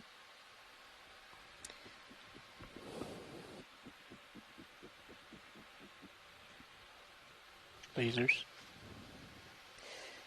I certainly think we can see from this image alone that these sponges, these carnivorous cladorized sponges, are very dominant in this area. That we do have a different species of sponge in the center of our view here. This one is not a carnivorous sponge. This one is a regular sponge that filter feeds water, surrounded by carnivorous sponges. Take more if you got it. So the sponges like the one we're seeing here really rely on water flow to be able to feed. So they have these special cells called choanocytes inside their body wall, and they have little flagella, like little tails, and all these tails all beat together and pull water through the pores. And as they're pulling them through the pores, they have other special cells that suck out all the food out of the water column, so really microparticles. And then they spit all the rest of the water out of the top. And interestingly, that's how they reproduce as well. So they have eggs and sperm that are produced inside the body wall, and as water flows through, they release those into the water column. And then some species also collect them in the water column too and internally fertilize. Lasers. The sponges are very simplistic, but they're actually really interesting organisms. So, Rhiann, these sponges, they like to grow on the margins of canyons or other features that funnel the water flow? Yeah, that's correct. You know, canyons and seamounts are areas where we often see a lot of sponges and ridges. They like that water flow. They need that water flow to be able to survive. So why are there so many of these carnivorous sponges in here? Well, that's a really good question that unfortunately I can't answer. Let's see if we spark some discussion on the chat. We might. I'm going to mention the name Scott France and see whether he wishes to come on. I know he's had a project on carnivorous sponges recently. But yeah, it's really, really interesting. You know, carnivorous sponges are really relatively recently known about. They were discovered not that long ago. And they have these really interesting, instead of funneling that water, they have these interesting spicules, which are hard parts, which are almost like little claws. When you put them under the scanning electron microscope, you can see them. They have all these barbs and pointy parts on them, and they grab organisms that swim by. So the little tiny amphipod, say, comes along and it gets caught in one of these barbs, and then they spit out these digestive juices, and they actually digest them on the outside and get all the good nutrients from them. They're really, really different. Yeah, that's really interesting. Go back out. Watch it. You want the crab? Sure. Okay. Crab here sitting amongst the carnivorous sponges. Crabs also carnivores. Made a note of those pins. So it's like another one of those king crabs, potentially.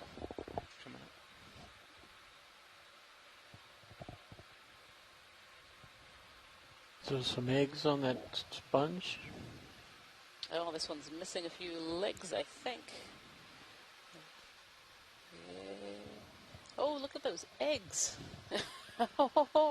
Forget the crab. Look at those legs. That is a really interesting organism right there. Is there any chance of collecting that pilot? Sure. Let's get some quality So it seems video like we have one of these potentially carnivorous sponges, and we have this egg mass that's on the top of it there. But what an interesting structure on top of this sponge too. I don't know if anyone in the chat here has ever seen anything quite like this. Those eggs inside the material as well. Tell me what you want video before I go for the sample. We're getting lots of oohs and ahs and wows here from our shoreside science team.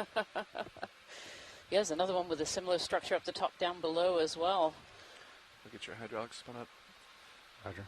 That's can you, really let me know fascinating. about how far that ship move was when you get a chance? Mike Vecchione says possibly a cephalopod egg, so those are About 8 meters. squids and octopi. Sepioid cephalopod eggs, potentially.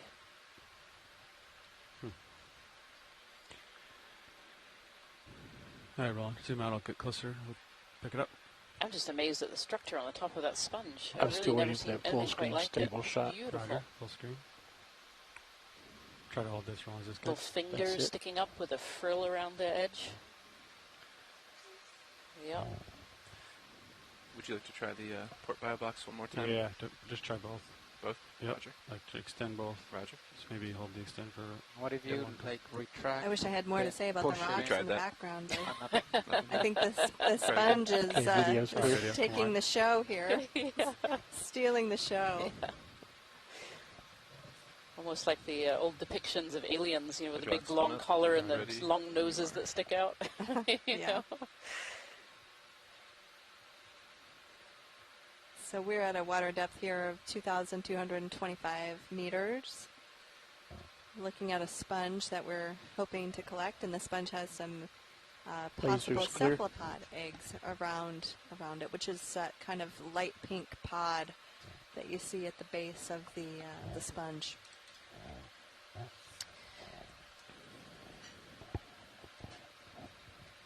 Yeah, so there's definitely some chat going on in the science chat room as to what those eggs might be. We have maybe bobtail squid, maybe fish eggs. Not quite sure, so we're going to try and take a collection, and that should enable us to be able to do some DNA analysis and figure out what those are, as well as the organism those eggs are on, which I also think is really, really fascinating. And that's some kind of cladorizid from Lara Beckman. She thinks maybe Cladorhiza corona, possibly.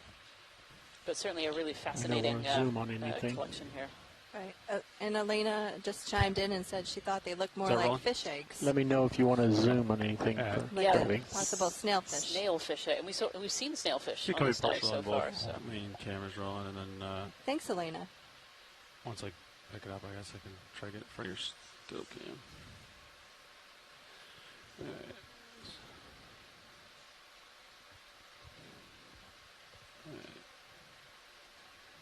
It's always smaller than you think, isn't it? It is. I have full confidence, though.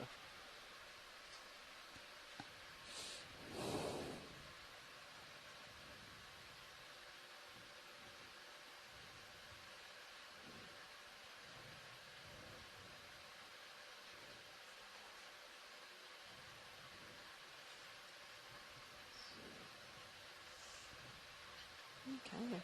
You want to get in front of the still camera? Yeah. Great job, yeah. Sorry for not done taking your camera. It's a great catch, pilots. Thank you. I'll hold that. Can you get in closer? Sure.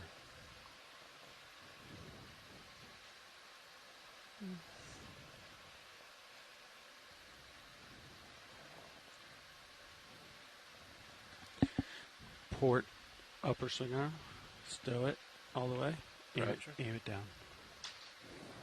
Try that. Or fall. I think you're both. You may aim it down and stow it, you said? Yeah, bring it all the way, stow it all the way in. Roger that. Swing it all the way in. Stowing. We have another vote in the chat room for snailfish eggs. And then watch the... Yeah, so you're lighting up the arm there? Yep. You're ready to put it away. I think I started some debris starting to come off of pretty it. sturdy, Rianne. What are they made out of? Is it too much light? That's perfect. Yeah, so these cladorhizids have, I believe it's silica spicules on the inside.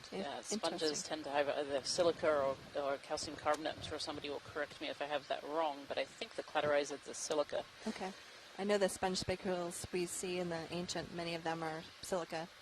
Okay. Yeah. I think you're ready to stow it. Photos are finished. All right. You want to try drawing out here? Yep. Clearing light, deploying sonar real quick. We can finish that later. All right, ready for draw out? Yeah, you got both. Yep, both pins extended. Roger. Drawing out.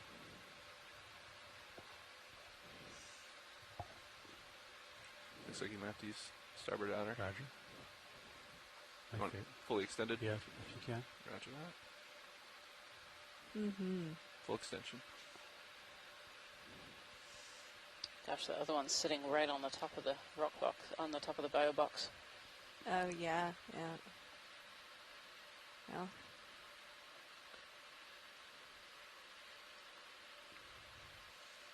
They seem to be pretty sturdy. They really are. Yep.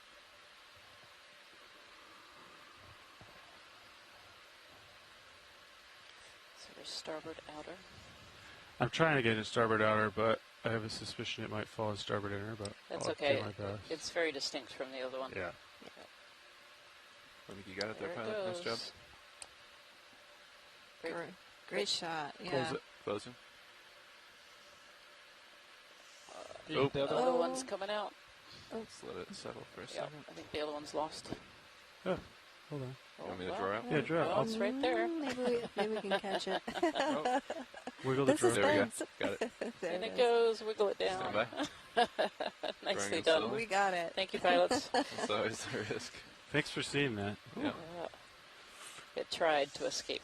Tried to escape. And unsample.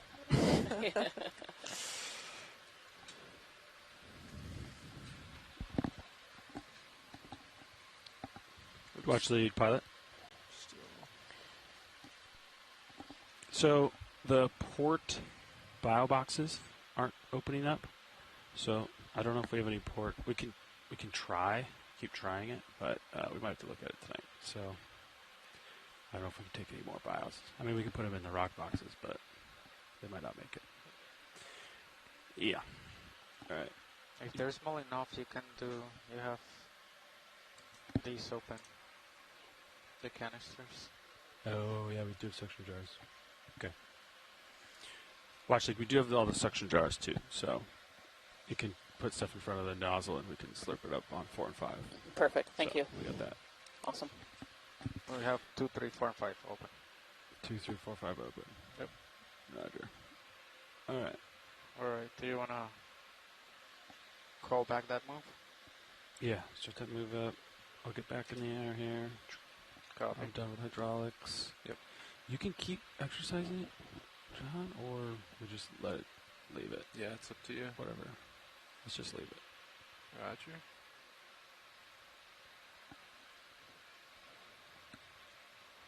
Okay.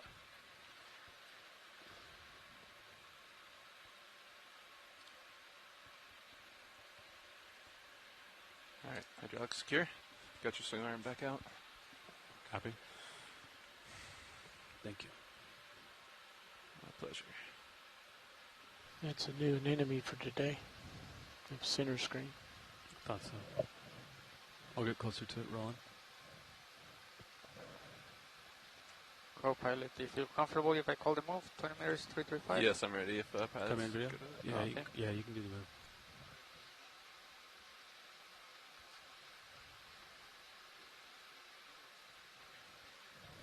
Oh, beautiful. This is a sea anemone called Actinurus. I love the coloring on this particular one. It's actually, I don't know if relatively common is the right word, but we do see it fairly often. Tilt back up. Oh, 1 second. Has that bright red and bright white stripes and just these massive tentacles. And if you're lucky, you might be able to see the mouth on the inside, but very often it's very covered by these big, long, dual-colored tentacles.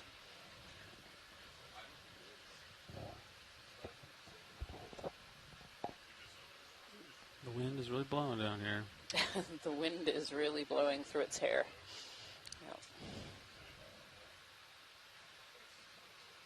In the background, too, you can see lots of these little brittle stars kind of covering the surface. We've talked about today how brittle stars are We'll finish fairly it off common with in the deep lasers. ocean, particularly in sediments, and very often you can barely even see Alright, them. You might lasers just are see out the there, tips so of their fine. Oh, yeah. arms sticking up, because they'll often sit covered over with the sediment just on top of them. Put them on it for steels to take a laser shot. A scientist on shore saying they saw potentially a green ball I'll just keep sponge, getting lasers. Pilot, unless you maybe. call me out for it. A little higher on the lasers. Right Is there. that better, Roland? Perfect. All right. Thanks, guys. We'll keep going. We got a move underway. Full wide. Okay, Gonna keep trucking up this hill. we will keep moving. See if we can make some ground.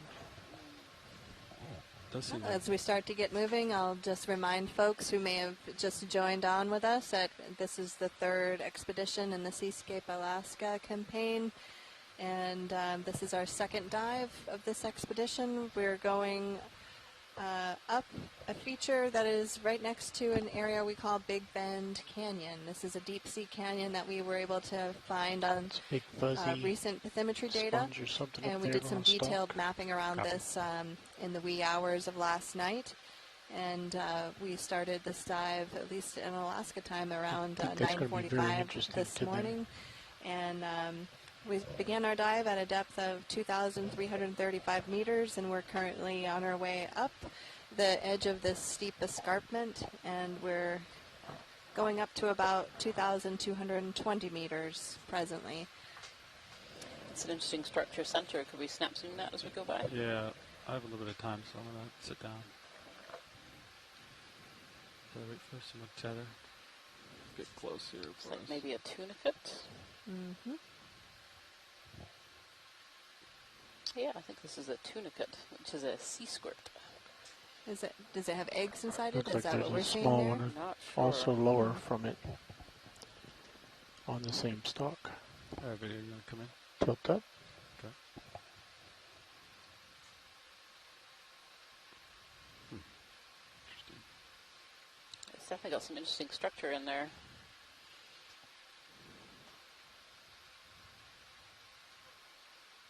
I'll just try to hold this shot. Yep. Looks like there's some two smaller ones, versions Yeah, of it. two smaller ones. Oh yeah, down there. Yep, yep. Okay, now focus on the upper left one.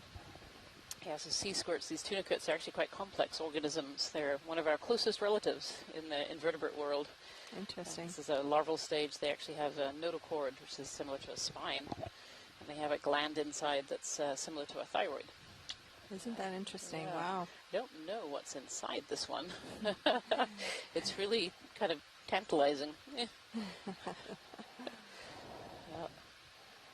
Was that a sample request? Could slip it up. On the chat, Mike Vecchione is saying, I'm still guessing cephaloid eggs. Cephaloid eggs. Yeah, I think that we're still back on the eggs on the sponge. Oh, okay. Still. That's what they are. Good conversation going. All right. Thank you, pilot, for that zoom. Yep. All right, we'll keep going. Copy, bridge. Move complete.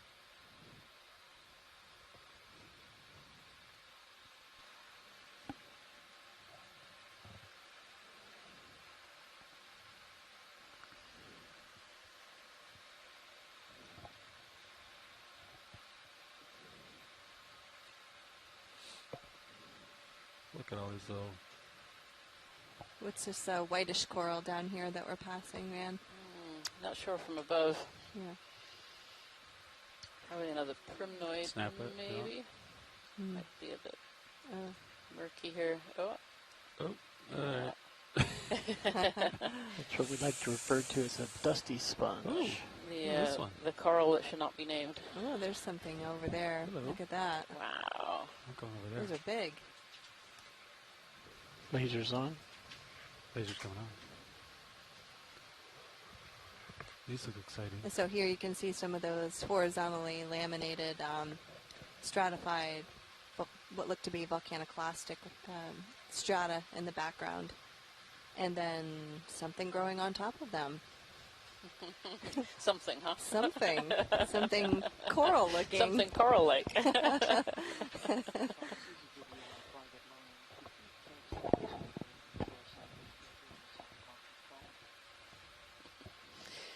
Yes, these look like more of these primnoid octocorals.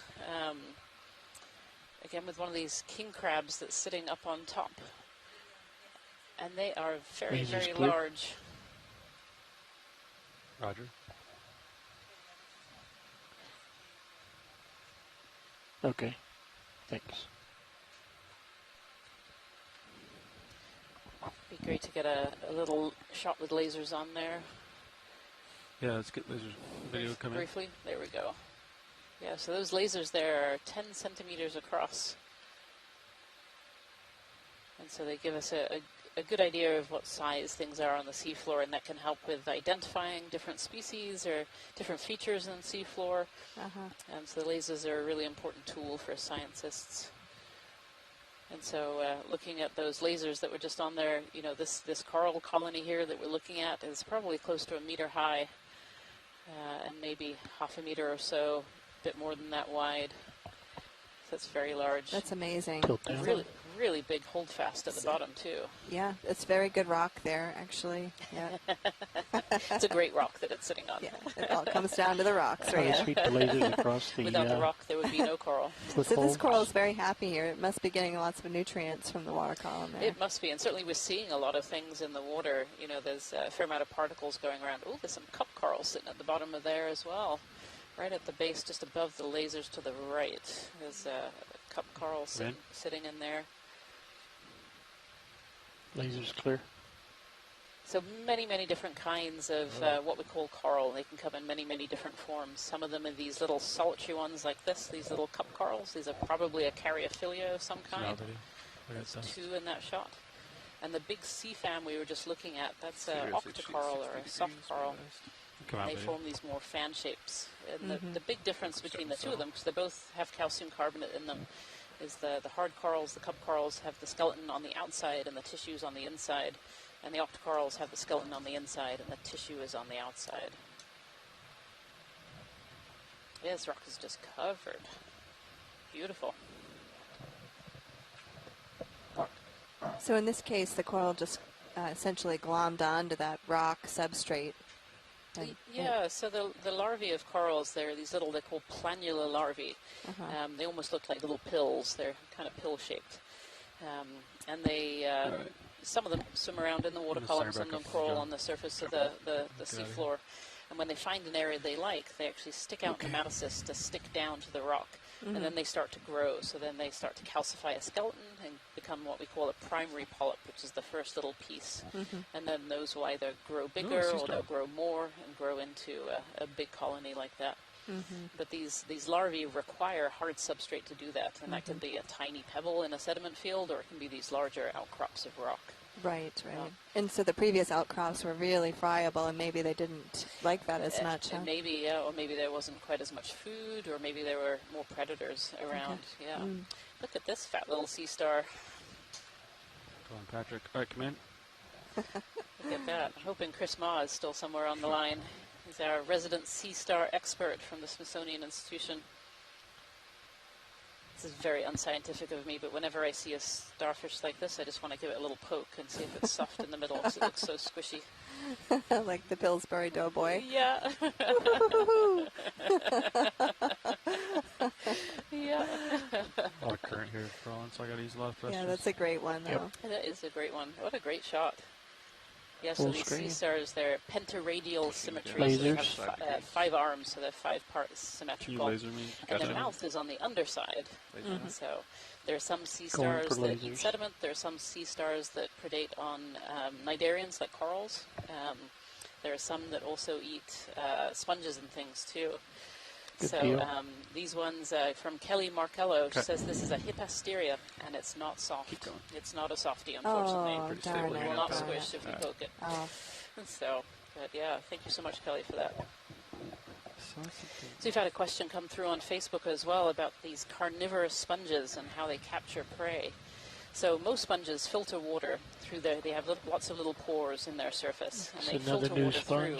They have these special cells, little flagella, and these flagella move around and they move water currents. But these carnivorous sponges are really different. They have little hooks and barbs all over their surface that are hard. And so when a smaller animal, like a little amphipod or a little shrimp or something, comes swimming along, they get caught on these barbs. And then the sponge actually excretes digestive fluid and actually starts to digest the animal on the outside of these barbs. Not quite sure what species. This is another octocoral. I'm going to tilt my camera down for a second. So a different group from the black coral. And then the sponge actually excretes digestive fluid and actually starts to digest the animal on the outside of these barbs. So, oh, this is another species of sponge here. So this is not a carnivore sponge. This is a glass sponge, a hexacrylid, maybe a faria. But I'll wait for the science chat where we have a couple of real sponge experts online with us. But this is a more regular sponge with those pores, those holes, and those flagella that are filtering water and filtering those particles out. And it's got this beautiful crinoid, this beautiful red crinoid on it. And this is a pair that we actually really often see, is this form of sponge and these crinoids. We do fairly regularly see together, which is really interesting. Yeah, that is interesting. Yeah. Yeah. And so both of these organisms are filtering particles of water out of the flow that's going across them. The crinoid probably needs slightly bigger particles than the sponge. The sponge is taking really microscopic particles out of the water. There we are from Laura Beckman. This is indeed potentially a Faria sponge. Mm-hmm. And that's a relatively common deep sea group. Mm-hmm. Quite a number of species in the Faria. Yeah, beautiful.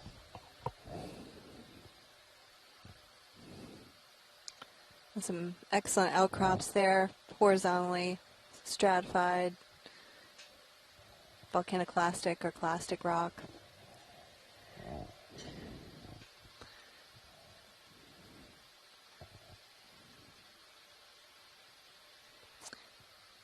And we're slowly moving up in water depth. We're about 2,215 meters water depth.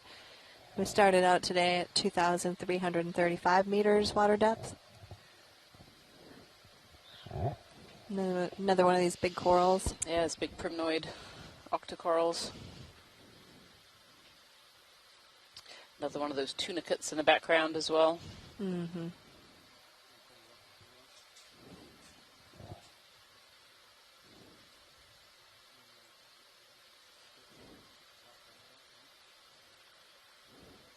So many particles in the water. Look at them going by. Yeah, there seems to be a lot of flow coming out from that deep sea canyon.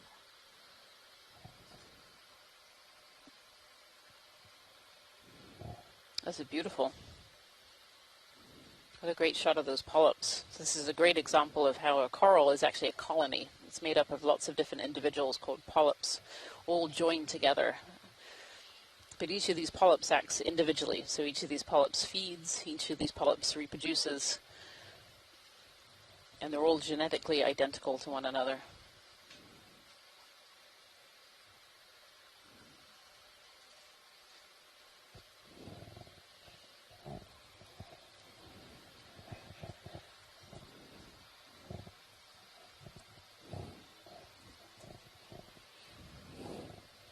I think this one might be a Primnoa.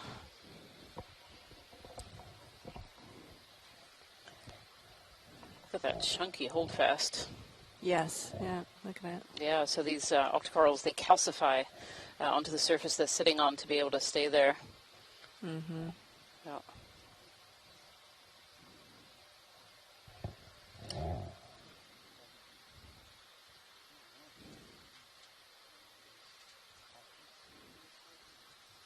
Beautiful.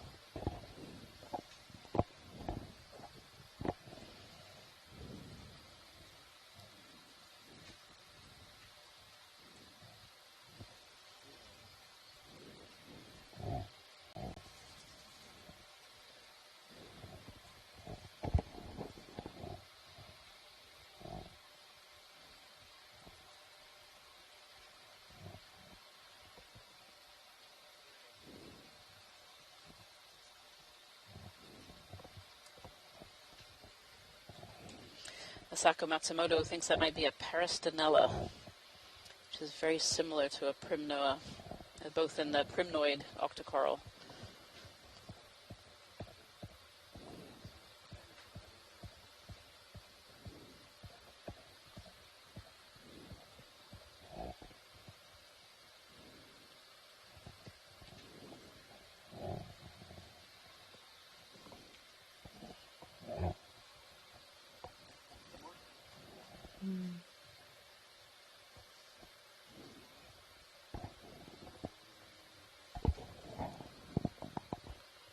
They're just waiting to try and catch D2 in their claws. Those carnivorous sponges.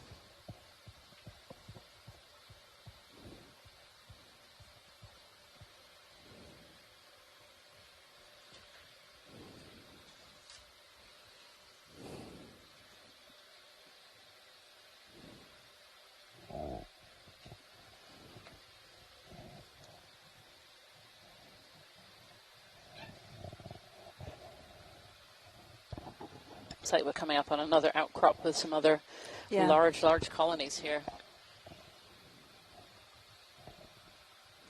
So these corals in the deep sea grow really quite slowly. They don't have a photosynthetic algae in their cells like tropical corals do. That does mean that they can grow almost anywhere in the ocean. They like deep, dark, and cold places. We see them in the polar oceans, and we see them down to some quite significant depths in the ocean.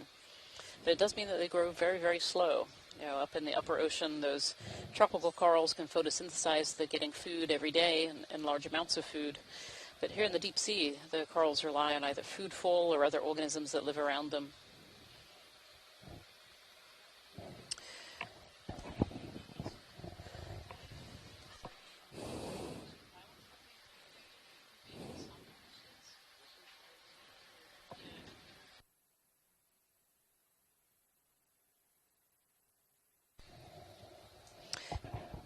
Yeah, so another two of these primnoid octocorals here. I think we're going to set up here to try and take a sample of one of these.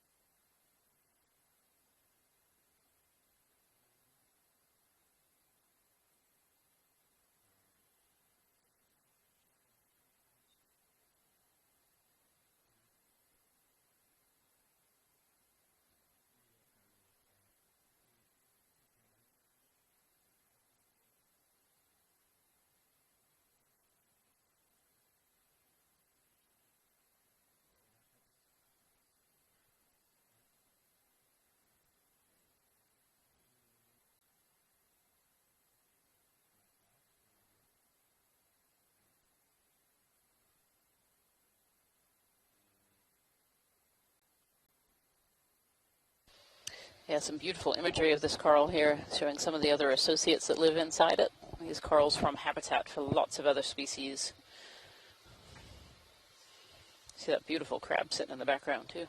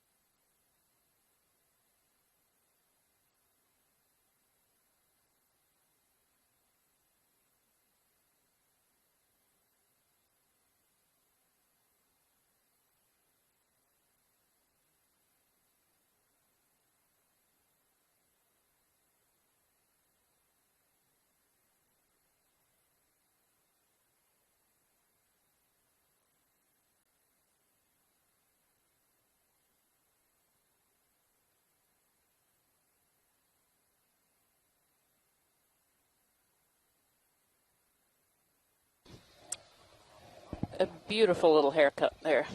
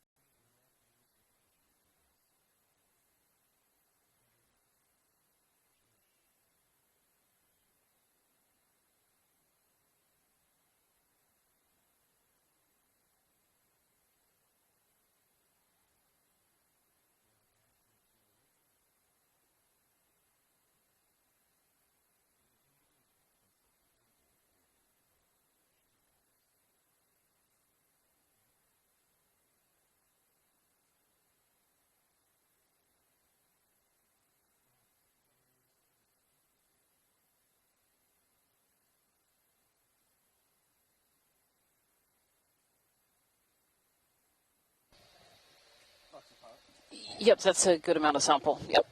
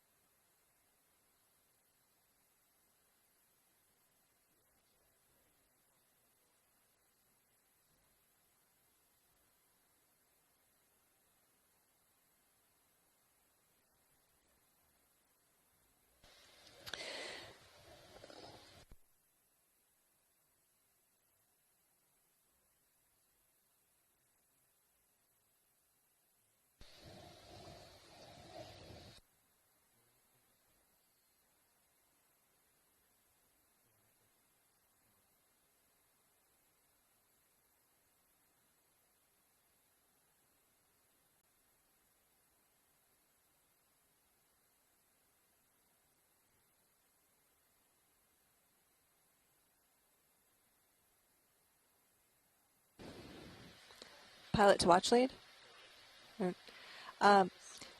There seems to be a rock that's just to the right of that coral we were just at. That looks like it might. It looks like it might come out fairly easily. Just to the right and above that right hand coral there. Yeah, just above it. Yep. And to the left of your lasers. And then down from the lasers. Yeah, I think that if you grab a big, wide grasp of that chunk, I think it's going to break off. Yeah, one of those two chunks, I think, might come out. It's about a 10-centimeter wide chunk.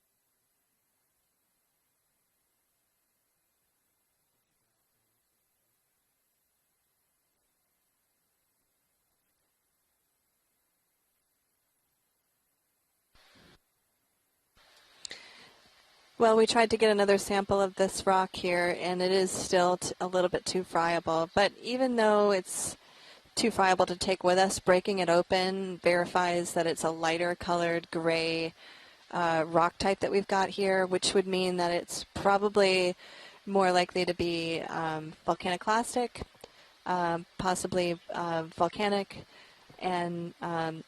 and likely more of a silicic kind of composition versus a basalt, which is more black, which is that very hard, heavy black cobble that we picked up earlier today. Unfortunately, these rocks down here just seem difficult to sample. But I appreciate the efforts on behalf of the pilots here.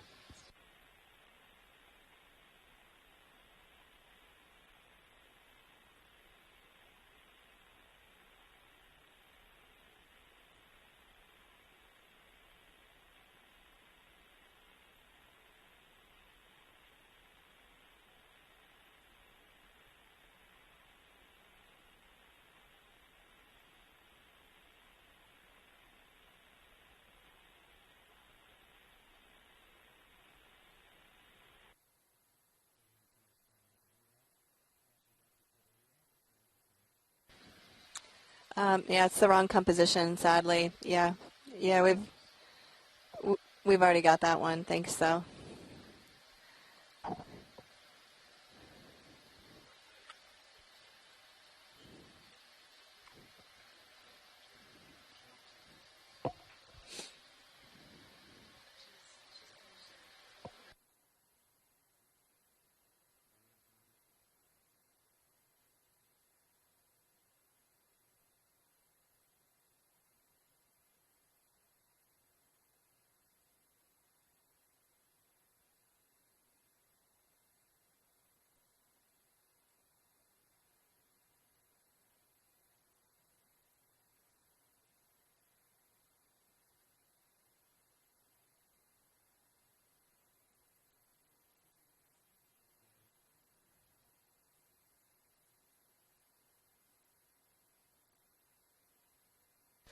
Oh, a sea spider. This is a pycnogonid. These are sea spiders. Although they're called sea spiders, they're not actually in the same group as spiders. They have their own group, the pycnogonidae. Pycnogonids are interesting little creatures, very understudied. They have most of their organs kept in their legs, and it's actually their males who brood the babies, brood the young. They have special little claspers to hold on to the eggs and sometimes the young. In the deep sea here, we see ones that can be quite large, but in shallow water they tend to be very small, just a centimeter or so.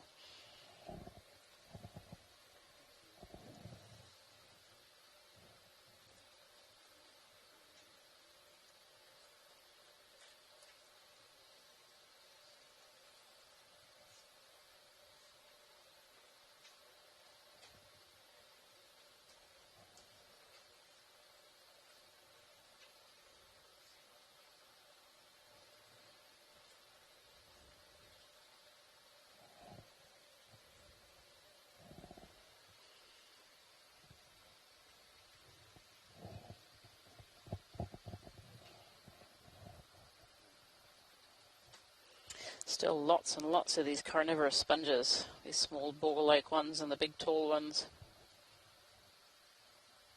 It's super interesting seeing so many together.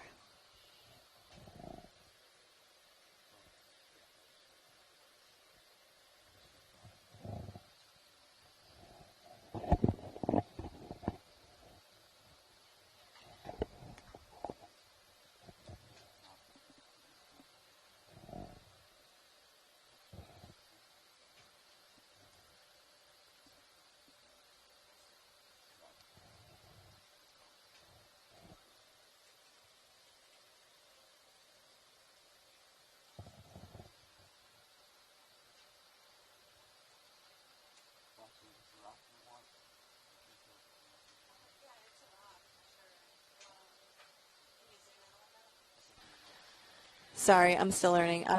Would you mind zooming in on?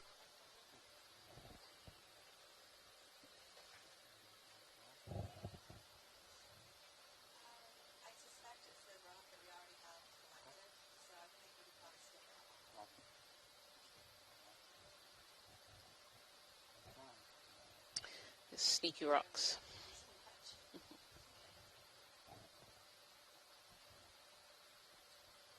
So if you just joined us today, we're on dive number 2 of the Seascape Alaska 3 expedition, where we're exploring the waters off of the Aleutian Island chain. Today we're doing a deep water dive. We started our dive about 2,330 or so meters depth, and we've climbed up so far. At the moment we sit in 2,210 meters.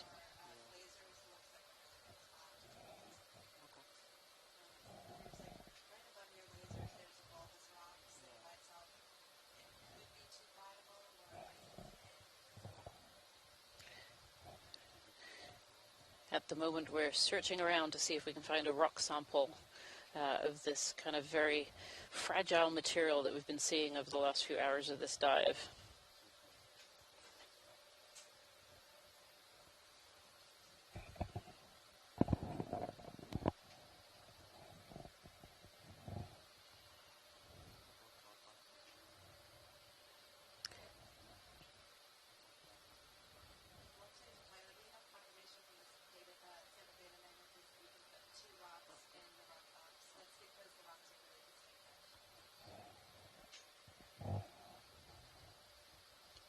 So I've been trying for a little while to collect some of these rocks, but unfortunately they keep breaking into too small pieces to be able to collect. They're really, really fragile.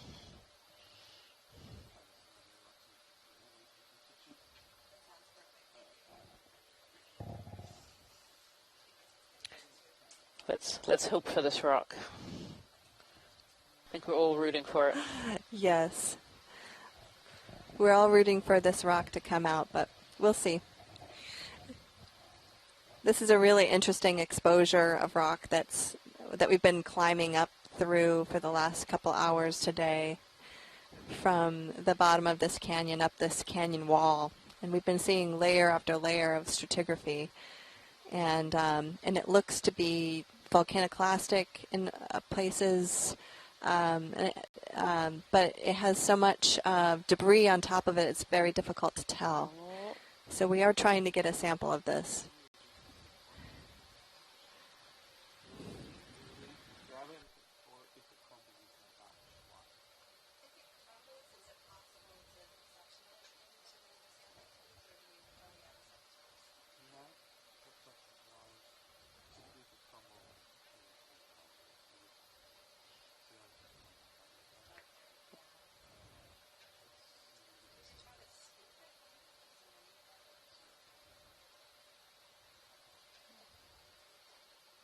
Oh.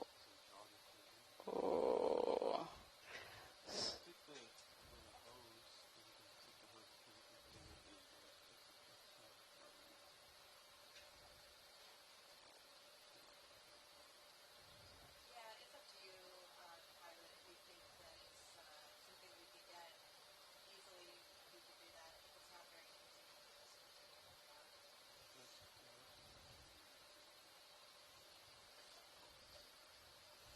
Do you want to do a little close-up of that area just to see? Just where it's crumbled. Right. Yeah, and you can tell this is definitely has some volcanic component to it, because it has these square or rectangular shaped minerals that are coming out of it. So and it's very fine grained, so you can even see how much clay it has, which is another indicator that it's got some kind of volcanic origin to it. See these sort of angular square shaped minerals, that they're sort of dark colored in the background.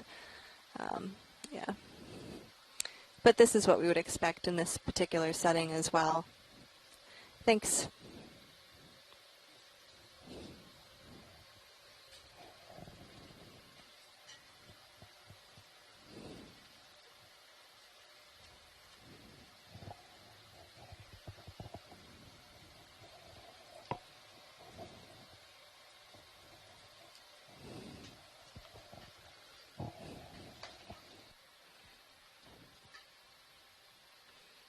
All right, as we move up the slope, we're seeing more of these layered volcaniclastic rocks, very friable. We've tried multiple times to get samples of these and just haven't been able to do that.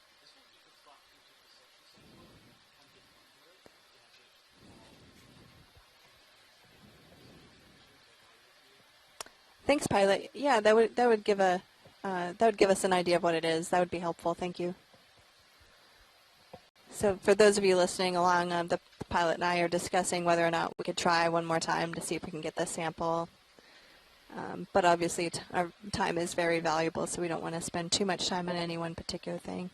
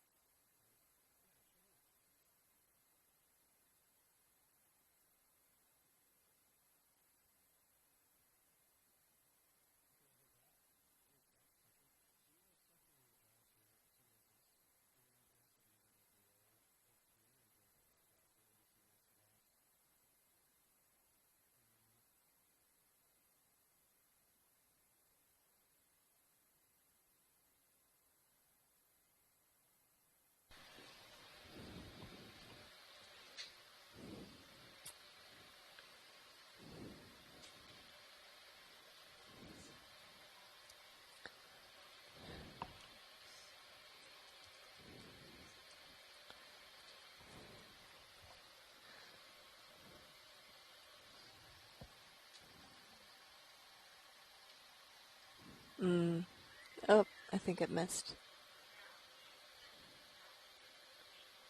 Oh, yep. Oh, so close. No, I don't blame. Oh, you did great. So close, so close. It looks like there's a chunk in there. Okay, yeah. Yeah, no, that's awesome. You guys did great.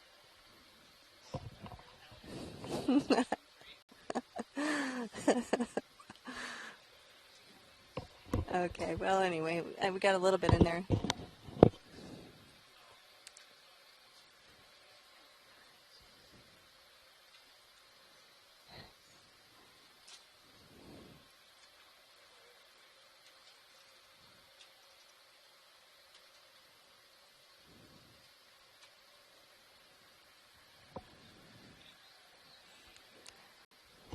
All right, if you're following along on shore, this is the third expedition in the Seascape Alaska campaign, and we are on our second dive of this expedition.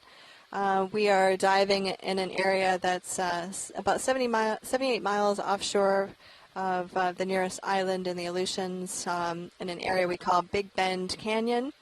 We started our dive at a depth of 2,335 meters, and we're now somewhere around 2,100 meters. Oh, about 2,200 meters. Sorry about that. So we're making our way up the edge of this canyon wall.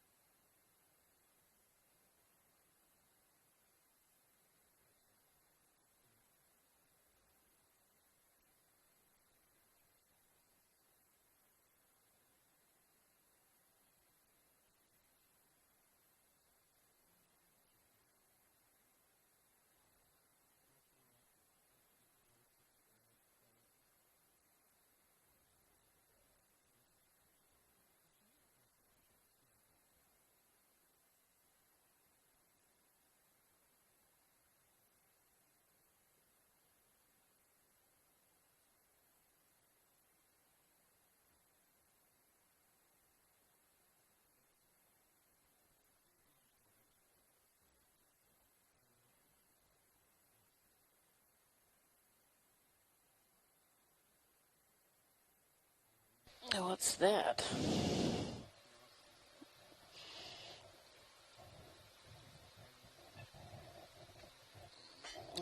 Doesn't. It's a chunk of volcanic rock. It might be basalt. Very square. Yeah, it's very angular. Well, it's interesting because the angularity is significant because that hasn't been transported very far, most likely. Whereas the rounded ones are more significant because the roundedness tells you that it's had grain-to-grain interaction during its transport, and that's more characteristic of transport in a river or in some other environment where you have grains hitting each other in a turbulent flow. Whereas those angular ones, yeah, it could be more proximal, or they could have been transported in a way where they weren't interacting with other grains. So it's good to keep in mind at this location, we're diving just off of the continental shelf, and we're coming up the continental slope.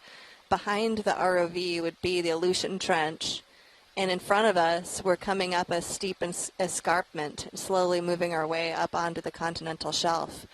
And so if we were to do a cross-section through this area, we'd see a really deep trench, and then we'd see, which is like a really big fault, if you want to think about it like that.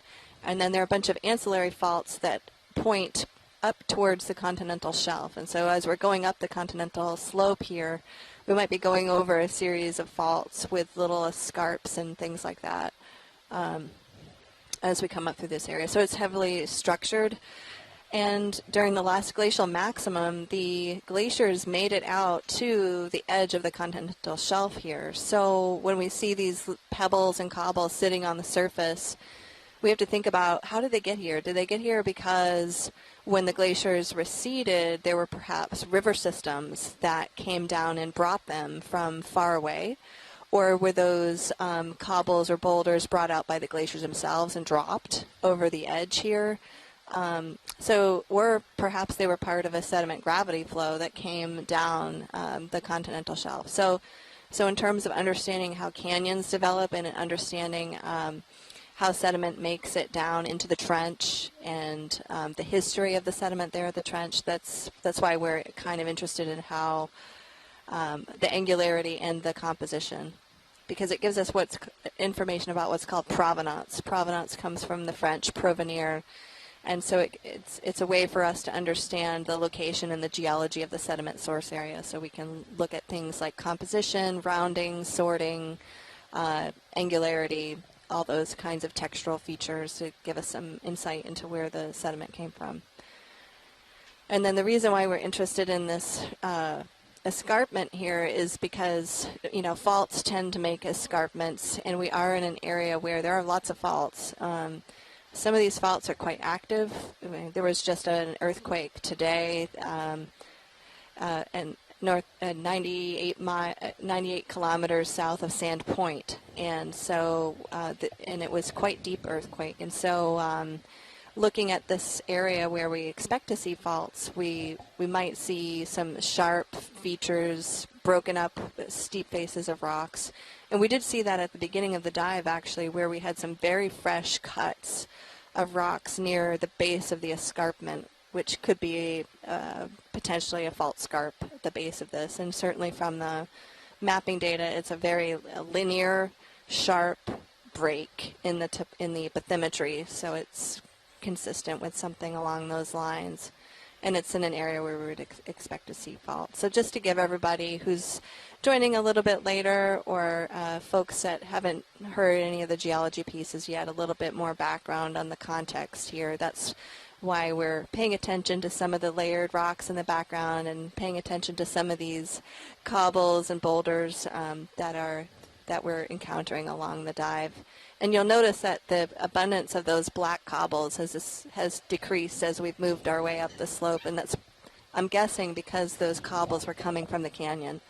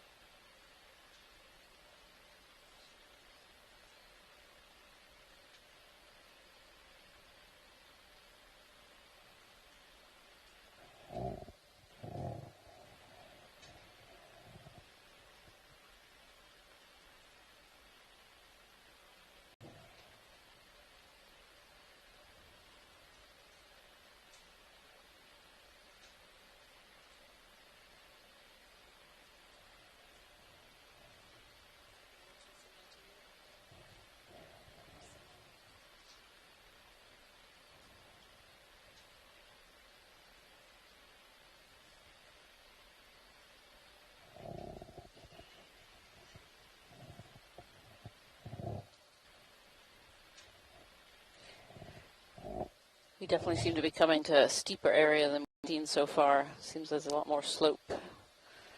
We started in quite a flat area and they have moved up. And we've come up just over 100 meters, 110 meters or so since from where we began. And we should start to see it becoming steeper and steeper as we go.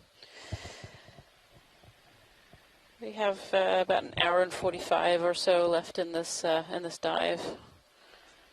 Maybe a bit less than that.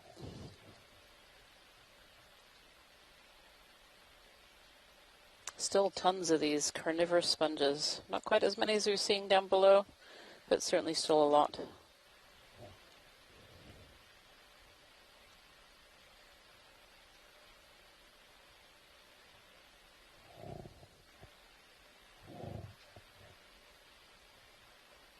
This site has really been characterized by those the black corals that we've been seeing, the radicipes, I think was one of the species at least.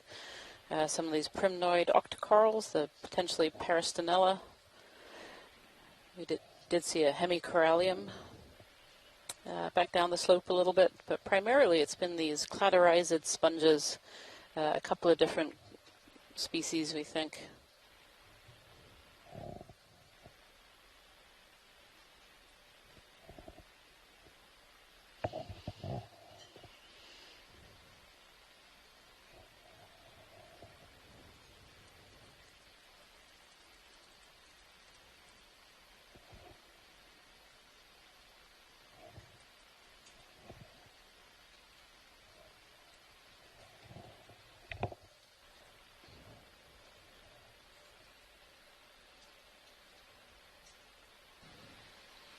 Sorry here, I'm just catching up on some of the chat. There's a question from Steve Oskovich. Yeah. He's asking, Jennifer, would there be any effects on the seafloor from the recent 7.2 earthquake that recently occurred essentially last night? Yeah, that earthquake that just happened was a ways away. It was around 100 miles away, and it was quite deep. It was 36 kilometers deep. And Carolyn Ruppel is chiming in. She says that the earthquake was relatively deep, which is what I read this morning. And she also says that if there was an associated surface break at the seafloor, one might see those effects. And yeah, Carolyn, I'm not sure if you were able to join at the beginning of the dive, but we did see some pretty fresh breaks at the very bottom of this escarpment. And she continues with ditto if the earthquake caused a fresh slope failure. However, here I didn't see any evidence of slope failure, but there was a fairly fresh-looking surface. Hard to say, I mean, if that was from today or not, but it didn't have a lot of corals developed on it, and it didn't have this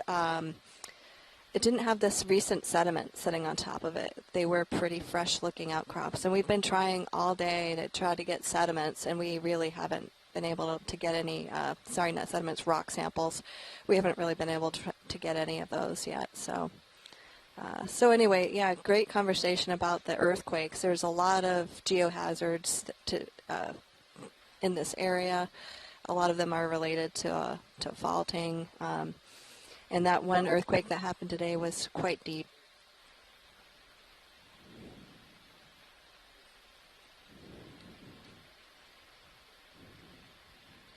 Yeah, Carolyn, I don't know if you have anything else to add on there.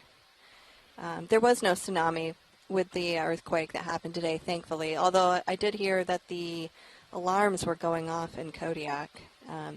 So anyway, we haven't really seen any evidence of that. But tomorrow's dive is going to be closer to the earthquake that happened in this particular area, in the Shimigan Gap.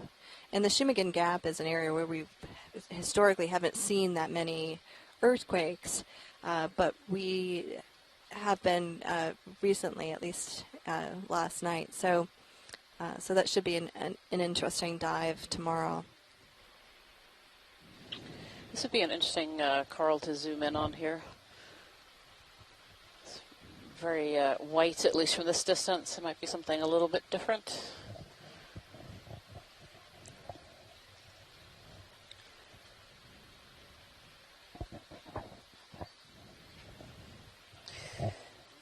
This area in the Aleutians is known for its great diversity in deep-sea coral and sponge species, certainly in the shallow depths, but not too much is known about depths in this region. We're diving in kind of the 2,100 to 2,300 meter range here.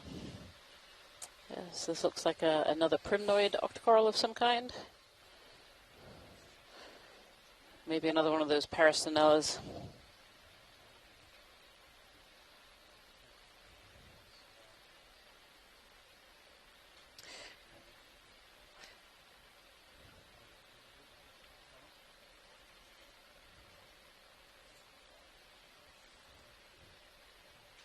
Beautiful. You can just see the beautiful open polyps. And so these are a species of octocoral, so octo 8. So it's got 8 tentacles in each of those polyps.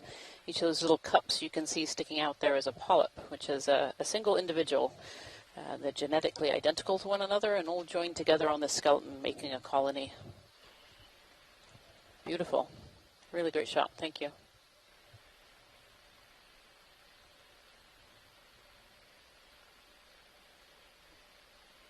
Well, there are some species of coral that can actually be identified from video and images. Very often with these corals, they just can't be identified until we actually have a sample of the coral itself.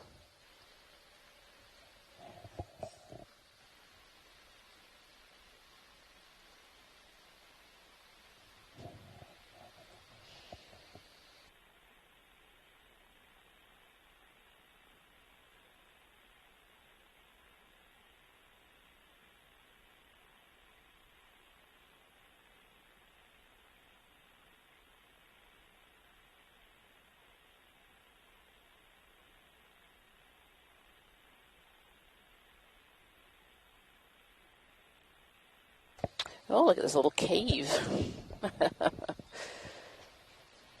Yeah, I'd love a little zoom on that red as well. Yeah. There's an interesting little cave there.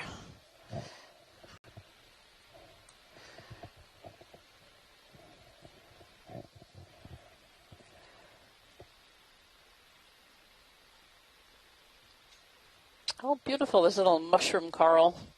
These are called Anthomastus.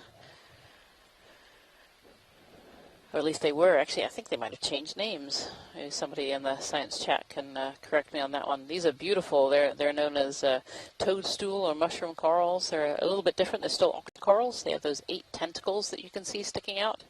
And they have these beautiful little pinnules, these other little pieces sticking out from the tentacles. Yeah, this is the first mushroom coral of the day. There's actually quite a few of them right there as well. So they have these big long polyps, almost like Medusa heads sticking out. These are interesting too because they actually have a couple of different kinds of polyps. So they have a big one that's sticking out that you can see, but they also have tiny little polyps as well all around the kind of mushroom. They're called mushroom corals because when those polyps shrink up, it does look like a little toadstool mushroom sticking out. There's another one of those Faria sponges as well over on the right-hand side. And another little crinoid octocoral sitting right behind that mushroom she's got coral. lasers. Okay. Alright. We'll continue up, onward and upward. Roger. One other move. We'll wait just a minute. Copy.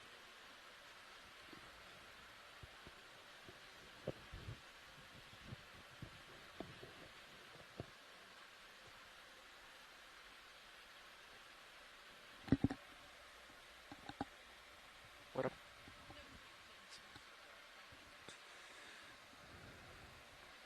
And I thought the ocean was only 11 kilometers deep. But maybe they meant like offshore, distance offshore.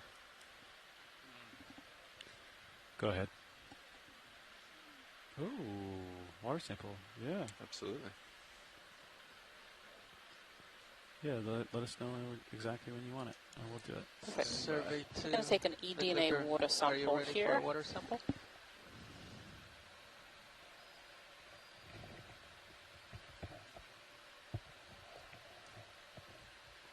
We'll stay right here. Exact location not required. Oh, okay. Stay in the zip code, though. In the zip code is probably a good plan. All right, this will be Niskin number 4. Am I correct there?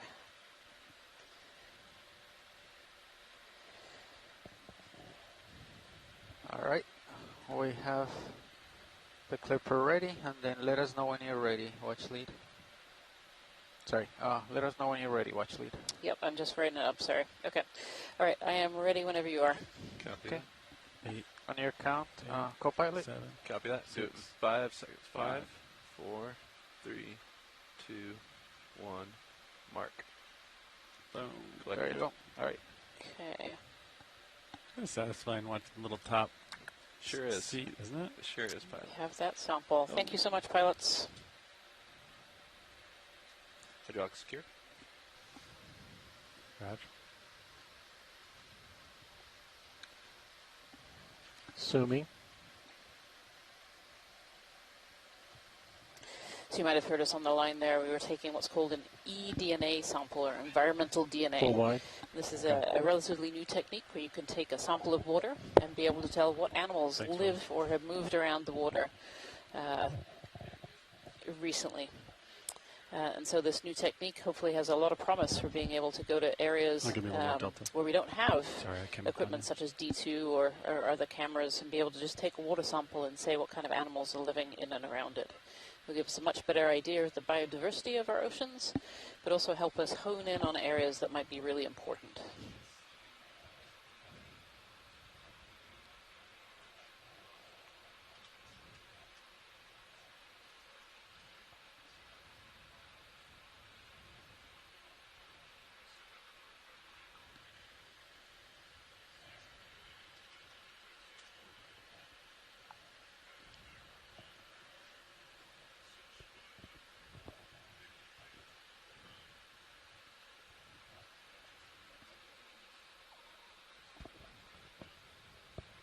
This dive today, although it's deeper than where we usually see a high biodiversity of corals, you know, usually we see areas around 1,500 through about 800 or so meters being having quite high biodiversity of corals. There's actually been quite a number of different species that we have seen today. So far, I'm up to a count of about 5 different coral species, as well as 2 different kinds of black coral as well.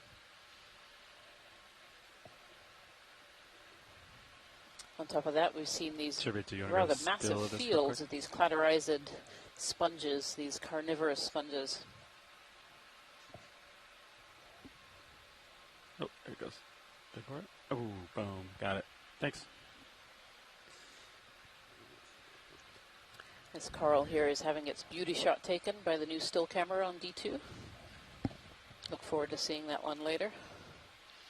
It's hard to get like a shot with depth, so it's kind of a rare opportunity there to have try to get black background, but all right, onward and upward. I think we're stable here. That last move completed a bit ago right now. Okay. That is correct. Copy. Looking down. Yeah, like 4 or 5 degrees. Over 4 minutes ago. Copy. That's perfect. Yeah. So once you feel comfortable, pilot, we'll put in another one. Yeah, we can do another one. Okay. Repeating the move. Thanks, Nav.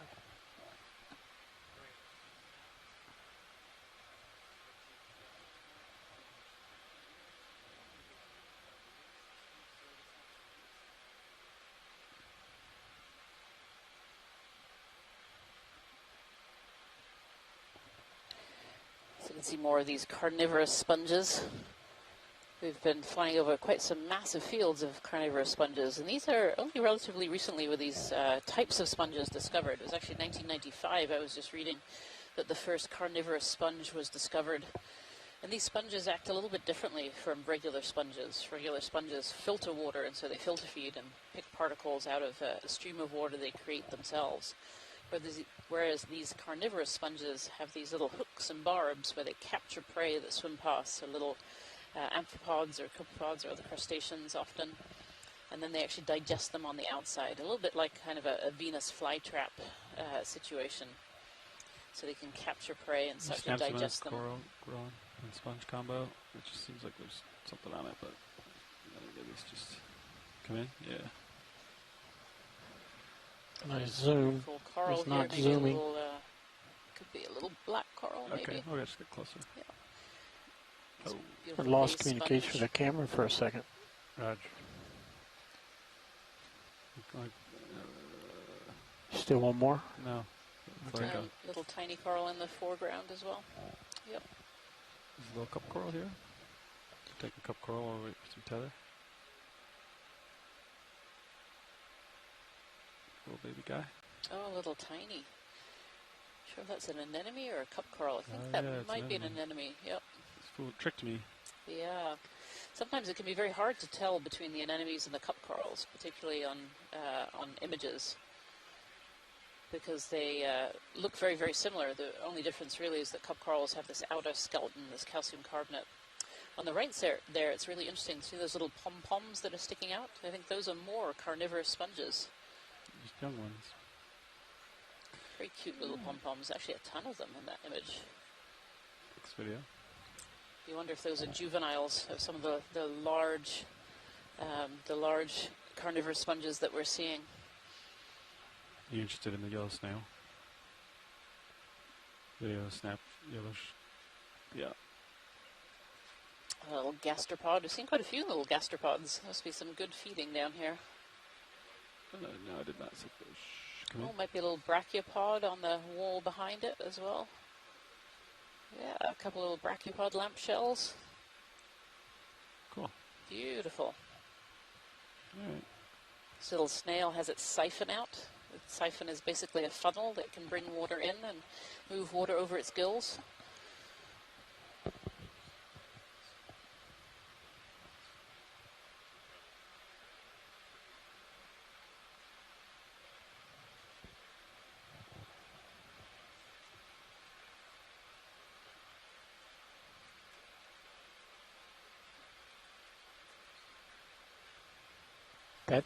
Is that different, or is that just shadows?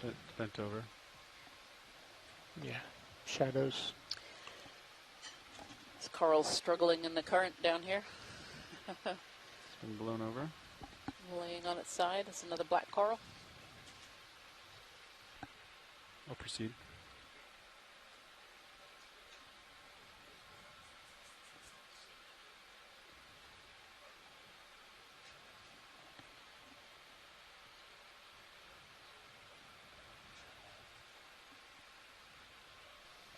What's that? This an enemy cup coral thing? Oh, it's another one. Upper right, You your have a quick lasers. snap zoom on that if we have time. Oh, the white. Go ahead, Rich. Big come in video. sea cucumber. Come in right here. Yeah, right there. Yeah, go ahead as long as the center of rotation is at the. I'm looking for a second row of tentacles to see whether this is. Oh, look at that. Steve Oskovich called it. Look at that. There's a second row of tentacles in there. So that means that this is a cerianthid or a tube anemone. It's burrowed its tube inside this sediments here. Next video. Beautiful. Okay. They're shedding. They are changing their heading 10 degrees to starboard. Copy that.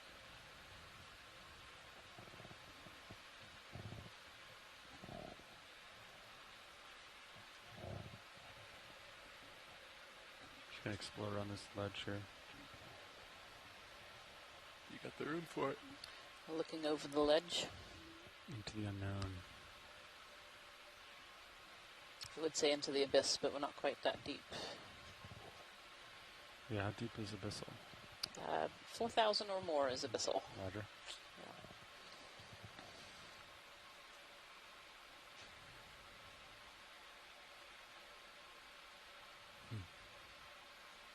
Yeah, not too much growing on this. I wonder if it's a bit too mobile for animals to be able to live and grow on it. Of course, a lot of these organisms are fixed onto the rock or onto the sediments, and so they need the area to be relatively stable to be able to grow. So not too much growing on this particular piece. The geology is getting interesting here. We're starting to see more of the horizontal stratification in some of this rock, and it looks like it's very similar to the rocks we've been trying to collect along the way. Very friable. Video We're swapping looking out. at this a steep edge of this canyon here on the right-hand side of the screen. And these corals really like to attach to some of the more secure substrate.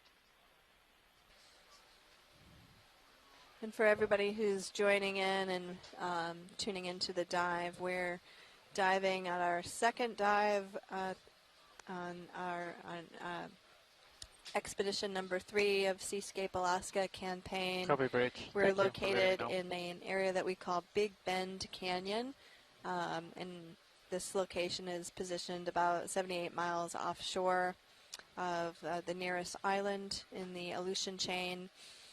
The deepest dive point for today was 2,335 meters, and we're currently sitting at about 2,168 meters. And we're looking on the right-hand side of the screen at the edge of a gully that's carved into this steep escarpment adjacent to the Big Bend Canyon. And you can see some of the layered rocks that are forming the margins of this canyon. Here on the left, you can see kind of a light gray rock that, when we zoomed in on it earlier, had some rectangular shaped minerals in it that suggests that it's probably some volcaniclastic or volcanic origin. Pretty significant current down here, huh? And pilots are noting that there is significant current in this particular area, which makes sense because we've got these deeply scoured gully features that are very good at funneling strong currents. And we tried several times today to get a sample of this particular rock, and it's just turned out to be too friable, which is consistent with its being some kind of volcaniclastic or volcanic rock, because the labile minerals in those rock types tend to degrade to clay, and that makes the sample very friable. Coming over center screen here, co-pilot. Yeah, copy that. Looked like there was just a little dip. And pass off is we're keeping delta pretty tight right now. In the background here, you can see there's a crab sort of just above the laser beams there. The laser beams are about 10 centimeters across. And now we've got a good view of this gully feature that's been carved down in through the canyon. That gully feature looks like it's about a half a meter to a meter across. And then more rocks that are exposed on the margins of this steep gully on the side of this canyon wall. It's a really unique opportunity to be able to investigate some of the rocks exposed on the canyon walls of these deep sea canyons. Our understanding of deep sea canyons has really evolved over the last 50 years or so, maybe longer. We started to really we first identified them, I think, in the 1930s, and our knowledge has improved significantly since then.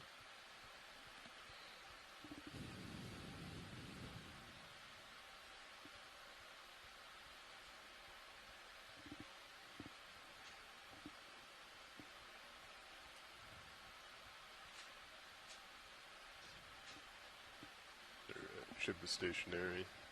We're at waypoint 2, Correct. basically. Ship is stationary, making a heading change. Copy. You can see these corals really like to grow on some of the solid substrate, like this one here. I assume you're ready for a move. Yeah, if they're doing a heading change, we can get one in after. Bridge, ROV Nav.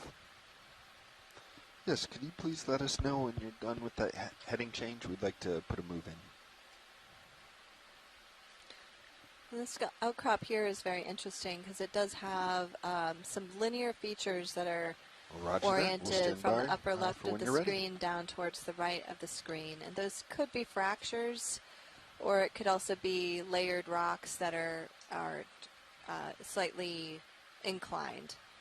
It's a bit hard to tell in this particular view, but yeah, they appear to be more like fractures. A better view actually that would help you? Yeah. Actually, hey, Bridge, we've got one over that move here will be that's same pretty as good. the last. 20 meters, bearing yeah, these actually do look like they're inclined layers. more, these layers look like they're inclined about 40 degrees or so to the right. Yeah, Good copy. Thank you, view. Bridge. Yeah, very cool. I'm guessing these rocks are going to be really friable and probably not Pilots, we have a move conducive in, to sampling. 20 meters and, at 335. 20 meters, Yep. 335. Understood. All right. If you see any that you would like to attempt, I believe we still have some space for rocks. I think. Okay. Yeah, great. I mean, we could definitely try to sample some of them. The pilot's still letting me know that we have space for rocks and we can try.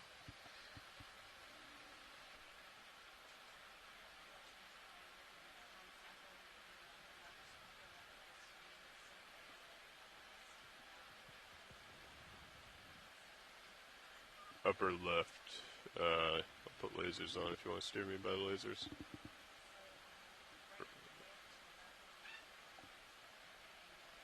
Okay.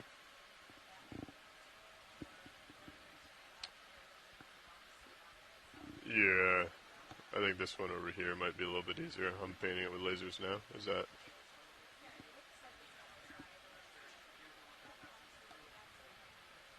Okay. Understood. Do you feel comfortable sitting down? What was the distance on that move? No? 20 meters. Do an easy stop. How much went in? Spin in for 2 minutes. Okay. I said let's call easy stop and then see how far it got. I agree. I'm out pretty far, right? 40? 10 meters in. Okay. All right. Bridge, RV Nav.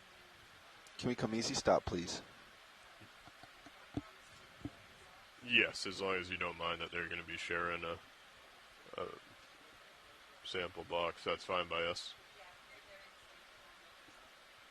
Copy that. All right. Easy stop in. Thank you. Yeah, I'll set up for this sample.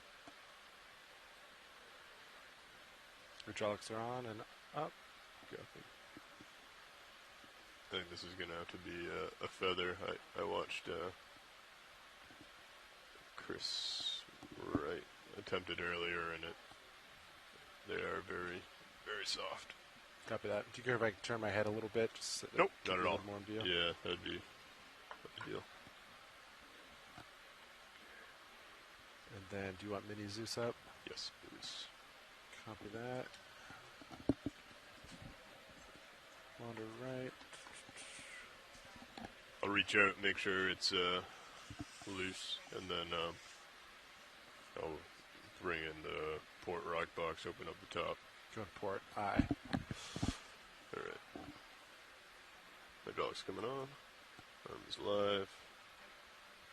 Coming out.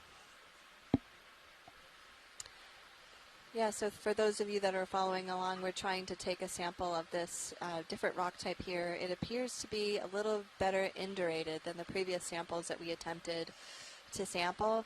So because it's a little bit harder, we might actually be able to grasp it and put it into our rock box. We'll find out in here just a second. Watch leads and pilots. We have 30 minutes remaining on bottom. 3-0.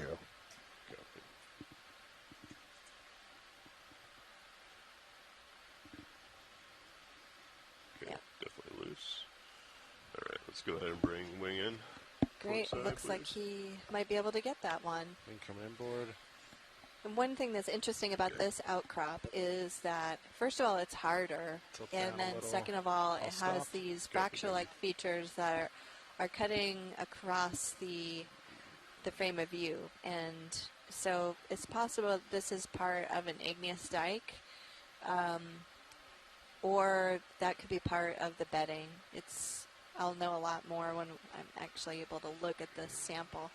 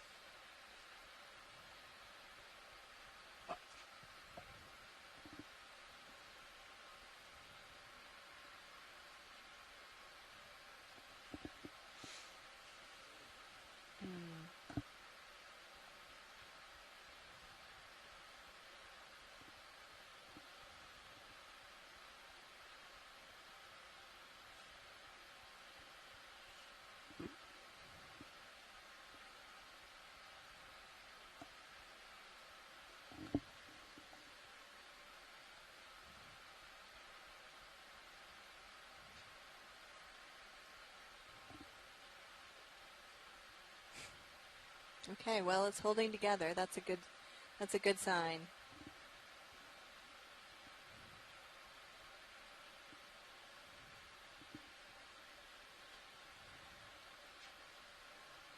What's this little animal down here that we just...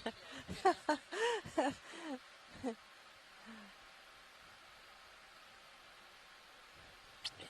it could be a little sponge, I think, sticking out.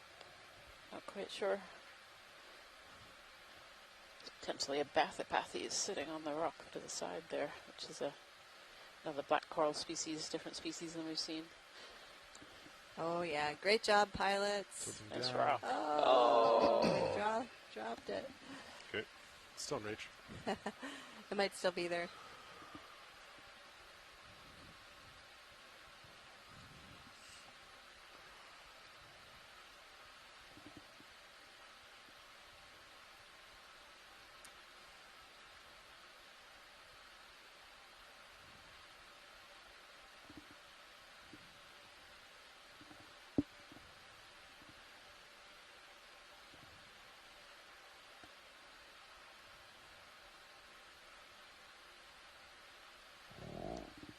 Slippery little guy.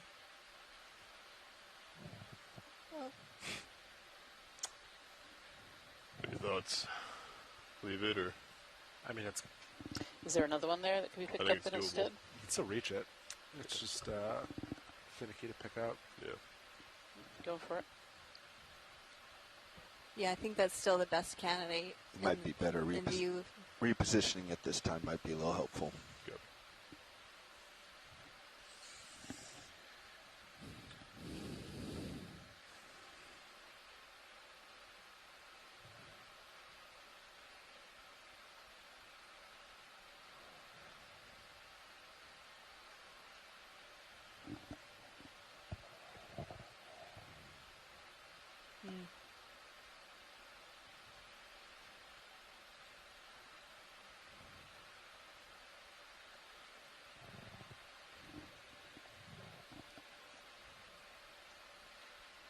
Reminder that you're...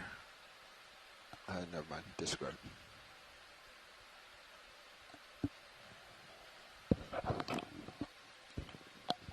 We have a couple comments here on the chat that I haven't gotten to, and there's a comment here from Kenneth Sullick that the substrate rock here looks similar to some of the mudstone that they observed off the Bight of Virginia in North Carolina. So, yeah, that's interesting. It definitely has, looks like it has quite a bit of clay in it. This particular outcrop looks a little more indurated to me, Cool. but we'll see what it is when we can get a sample up here. I guess we'll give this one more try and see if we can grab this piece and then take a look at it. What I noticed, Kenneth, is that when we zoomed into some of the previous outcrops, there were rectangular shaped voids in the rocks that would suggest that there were feldspars in there at some point that were dissolved or perhaps fallen out of that particular rock, so that they could be sedimentary, but they would be more like volcaniclastic sedimentary rocks versus, or they could be volcanic.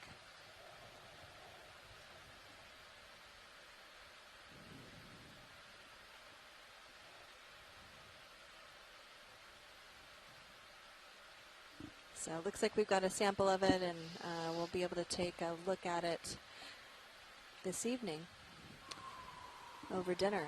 There it goes. And there it goes. We finally got one. Thank you, pilots. Thanks, pilots. Great job. Grab later, just and thanks everyone on the line for your patience as we try to get a sample of this.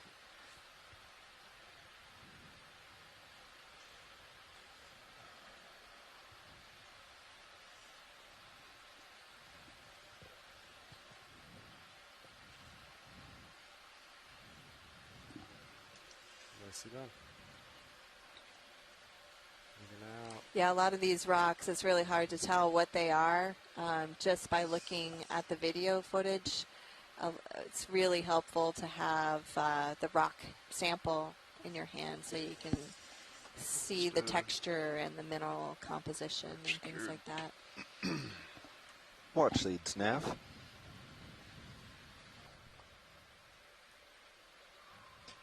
Yeah, we have such a high count today. I want to make sure we're on the same page. That is sample number 12, Geo. Okay. All Set right. it up. Yeah, that's right. Thank you. So yeah, I just shifted a little bit. Cover that. That's what we're here now. I'll come starboard then. Hydraulics coming down. Go for that. HP's off.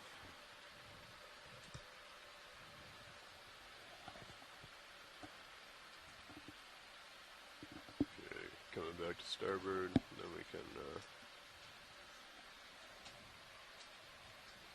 hop back down in there.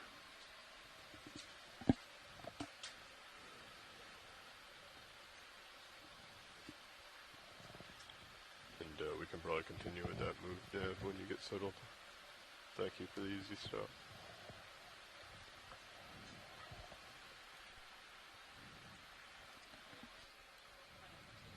Go ahead.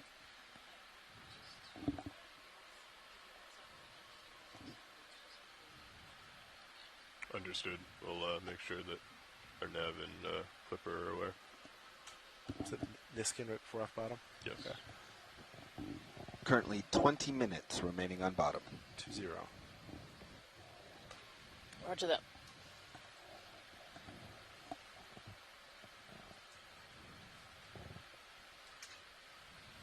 Still want that move, pilot?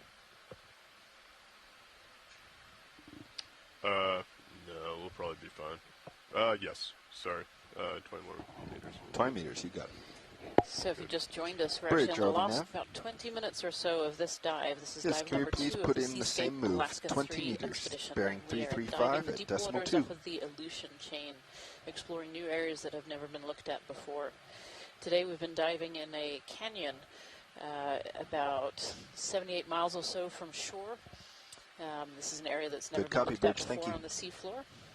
We started in about 2,335 meters of water or so in a fairly flat, very, very sedimented area. 20-meter and we've been move slowly in.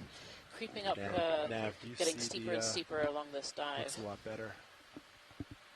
We've seen some really interesting things today, biologically from my side, looking at several different species of deep sea it looks like corals, it's some black just corals, a few daisy different chain that's fish holding it. kinds as well, some rat tails, some snailfish, and then lots and lots of cladorized carnivorous sponges.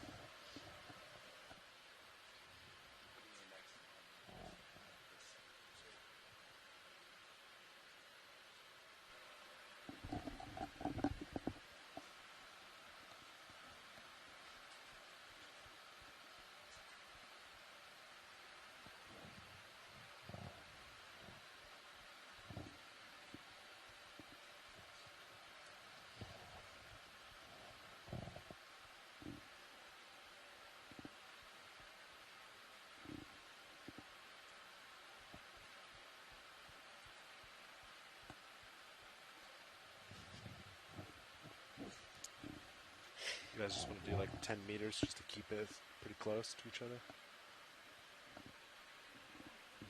I think the ship's underway right now, Oh. right? I think we have a Sorry. 20 Yeah, meter. we have a 20-meter move in. I didn't trying to- understand. Sorry, Sean. Nope. I wasn't paying attention. Thank you.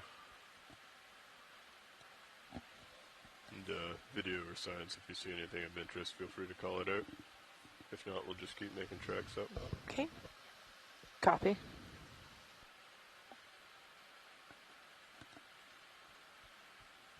I believe there was a potential red subject that was of interest.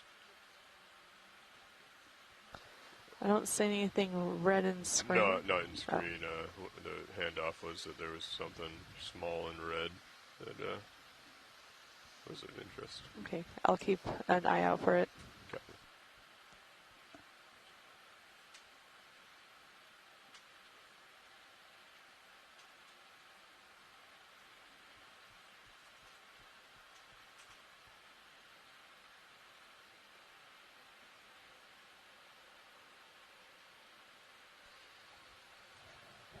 it'd be great to have a little snap zoom on some of these holes to see if there are any organisms living inside some of these Sure.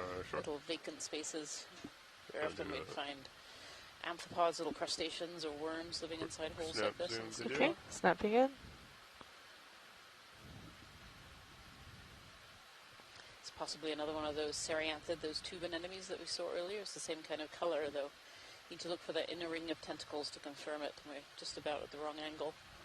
I see some more of those small Can you take little a little bit more? Okay, coming in.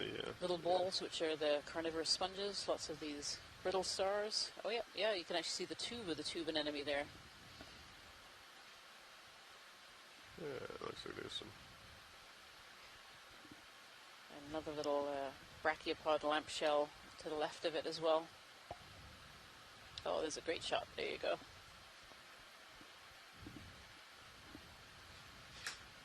These are really, really understudied groups of There's a serianthids. scallop or something There's against so the many wall. more species out there that we Looks just like it's don't know open. about. Copy. Thank you, Bridge. Move complete. Copy. Looking in the holes there to see if there are any amphipods or other organisms living inside. All good. You can certainly see some of the brittle stars are using some of those holes as home.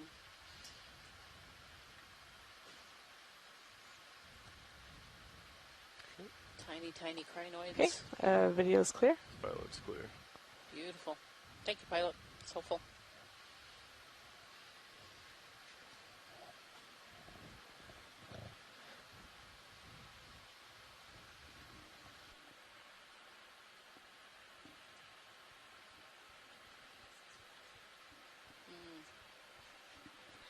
And you might notice some of these linear features cutting across the outcrop, and these look like fractures to me across the rock. And fractures are pretty common as you get closer to a fault.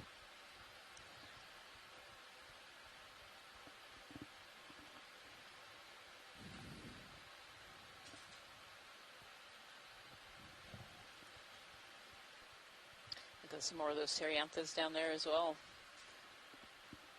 So this is a good place for them to be able to burrow into the rock, into the sediment, and be able to create their tubes. Have a quick snap zoom on these corals. Okay. If that's possible, pilot. Sure. Go ahead and come in. Okay, snapping in. So like I'm black assuming corals. the black, Yeah. Yes, these guys. Oh yeah, a little serianthid down below. So this black coral seems to have kind of a single face. We were seeing ones earlier that were more bushy, had lots of bushy branches. Coming down, so You can see all the polyps are on the opposing face that we're looking at. We're kind of looking at the back of the coral. It looks like there's something in the branches. Beautiful. Thank you, pilot. okay, pilot's clear. Okay, zooming in.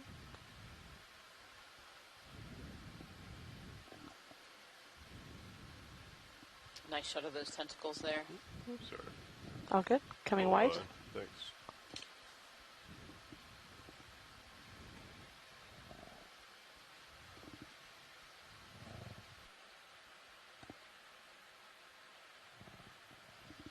I think we're starting to get a little bit of a upwelling. Yeah, I think the tether's kind of above my tight at this point. I'm not getting as good eyes on as I used to. There's a star at the top. Of course. I will always stop for sea stars. Go ahead. Okay, snapping in. Seen a little sea star there. Oh yeah, good spot.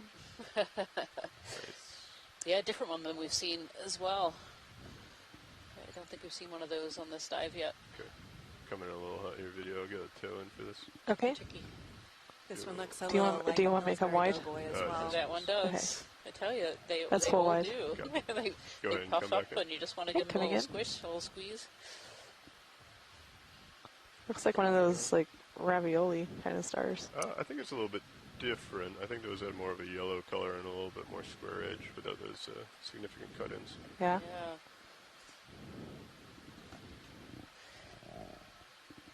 No Beautiful. Chrisma, but I like to dabble. It could be the next Chris Ma. Big shoes to fill. Yeah, so this little sea star So this one has that pentaradial symmetry, so it has the 5 arms. I'm zooming in, pilot. You can see kind of those puffy, I'm stable here, so puffy free parts to on feel each free to arm. Those are correct me as you where most of That's the full organs zoom. are, so it's really reproductive and respiration goes on, and feeding. And then I'll get And lasers underneath as the you tiny come little out. tube feet. Okay. Coming wide. It's a goniasterid from Kelly Markello on the science chat here.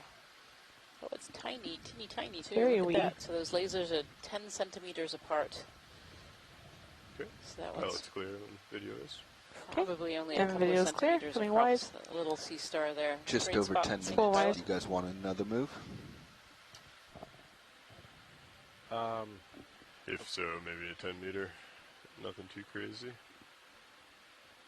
How do you feel, co-pilot? Yeah, sounds good.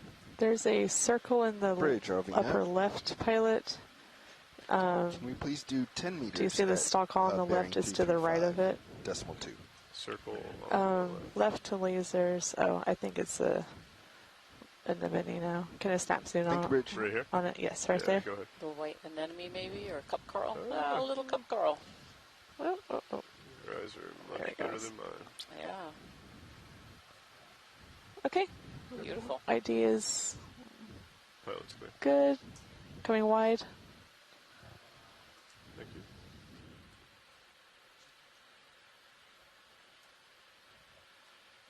I don't know if I've seen this white here video. If you want to snap in real quick. Okay, snapping. They're fluffy coral or sponge. Another Faria sponge. This one's actually got some associates in it. Yeah, probably brittle stars. Ooh, Look at that. it looks like there's potential Tell. round things with Sometimes black you have spots. isopods in there as well. Yeah, that's interesting. May I zoom in more, pilot? Yeah, take it. Potential eggs. Yeah, brittle. Oh, a bit of both. You got some amphipod eyes staring at us from the top, and we have some brittle star legs at the bottom. Are those eggs? I think those are eggs. Are they eggs or are they eyes? Okay, hold still. Let No, me- maybe they're eggs. They might be eggs. Yeah, let me get a good toe for Eggs this with video. eyes. Okay, let me come wide. And let's get your toe in. Ah. Give that move in. Copy. Do you want It was only 10 Yes, we've got meters. fish eggs All right, as a potential. Eyes of the embryos tucked in those Faria folds, I think those I'm good sponge video folds. if you want to come in. Okay, coming in. Try and have another closer look here. Yes, Swing it. it's practically done, Sean. Oh, look at those. Bring him to center video. And take more if you got it. Okay, I do have some more. That's max. Copy, so move complete. Move complete, Sean. Understood. I don't think we've seen eggs like this yet. Like A lot of on past. organisms that live on the seafloor become habitat for other organisms Should I as come well. wide? They Coming down. create their No, own not little quite. ecosystems. We often know them as ecosystem engineers. And this is a great example of this. This Faria sponge here is hosting a number of different organisms, including these little fish eggs that have been laid for safety amongst the folds of the sponge. Seem like they're doing well. That's full zoom video. yes, it is. Okay. Right. We've seen quite a few eggs today then. We Between have the seen a ones few in eggs the, today. Yeah, yeah. Yes, Okay. indeed. And there's, of course, in the science chat, there's I won't say a war raging, but there's definitely a good conversation going as to what these eggs might be, whether they're octopi or whether they're fish, what kind of fish they might be. Beautiful. Okay, Pilot's clear. video's clear. Coming wide. Good spot video. Is there any chance of getting a still image of that one? Probably not. No, we've got over. No. Copy. Okay. No. We'll have to get a still from the A little redfish there. thing grabs. What are you? Go ahead and snap on the fish. Okay, snapping on fish. Might be. Traveled a bit far. Is that another snailfish, maybe?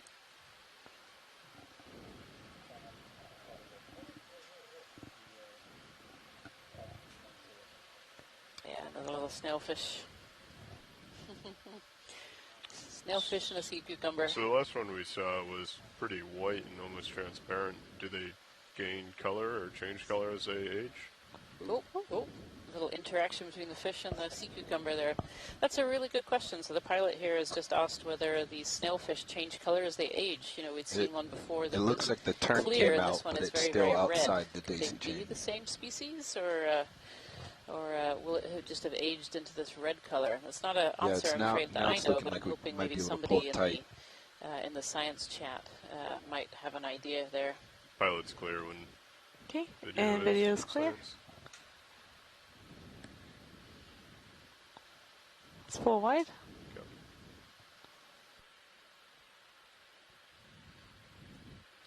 Levi, is Chris down there with you? Okay, but he was there for that combo.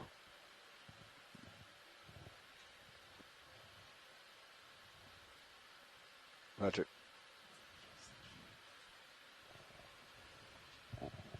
If you come up, can you see it? Do you want me to push forward just for you?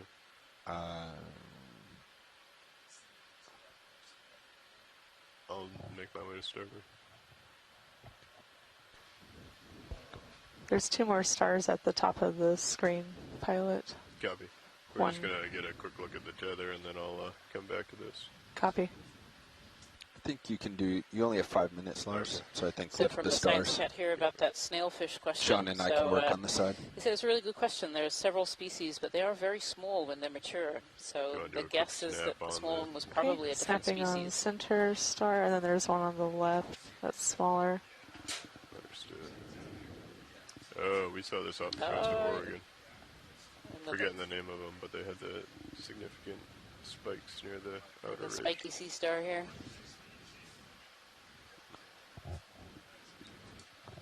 Sorry, video. Okay. I'm going to come full wide. Copy.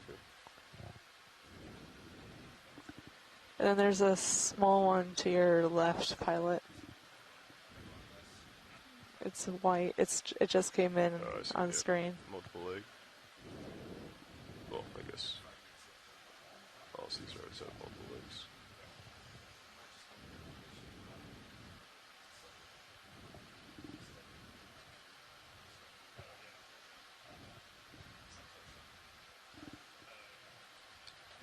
Another little sea star down below there, just below the laser dots. Yeah, go ahead.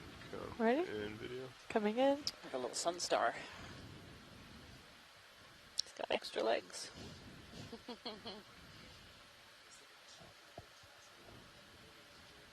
Good, tiny, huh?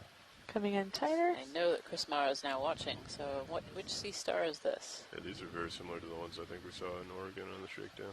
Beautiful.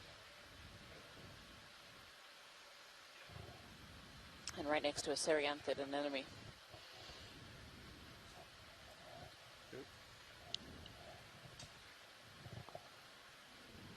Thank you, pilot. Okay. And video's clear. Pilot's clear. And you're kind of off to my side there. Copy. It's full wide. Thank you.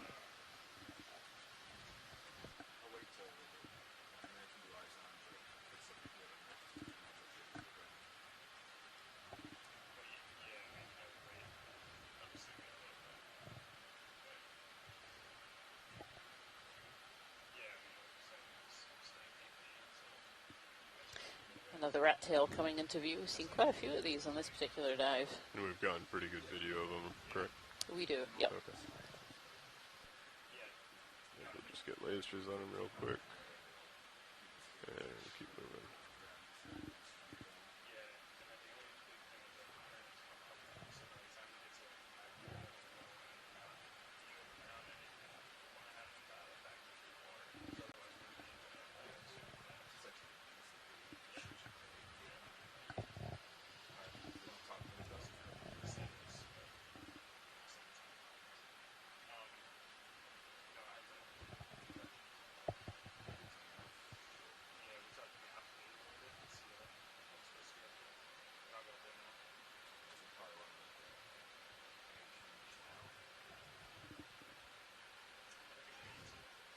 Getting a better view of that, co-pilot. Yeah, it's starting to come back into view as you. This is an interesting little area here. Looks like a lot of transport downwards. Yeah, Rian correctly points out these little gullies here. These gullies look like they're about There's a red 10, object going off screen 20 on the bottom centimeters pilot. across I with, don't really know what they were looking cutting for, through some of but the local rock. it's to your These are feeding right. into larger It's gullies coming that are center below, right similar now. to the ones Okay, that go we ahead just and saw. Okay. Center bottom. Center bottom. Right? To your left. To the left. Oh, I see it written down there. This thing? Yeah, that thing. Is this what they were interested in? I'm not sure what they were referencing, but Not sure what that one is. Copy. We don't have a ton of time here. Maybe a little sea cucumber. There's an interesting kind of cave feature up to the right a little bit. okay, coming out, full wide. Full wide.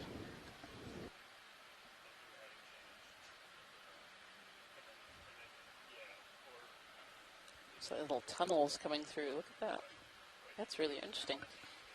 Yeah, here you can see the orientation of the bedding a little bit better. These layers are dipping slightly down towards us.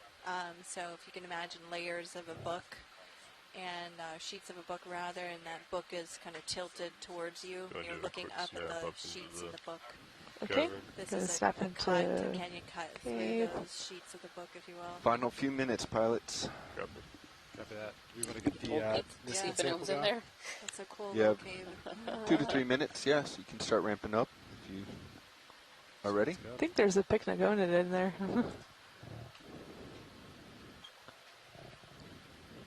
Oh, yeah. Yeah, there's a sea spider like against the wall. In fact, there's, I think, a couple of them. Yeah. Actually, we're down to our last 2 minutes. You ready for that Niskin sample? Yeah, these outcrops look like they might be some kind of mudstone here. I don't see as many. Some other fish in there, too. Copy I that. don't Cooking see a whole station. lot Ready of, for Niskin sample? You know, angular looking holes in there. In Yep. fact, you can see some cross bedding in that. Coming full wide pilot. Copy. Are you ready for a Niskin? Copy that. I'm ready for a Niskin. Nav ready. Nav is ready. Video ready. Everyone's ready. All right. Firing. Final Niskin. 3, 2, 1. Fire. Okay, Good fire. Niskin fired.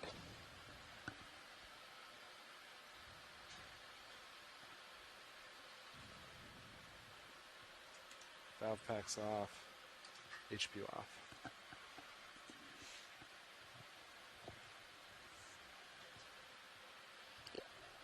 Okay. Ready to get into formation? I think so. So let's see. We have a full turn in the 6-8. Do we want to worry about that now, or just leave it? I'd say we try and work it out if we can. Or the tether's looking good. Do we not want to? That's what I'm worried about. Do we just? My vote, I think, would be keep it and mark it, and we'll take it out next dive.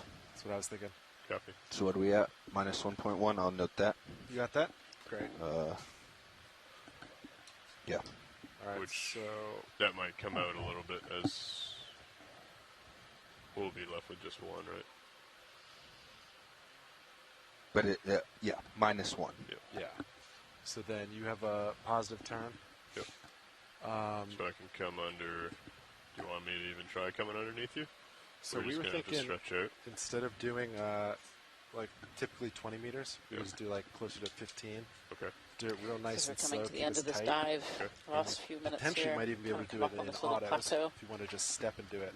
A few more of these And platerized, we're thinking of these just doing it close to bottom. so we carnivorous visuals. sponges and a vase sponge there as well, right up front. All right, all stations. Unfortunately, it is that time. It's time for the vehicles to come off bottom. Thank you so much, pilots. So we have could, come to the end of dive number 2 of the Seascape Alaska Yeah, center free, up and just expedition. same thing. We just want to give slower a big and thank you keep us to tighter everyone together. who is on And we'll shore, try to all of the monitor, scientists in the chat room, all the scientists on the what phone it's line, doing. and of course all of the ROV video team, data It team depends on how you're crew feeling. here, You can and all the What if CS's new crew flex on cameras board up the ship. on your monitor? And thank you all at home for watching as to well. see it? Do you want to bring my And as lights we in? proceed to explore Yes, the I deep do. waters Sorry. off Where were you? the Aleutian Islands, we respectfully acknowledge that we are working within and around the traditional Alaska Native homelands of the Siksika, -1 turn. Alutiiq, All right. and Anungan. We acknowledge their native homelands and honor the indigenous knowledge and heritage of these coastline communities and their relationship with the ocean. We will work with care to not disturb Alaska Native uses of the ocean environment, and we look forward to building upon this indigenous knowledge to add to our collective understanding of our oceans. And thank you very much from Jennifer Ashoff. I'm a professor of geology at the University of Alaska at Anchorage. I really enjoyed this dive along the margin of what we call Big Bend Canyon. And thank you so much from me, Rian Waller. I'm a professor from the University of Gothenburg in Sweden. So thank you so much for joining us. And just a reminder that we'll be online and at the bottom of the ocean again tomorrow, exploring another site along the Aleutian chain. Yeah. Special thanks to our online scientists who contributed their expertise during the dive, and we really appreciate your contributions and hope to see you again soon.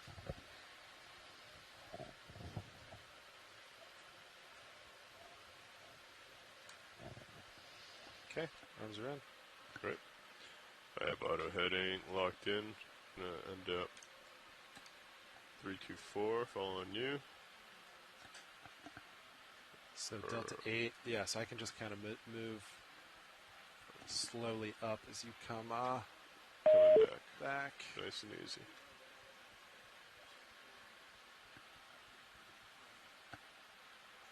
Gonna change my heading a little bit so I come up more underneath you, and then I'll line right back up with you. Copy that. Delta 10 looking good.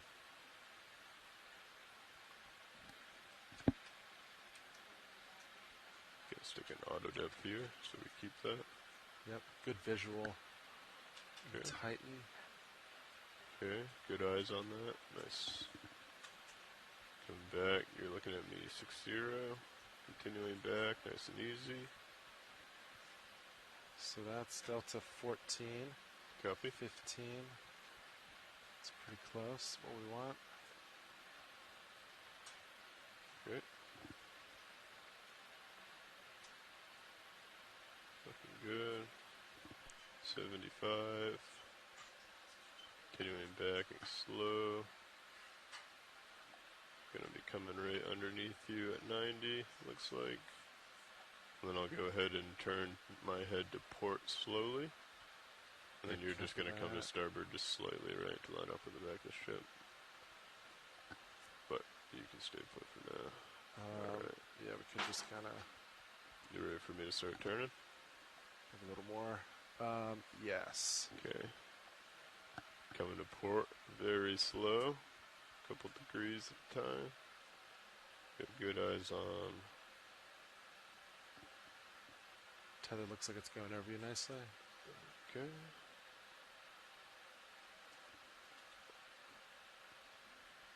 Continuing around.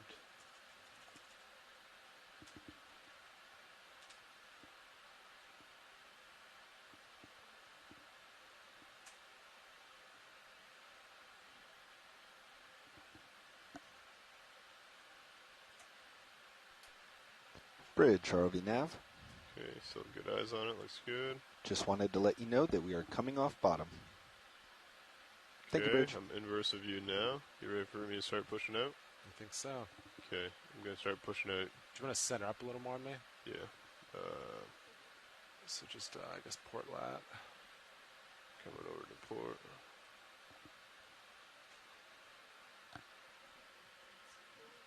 .12 meter altitude. Auto depth is in. Heading is in.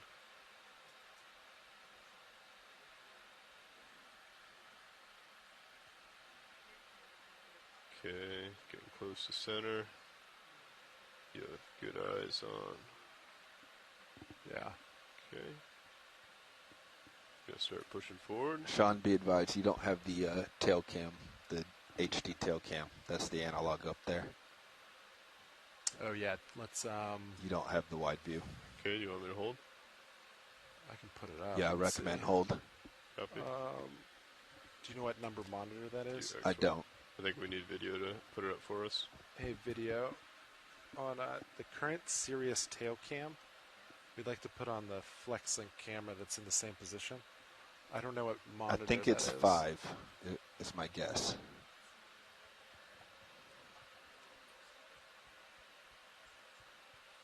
The second one in. I think it's 5 rolling. 4, 5. Yep, I'm 5.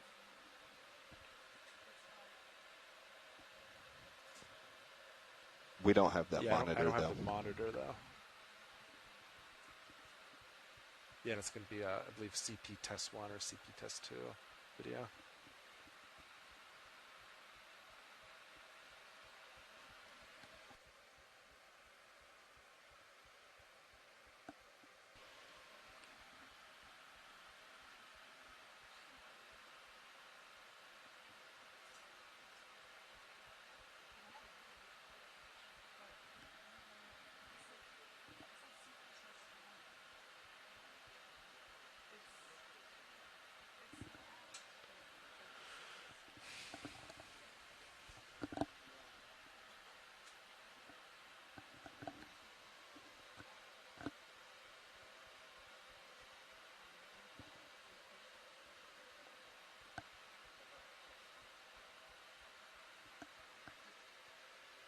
All right, copy Is that. that the one we want? That looks... Yeah, that's it. Okay. It just doesn't have a lot of light on it. Okay. Copy that. All right. I see our tether coming off up here to D2 starboard on the left side of your screen. Yeah. We have good visual. Lined up with you, or well, opposite of you, Delta 16. I'm going to go ahead and start pushing forward. Sounds good. And then I'm going to slowly start coming up. Or do you want me just to push straight forward and try and get a... No, we want to keep it line? loose. Copy. I think you could monitor, but I should be able to see if it starts to get tight. And then I think once we get good visual on you there, Yep. We could start lowering Okay. that delta. Right, I am pushing forward, and I'm coming up slightly, but not much. Copy that. Just Delta a few, 14 looking good. few meters here. Continuing forward.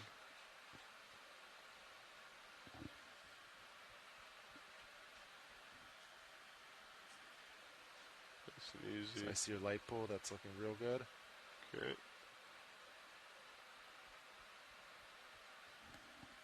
Okay. So at this time, slowly start decreasing. Oh, you are. Okay. That's looking great. Yep.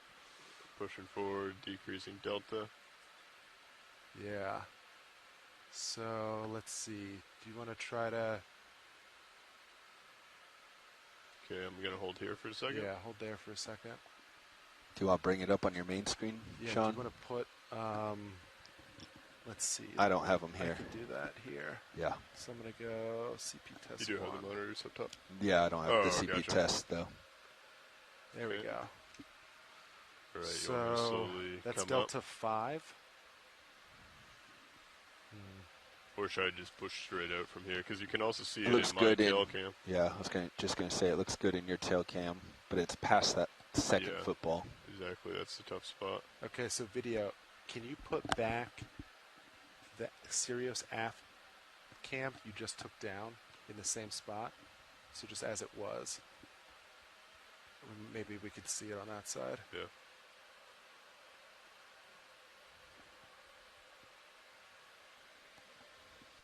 That looks, I mean, nice and loose. Yeah, not quite.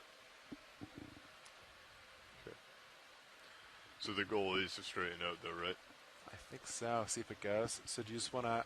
so we have a delta of 6 or 5 now. If I just push straight out, hopefully that should... maybe if we can try to bring it in view. Hey, pilot, do you mind if I put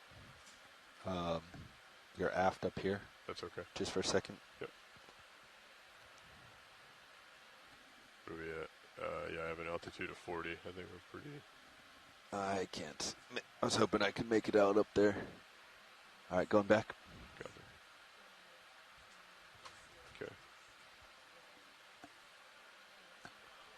Ooh, I might...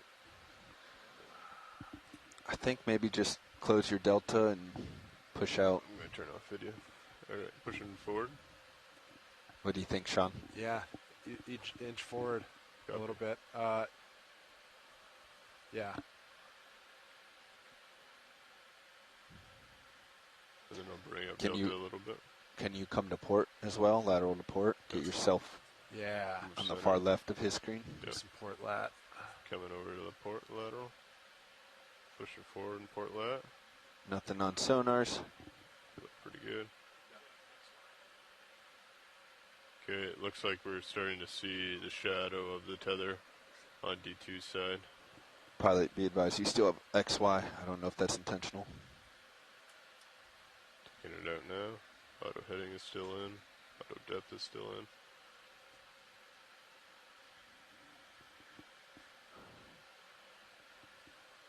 All right, can you hold that for a little? Holding. XY's back in. Nothing on sonars. You're clear. Boy, I don't see it. It looks pretty. It's also pretty dark right where it would probably be. Yeah. If I keep coming over to port, we should pull it into Sirius's light, right? Yeah.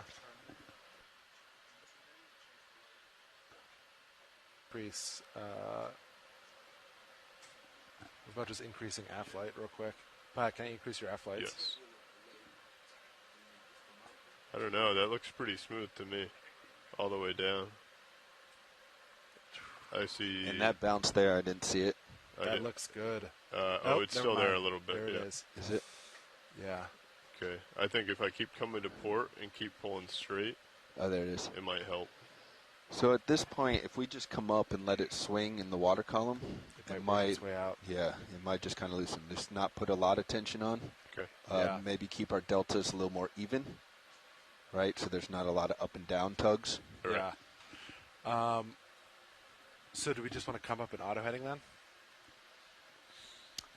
That can get kind of weird if we hit. We can keep current. it for now. Yeah. We're going to keep the ship stationary at the Okay. get-go here. I would say, yeah, let's almost come even and just start coming up. Okay. Copy. Sounds And good. just let the tether and daisy chain shake in the current in the water. Yeah. Okay. Do you just want to shoot for 15 to start, Lars? Coming up. Do we have time for that? Yeah. We're running a little bit behind, but We Let's just go for start 30. off. getting comfortable position is Yeah. important. Let's so. start off at 15 then. All right. Sounds good. Let me know when you're ready, and I'll start at 15. Yeah, we Okay. we ate up our 15 or our 10-minute I'm ready to buffer. go. All right. Starting to come up. Coming at 15 auto meters a depth, minute. auto XY, living in auto head along with you. All right, that's 15 right there. Okay. If you feel comfortable, co-pilot, leaving that screen up, I think it would be helpful. Yeah, for sure. Okay. I'm going to push out just a little bit.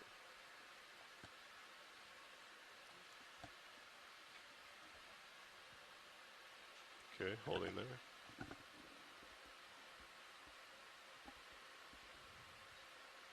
Yeah, I think that looks really good, and Yeah. letting the tether kind of do what it's doing right now. Yeah, I agree. It's that loop's still in there, but I think having the downward force might help it. I didn't love that big bend just as I was talking, but that wasn't anything we can control. Sorry. Do you want me? Can you slow down, Pat? Yeah, coming down. We're opposite here. I could also speed up. I think let's ramp up, guys, if Alright. you're comfortable. Let's go to 30. Copy. I'll let you go first. Coming down a little. It's about 30 there. You still want to slow down a little. You're Delta Yeah, I'm coming 5. down. Copy. All right, I'm at 30.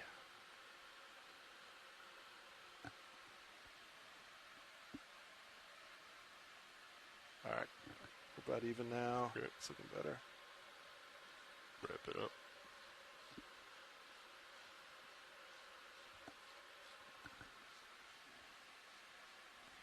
You're at 30 right now. Yes, sir. 30.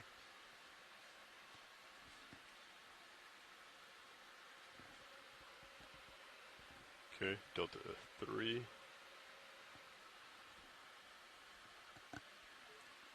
Since we don't have the ship streaming, I'd put maybe just a hair forward. Copy. Not enough to create a lot of tension, but enough to kind of work things out. Understood. Does that make sense? I mean, that's my thought, if you think otherwise. I agree. Might bring into view, too. It's like just out of view. Stop you from getting pulled backwards by the drag as well. You're real quiet. Maybe that's just me.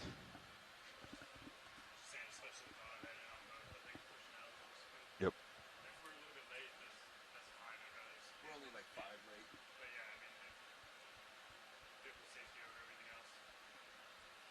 Okay, I have a little bit of forward and a little bit of port lat as well. Help keep me on the left side of the screen. We're only 5 over right now. So Fiber values look nominal. Increasing up a little.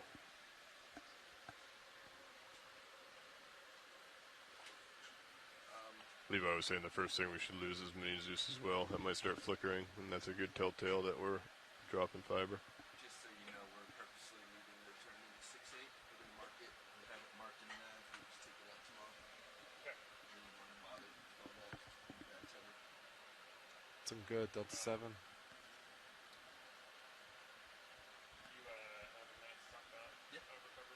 So I think the only issue with our plan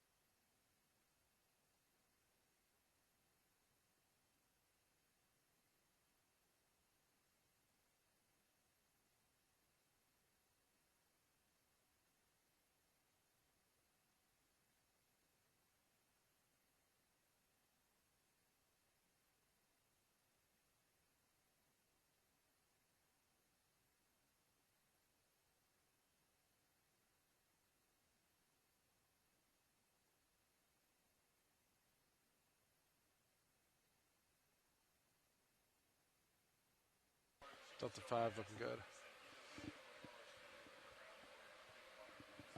Looks really good. I'm going to try and keep D2 like right here, if not slightly to the left. Yeah, sounds good.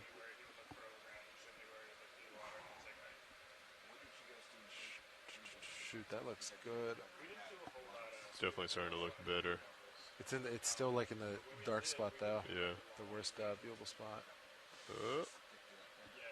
It's like can't be sure. Yeah, we could just do fluid water. The only thing is they're doing it now. They're doing it half time now. Yeah. So what they could do is just take out sway. Yeah, it's really hard to see. And then We need to get some lights on the football. Yeah. Or like some reflective tape or something all the way down the tether. We used to use reflective tape, but it didn't show up well. Really? Yeah. We could try it again. But I used to do 2 pieces of tape on the footballs. That looks pretty good, Sean. Yeah. Hey, do you guys want to look at this real quick? It looked like it worked its way out. Looks pretty good to us. Oh yeah, the loop's not there. We should keep down auto heading and stuff. Yeah. I'd take out Sirius now, probably. Okay. Keep D2 in at the moment. All right, pilot. I'm going to take Sirius auto heading out. Ready for this? 3, 2, 1. Sirius auto heading out. Yeah, the loop and the VSR is not there. Yeah. Right? Yeah. I don't see it. Yeah. Can you close your delta a little bit? I don't see it either. Yeah, if you can slow down a little bit, I'm going pretty hot. It's pretty clear that it's not there. Yeah. Slow down a little. Copy. I'll do 25 to get like Delta 10. Yeah, that looks like it may have worked its way out. Fiber's still the same, or were they? Fiber's all looking good. Yeah, fiber's still Yeah. looking really good. Nav agrees it's worked out. Yeah, looks good. All right, I'm going back to 30. Copy. We still don't have the ship underway, so it's up to you guys on auto head at the moment. I think I feel comfortable coming out ahead. I'll just put a little bit of forward. Yeah, I agree. We'll be getting the ship move underway shortly. All right. Okay, I'm gonna come out ahead now, and then I'm just gonna put a little forward. Copy Short that. lock. Yeah. Looking good.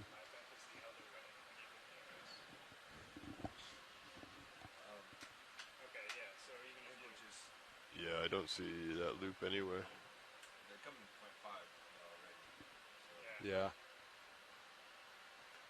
Nice. I mean, we're pretty tight. I think we would see the fiber values at this time for your pinch out. Yeah.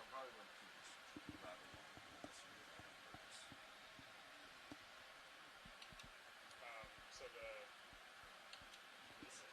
I'm almost tempted to just have him leave it, and we could have him. Yeah, I think we'll do a slow turn. Okay.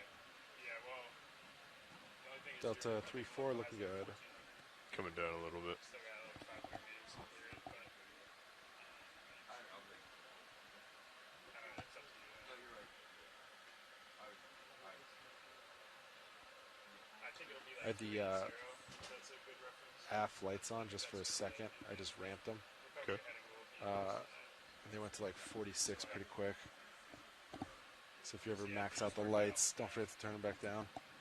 They get hot fast. I guess we'll change center rotation.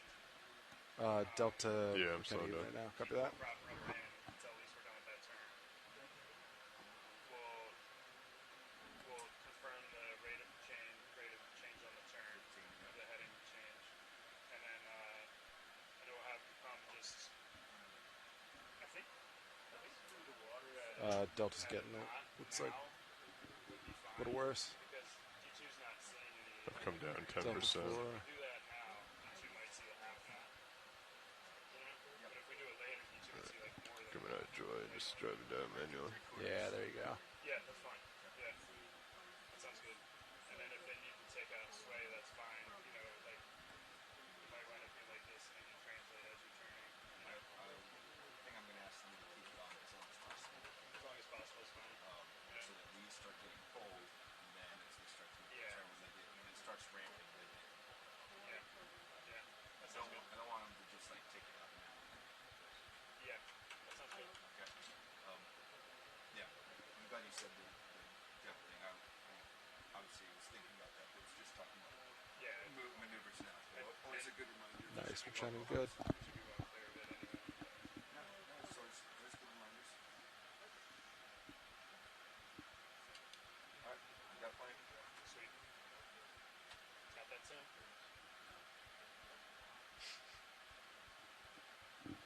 You guys good? Good. Yeah. Nice work on the bottom.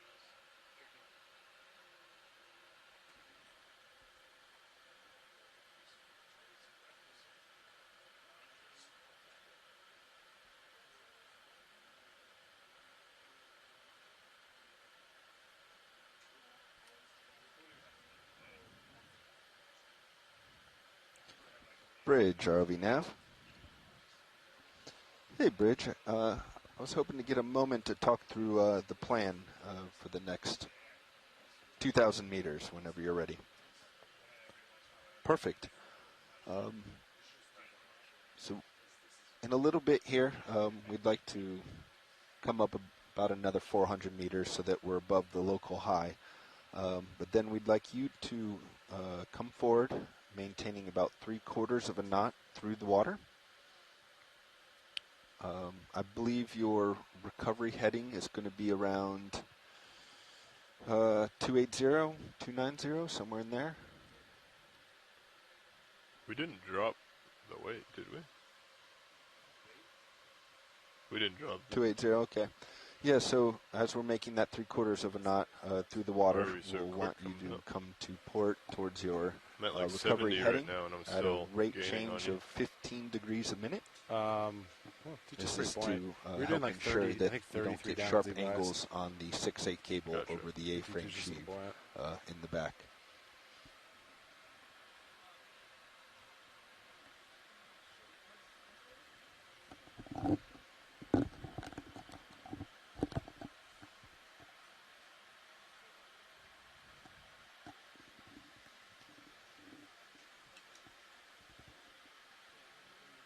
Yes, I'm glad you brought that up. We would like to maintain auto sway as long as possible, so that we can kind of get the vehicles in streaming formation. Once you start to feel it ramp up from that current, we can come out of auto sway. Hopefully at that point, ship and the two vehicles are all in line and everything goes nicely.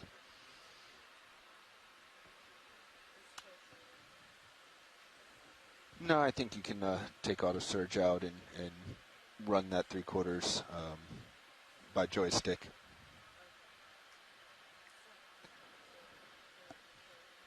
Absolutely, you can actually make that change right now if you'd like, if you would like.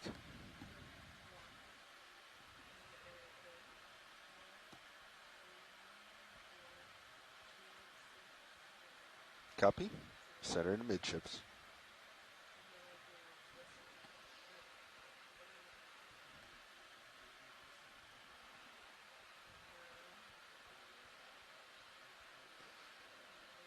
Yeah, about another 300 meters or so. I'll call back up and we'll get this going. All right, thank you, Bridge.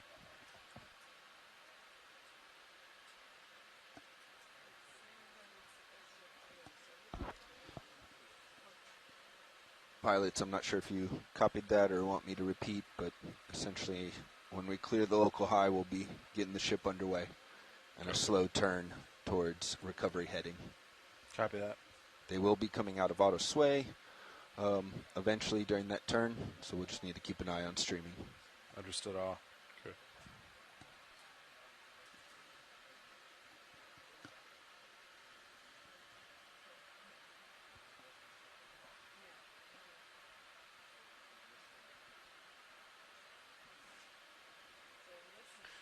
I'd say that looks like a happy tether.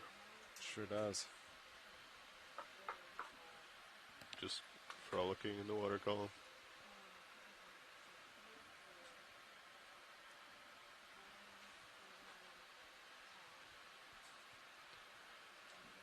We can do No lift line loop by Sirius end either, which is good. Yeah. I think it straightened right out. Yeah, nice pretty view in D2 as well. Yeah. G-chain looks good. Doesn't look loose at all. We might want to do an extra tight one this evening. That was a Unima. He does them pretty tight. We could talk about it.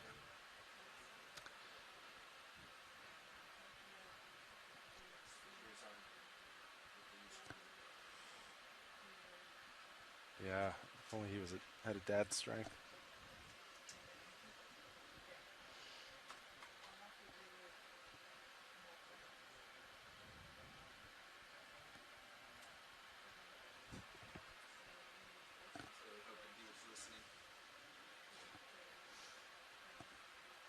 All right, comp's looking good. We're coming up. Fiber values look good. All looks well.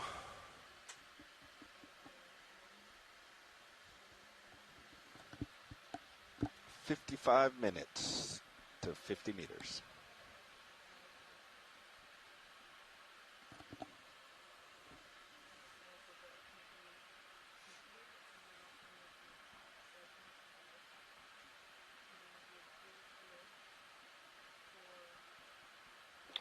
Does that only give us a 30-second over? We're pretty close on time, right? Should be. Yeah, we're only about 5 minutes over. Gotcha.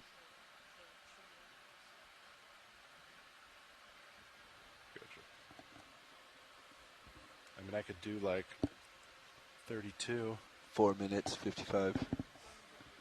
How fast do we need to go to make it on time?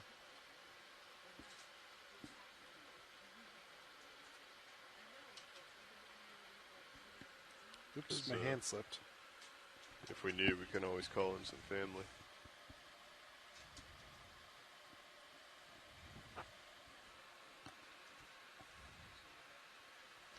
$33.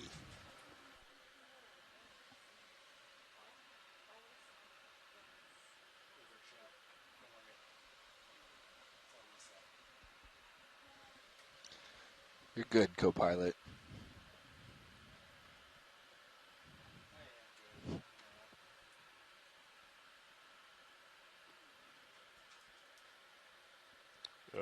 I'm at 67 co-pilot.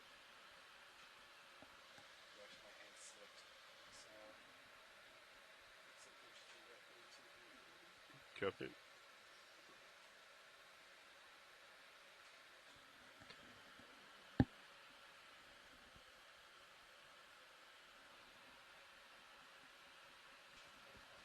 Pilots, nav. We're about a kilometer from the 1600 meter contour. That's a really good view, and in D2's aft cam right now, the whole tether. Yep. We're solid. And we're coming up quickly, so I'm going to go ahead and get the ship moving. Copy. Understood. Bridge, ROV nav. You are free to start that maneuver.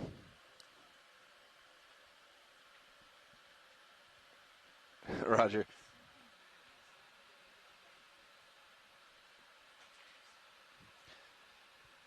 Yeah, as long as we can, if we can hold in auto sway as long as possible, that'd be great. Understood. Yeah, I'd even say we could just start streaming forward at 3/4 of a knot for 30 seconds or so, and then start the turn.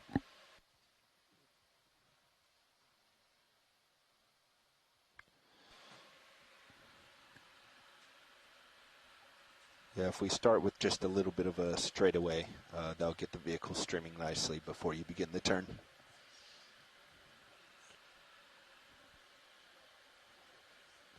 Yeah, 3/4 to a knot, anywhere in there is fine.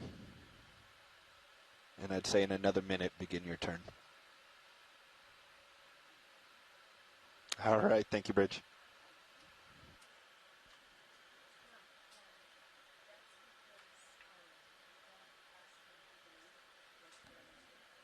Would you mind just deleting these lines so we can... Or resetting them?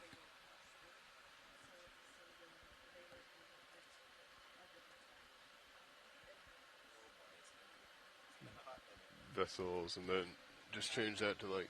Okay.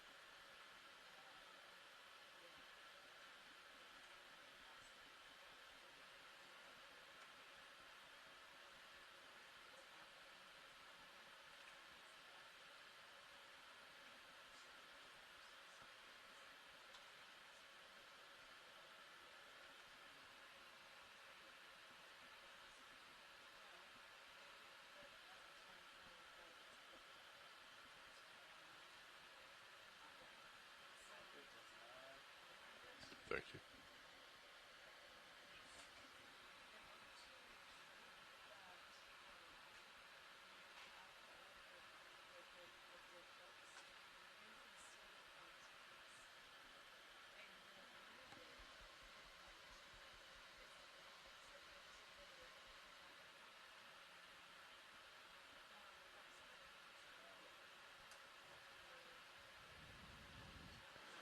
Bridge, ROV nav. Looks like you're coming around. I assume that means auto sway is out. Roger that. Whenever you need to. Thank you. Perfect. Thanks. All right, ship's coming around to about 280. Auto sway is out. Copy.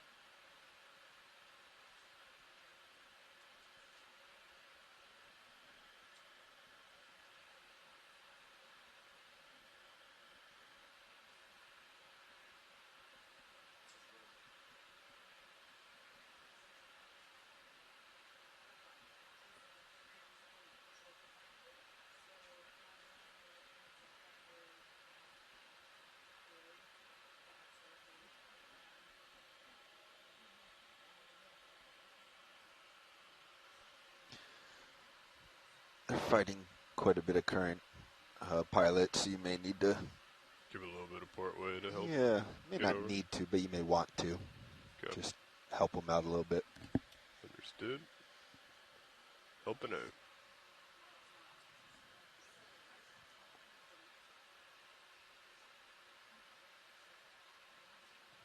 Block looks good.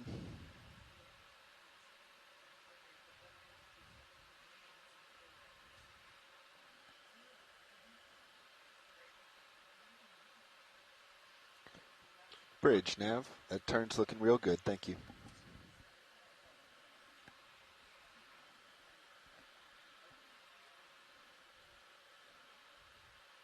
Perfect. Yeah, we're happy down here. Thank you.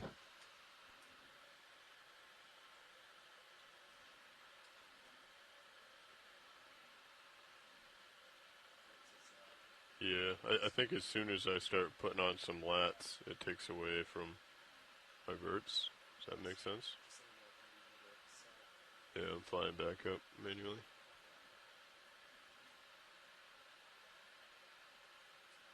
I think you're looking good, pilot, that you can probably stop the lats. I think we helped them out enough. Okay, it's back up to 7 and then maintain just my 20 forward. Yeah, he's having to adjust as the current changes on him.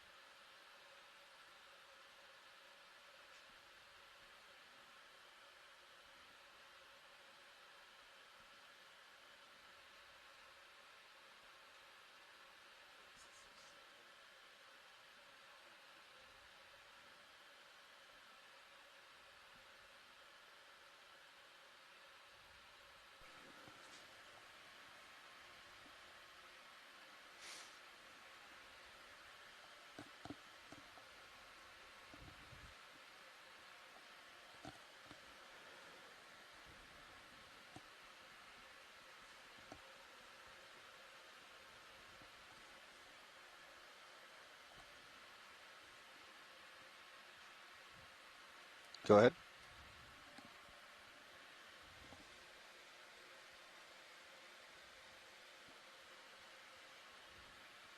That's fine with us. Thanks.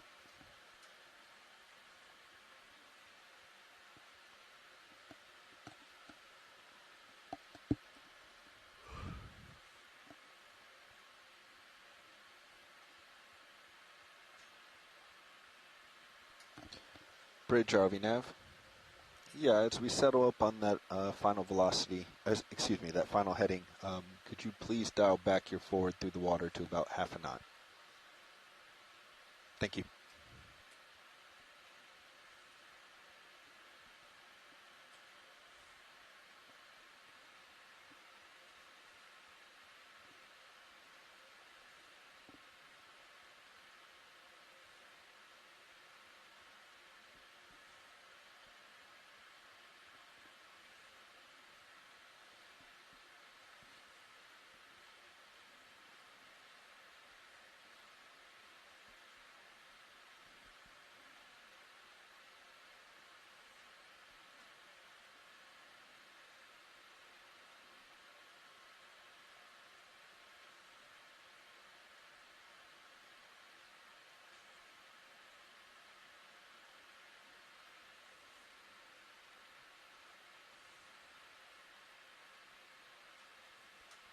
All right, streaming's looking good, pilots. Bridge is dialing back to about half a knot, so we should see that layback decrease. Copy that. Copy that. Sounds good.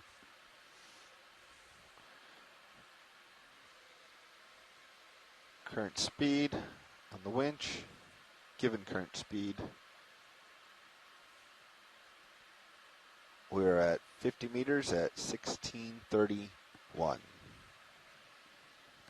39 minutes. Copy that.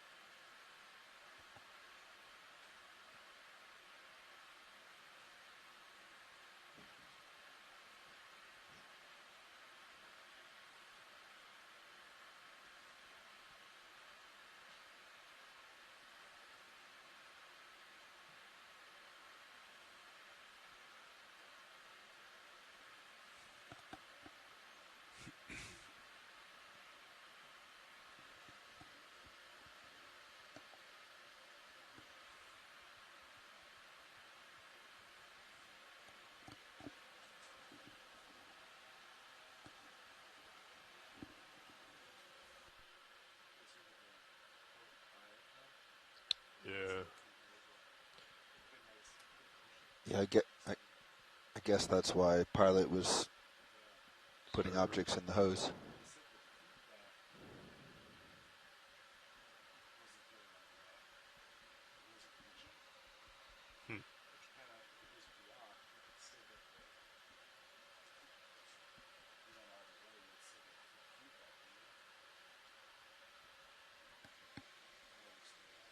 That feedback is just a hydraulic value, right?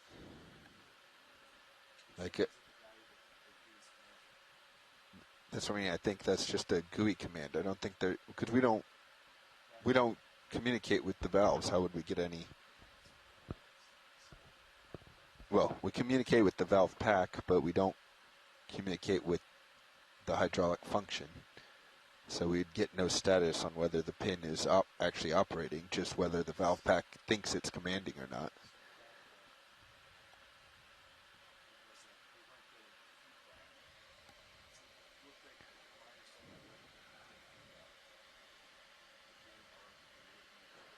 I think the green bar is supposed to be feedback from the valve pack in what it is commanding, not GUI command.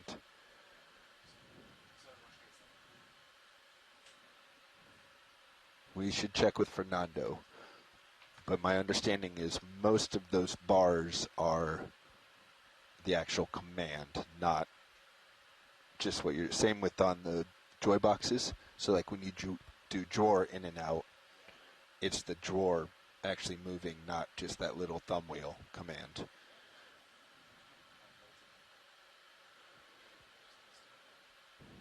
Yeah, we'll have to see if after this, if tether's going to be okay, then we may still go into FlexLink ops and also pin, yeah, bio pin. Worst case scenario, those are very easy to rebuild. Or not easy, but very simple to rebuild.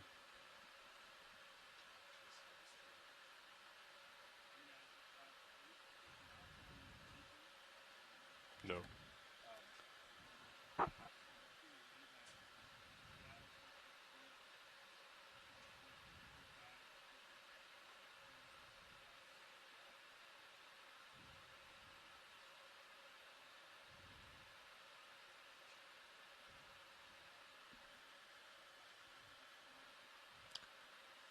Yeah, we saw that too. Do you want us to slow down the ship or try to adjust some other way?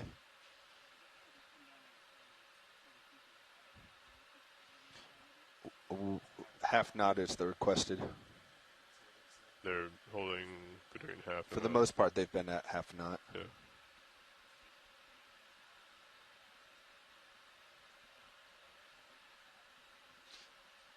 Yeah. Understood. Are you seeing effects out on deck on the wire?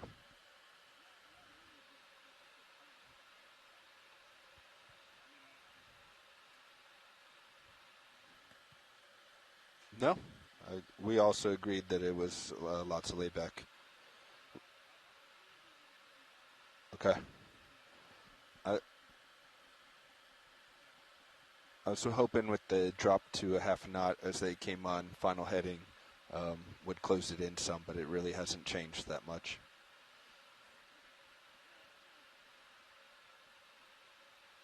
All right, it's about 330 meters now, so I'll bring them back down to a quarter knot.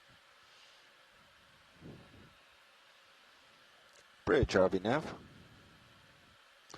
Hey, I'm not sure if you overheard the conversation, but can we have you ease off to a quarter of a knot through the water, please? Thank you, Bridge.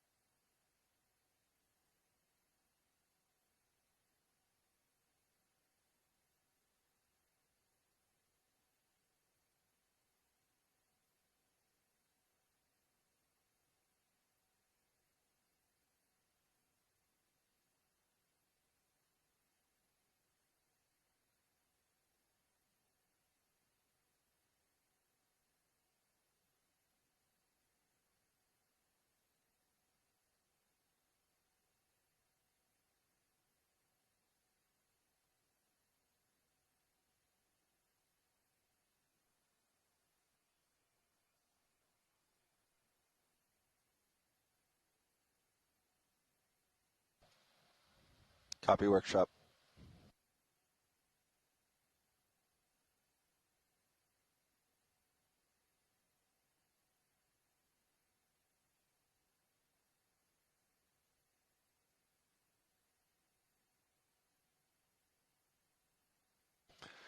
(1,000 meters, 360).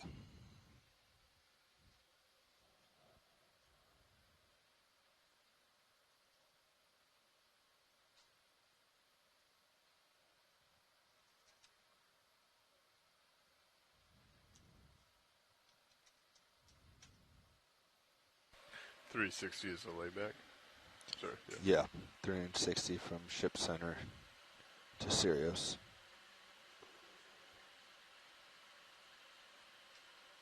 I feel like we're barely seeing that at like 4,000, 5,000 meters. That's a lot.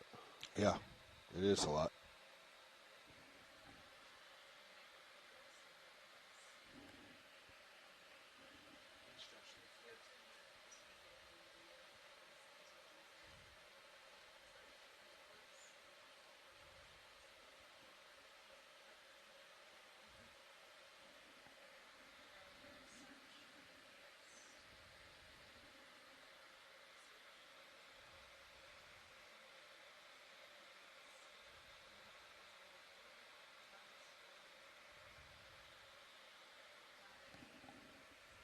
What are the subsea currents?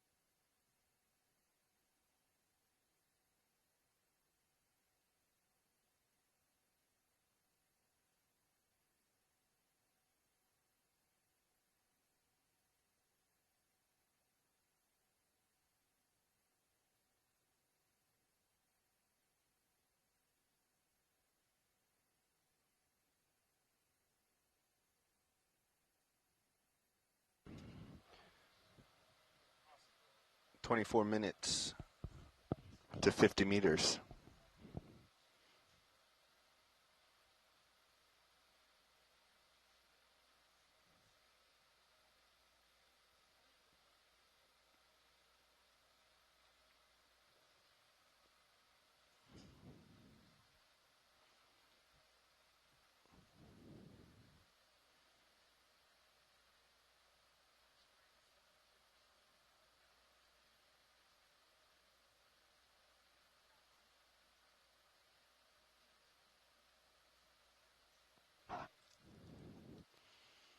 Layback improving, 326.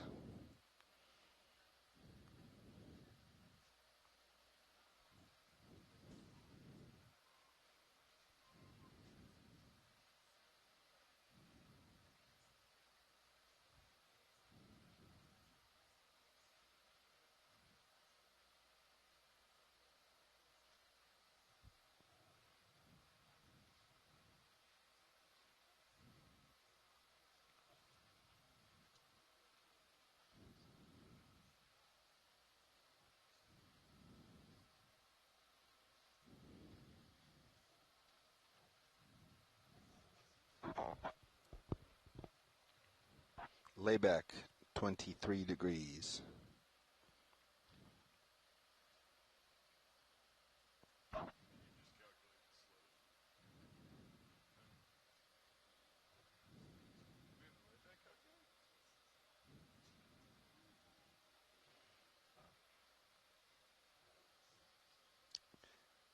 It's an estimator.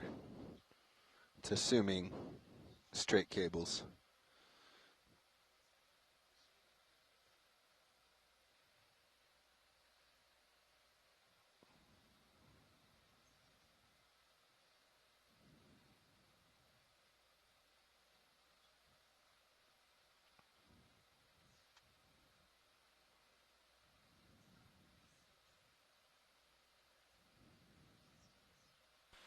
We could probably just paint different sections on the overboard shift.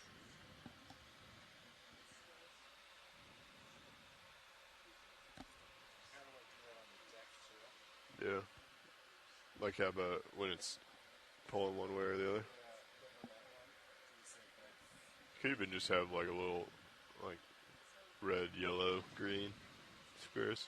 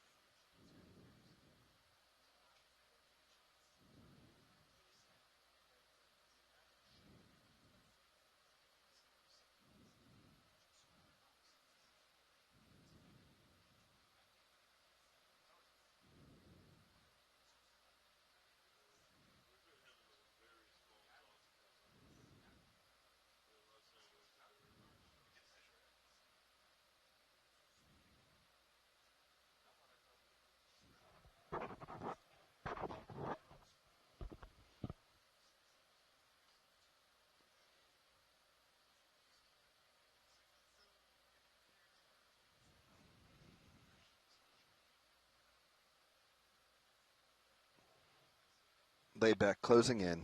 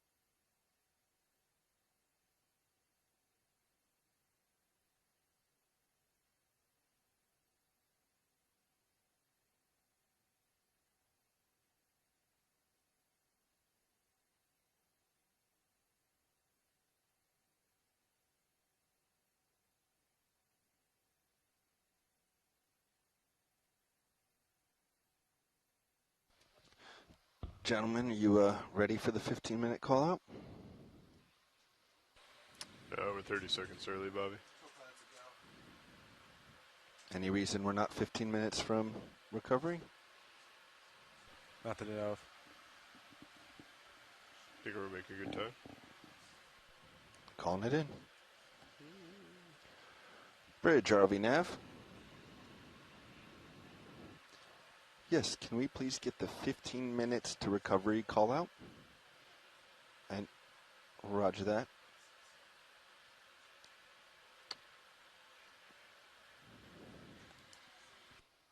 Go ahead.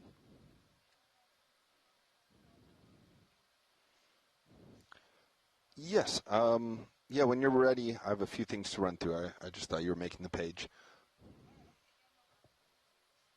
All right, thank you.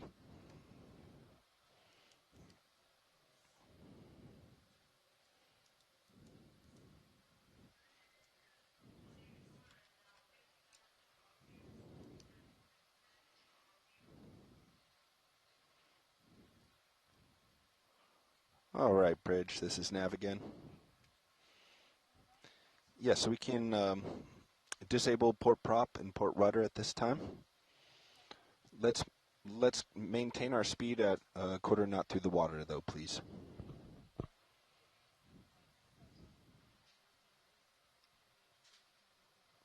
Roger, thank you. Can you also ensure that you're listening to Deck A? All right, thank you.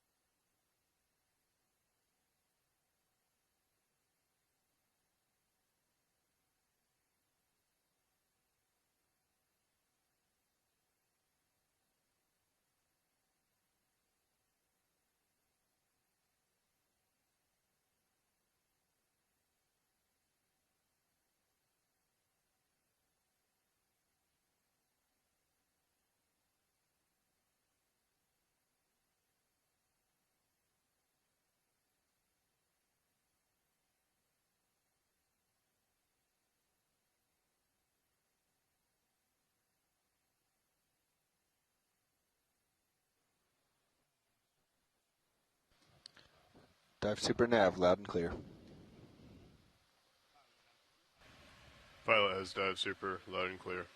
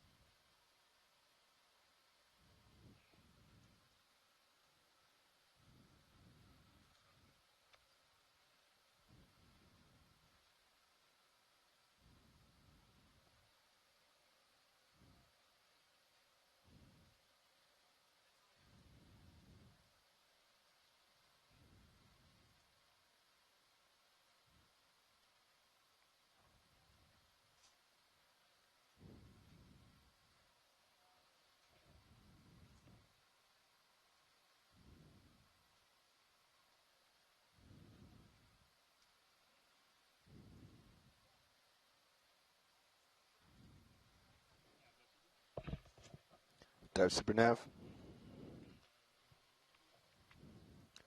Of course, Dive Super. Conditions are as when you were last here. We have about 13 knots of wind just off to the starboard side. Current is on the starboard quarter, 1.4 knots. Vehicles are about 20 degrees off to starboard side. Current depth, 350 meters.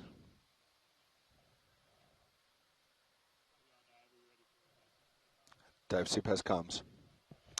Dive Soup, Nav, ship is currently making a quarter knot through the water.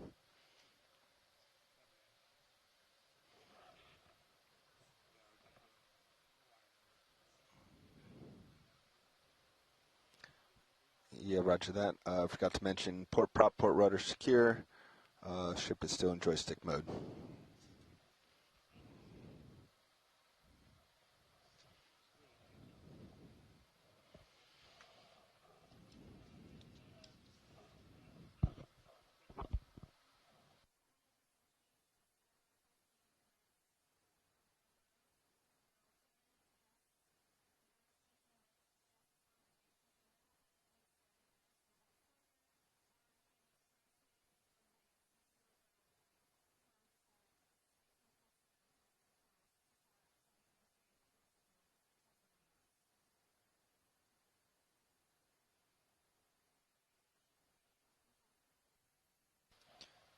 Dive Super Nav.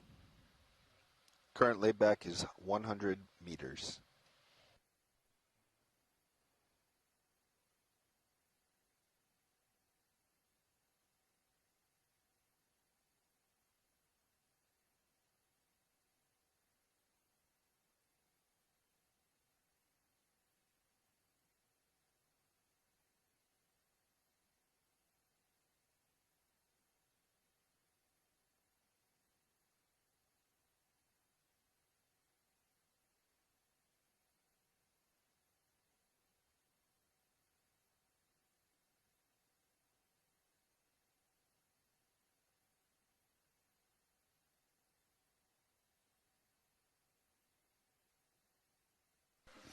All right, Pat, you ready for me to put, let's see, Sirius camera back up? Yeah. Should be ready for that.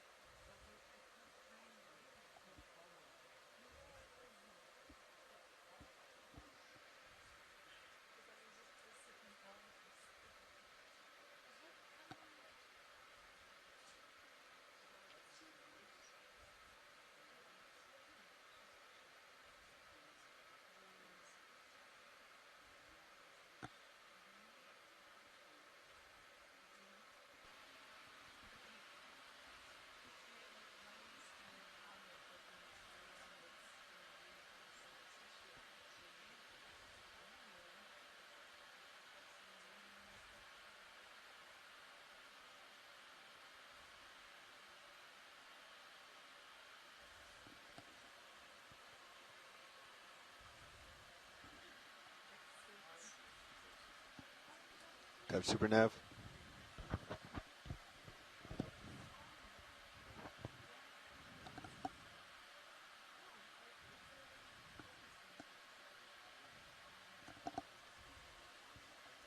Roger that. Roger, dive soup, current laid back, 65 meters.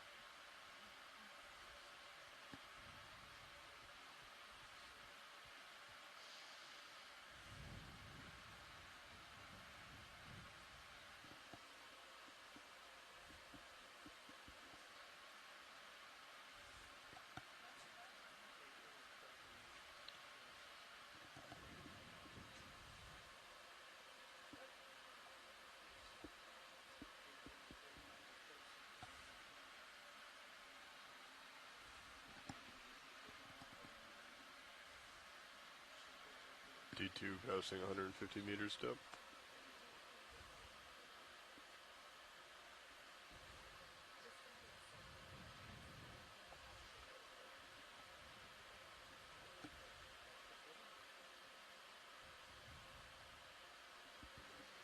Almost there.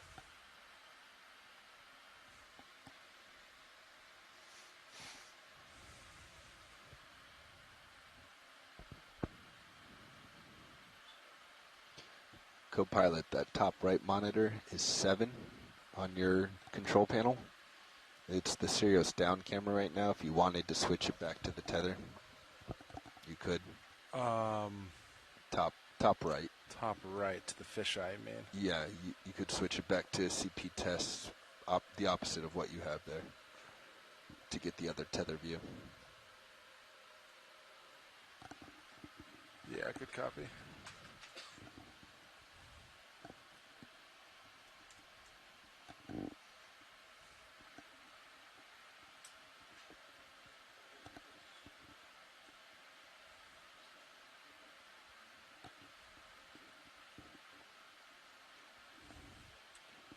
So 765.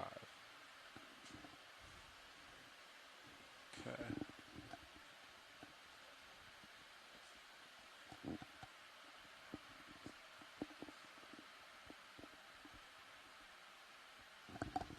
All right. Wire out, 96 meters. We're going to stop at 50 meters, almost there. D2 passing 100 meters depth.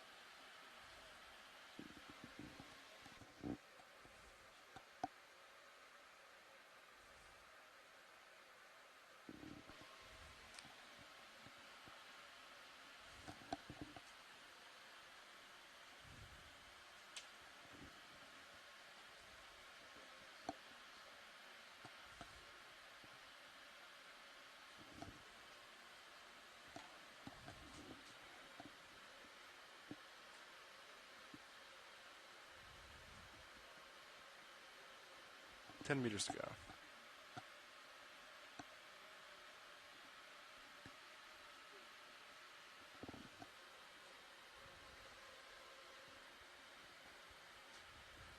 All right, starting to slow.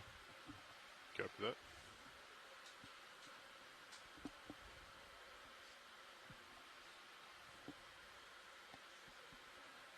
Slowing. All right. Winch all stopped, 50 meters. Copy, calling it up. Auto depth engaged, 55. Dive super nav.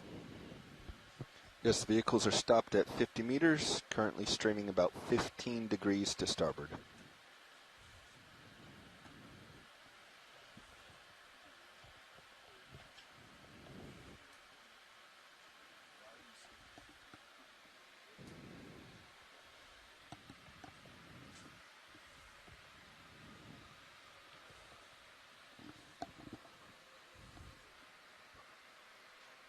Roger that. We'll do dive super. Looks like it's alternating between about 10 and 16 knots. I'm going to kill my light scope pilot. Copy that.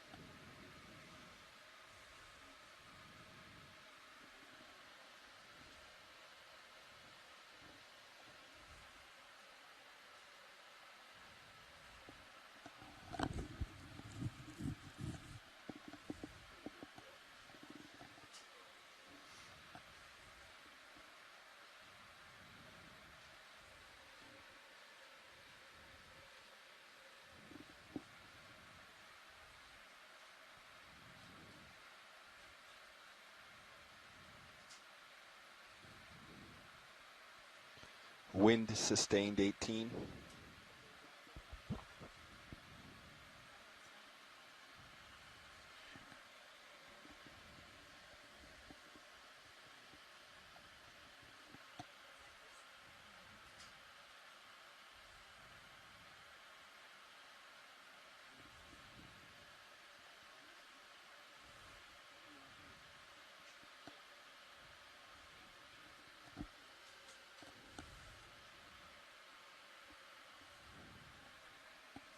Go ahead, dive super.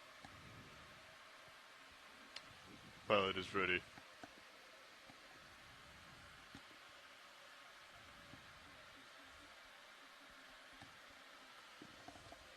Good copy, dive super. Ascending.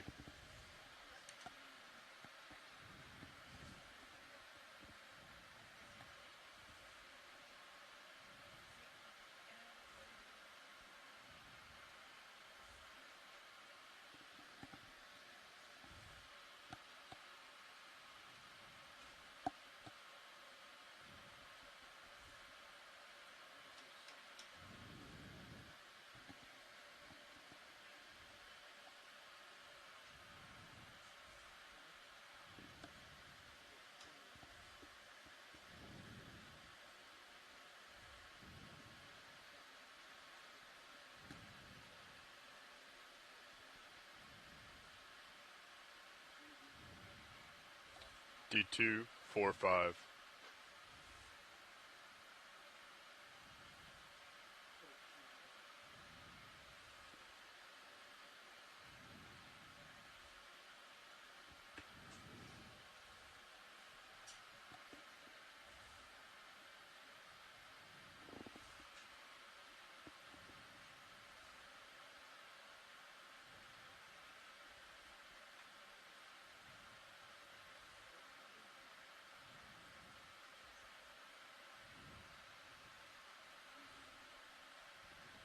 D235.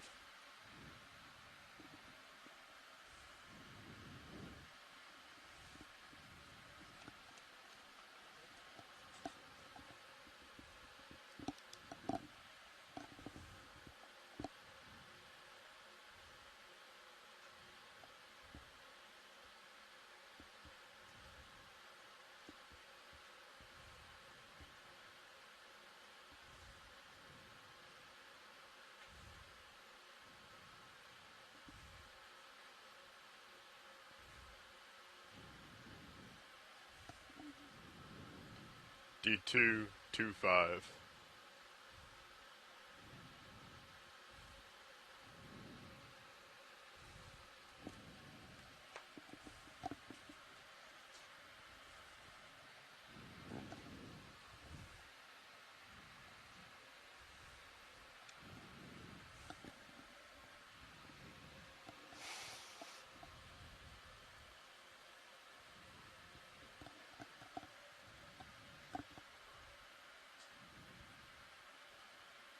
Wind dropping back down to 10.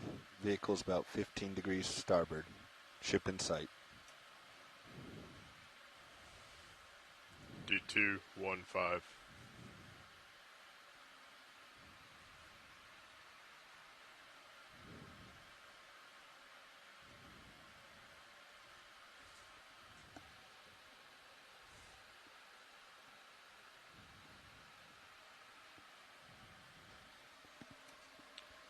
Video, can we go ahead and get the monitor switched, please? Thank you.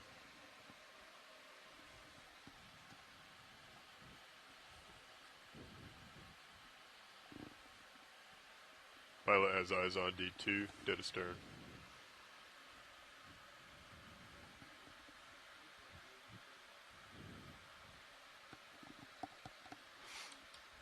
Auto heading engaged, inverse of ship. Standing by.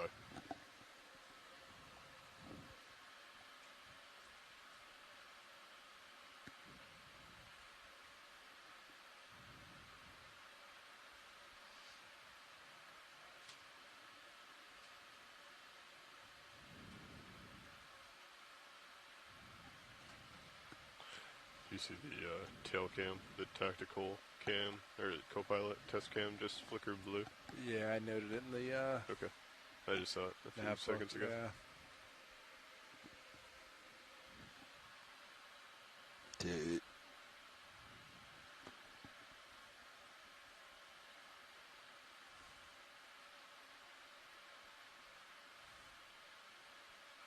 Good copy.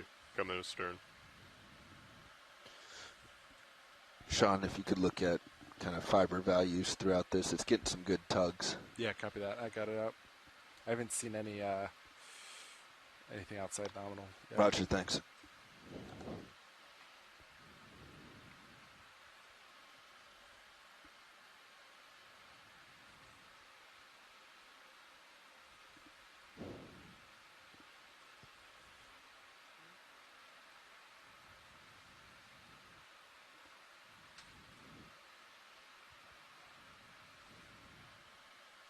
Increasing 60%.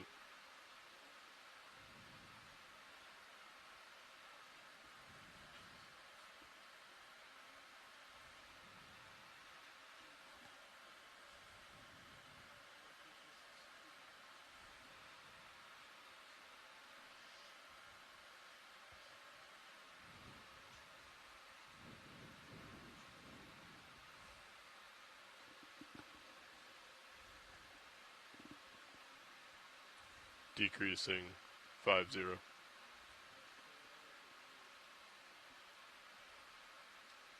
Four zero.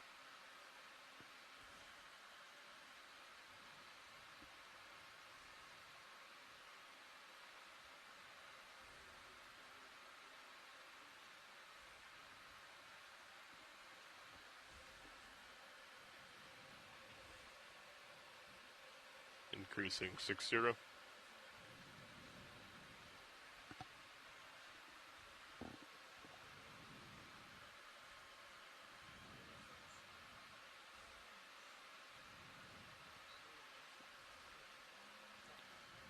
Seven zero.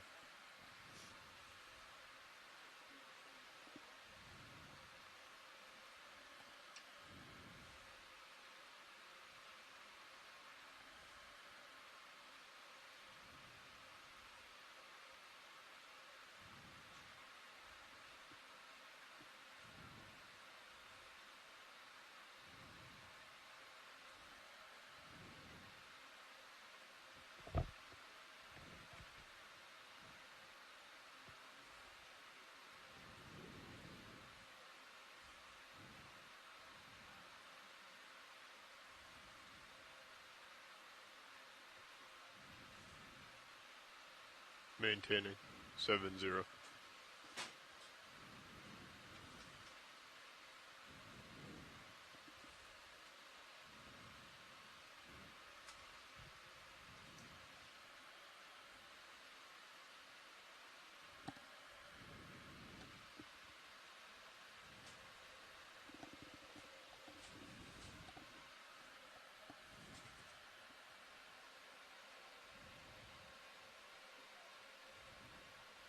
Maintaining.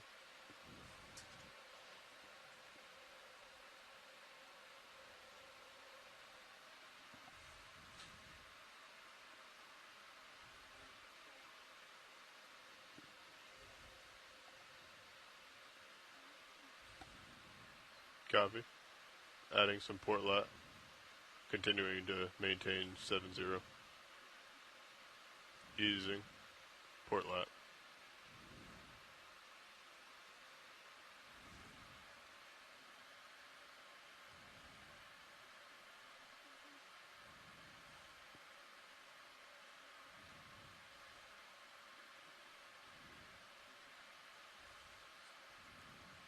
Easing on port lat. Pilot's off stick other than auto headed.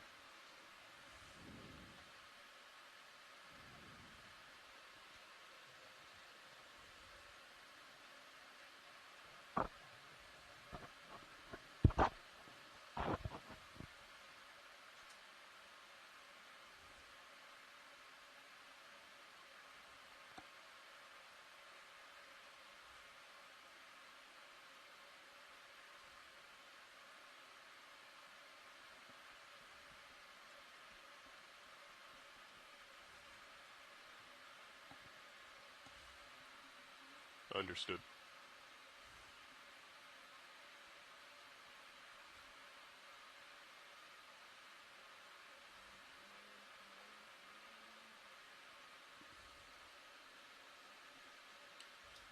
Auto head disengaged.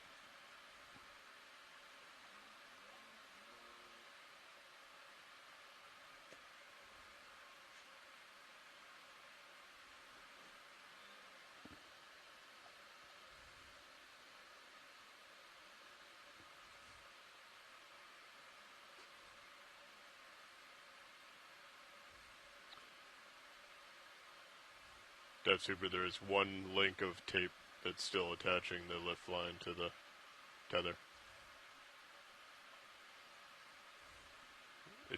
I agree.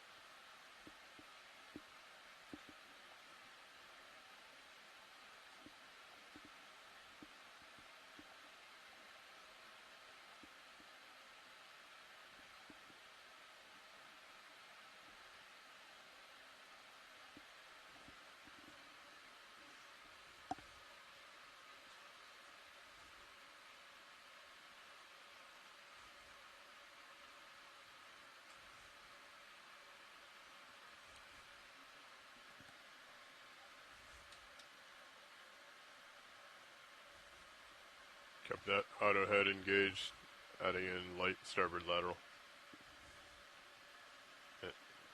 Backing.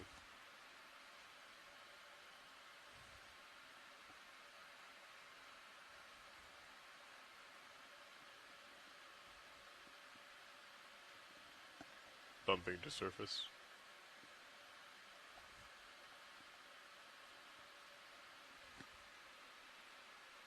Copy, maintaining.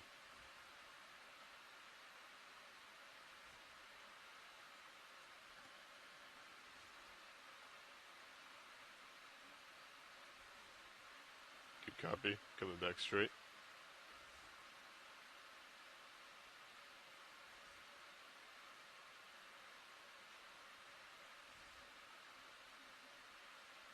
Easing. Copy. Maintaining.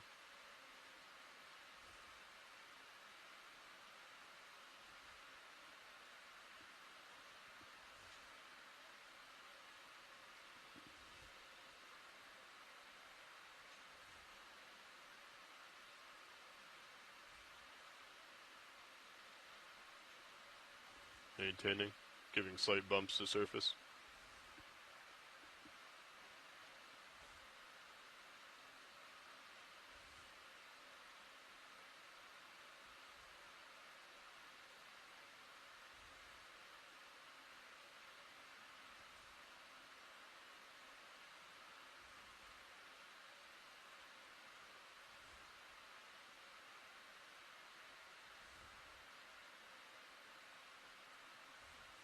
Straight back.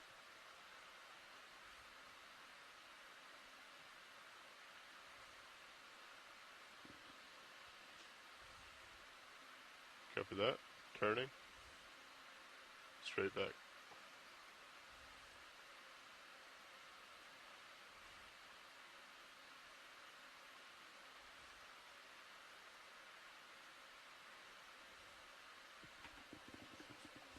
Bump to starboard. Pilot's off stick.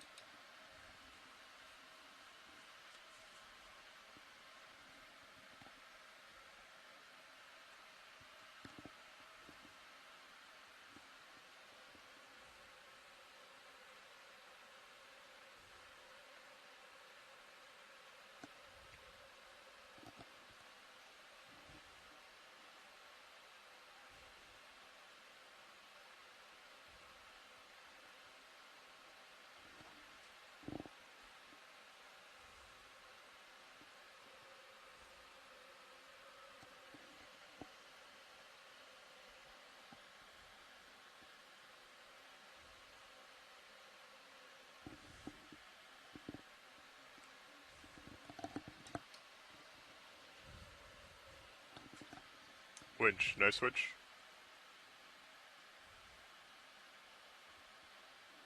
Deck, hangar e-stop.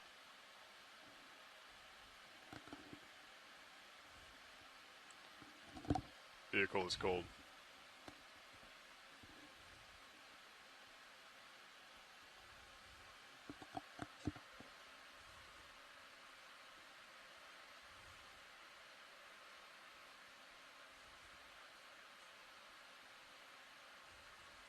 Dead super, did you copy?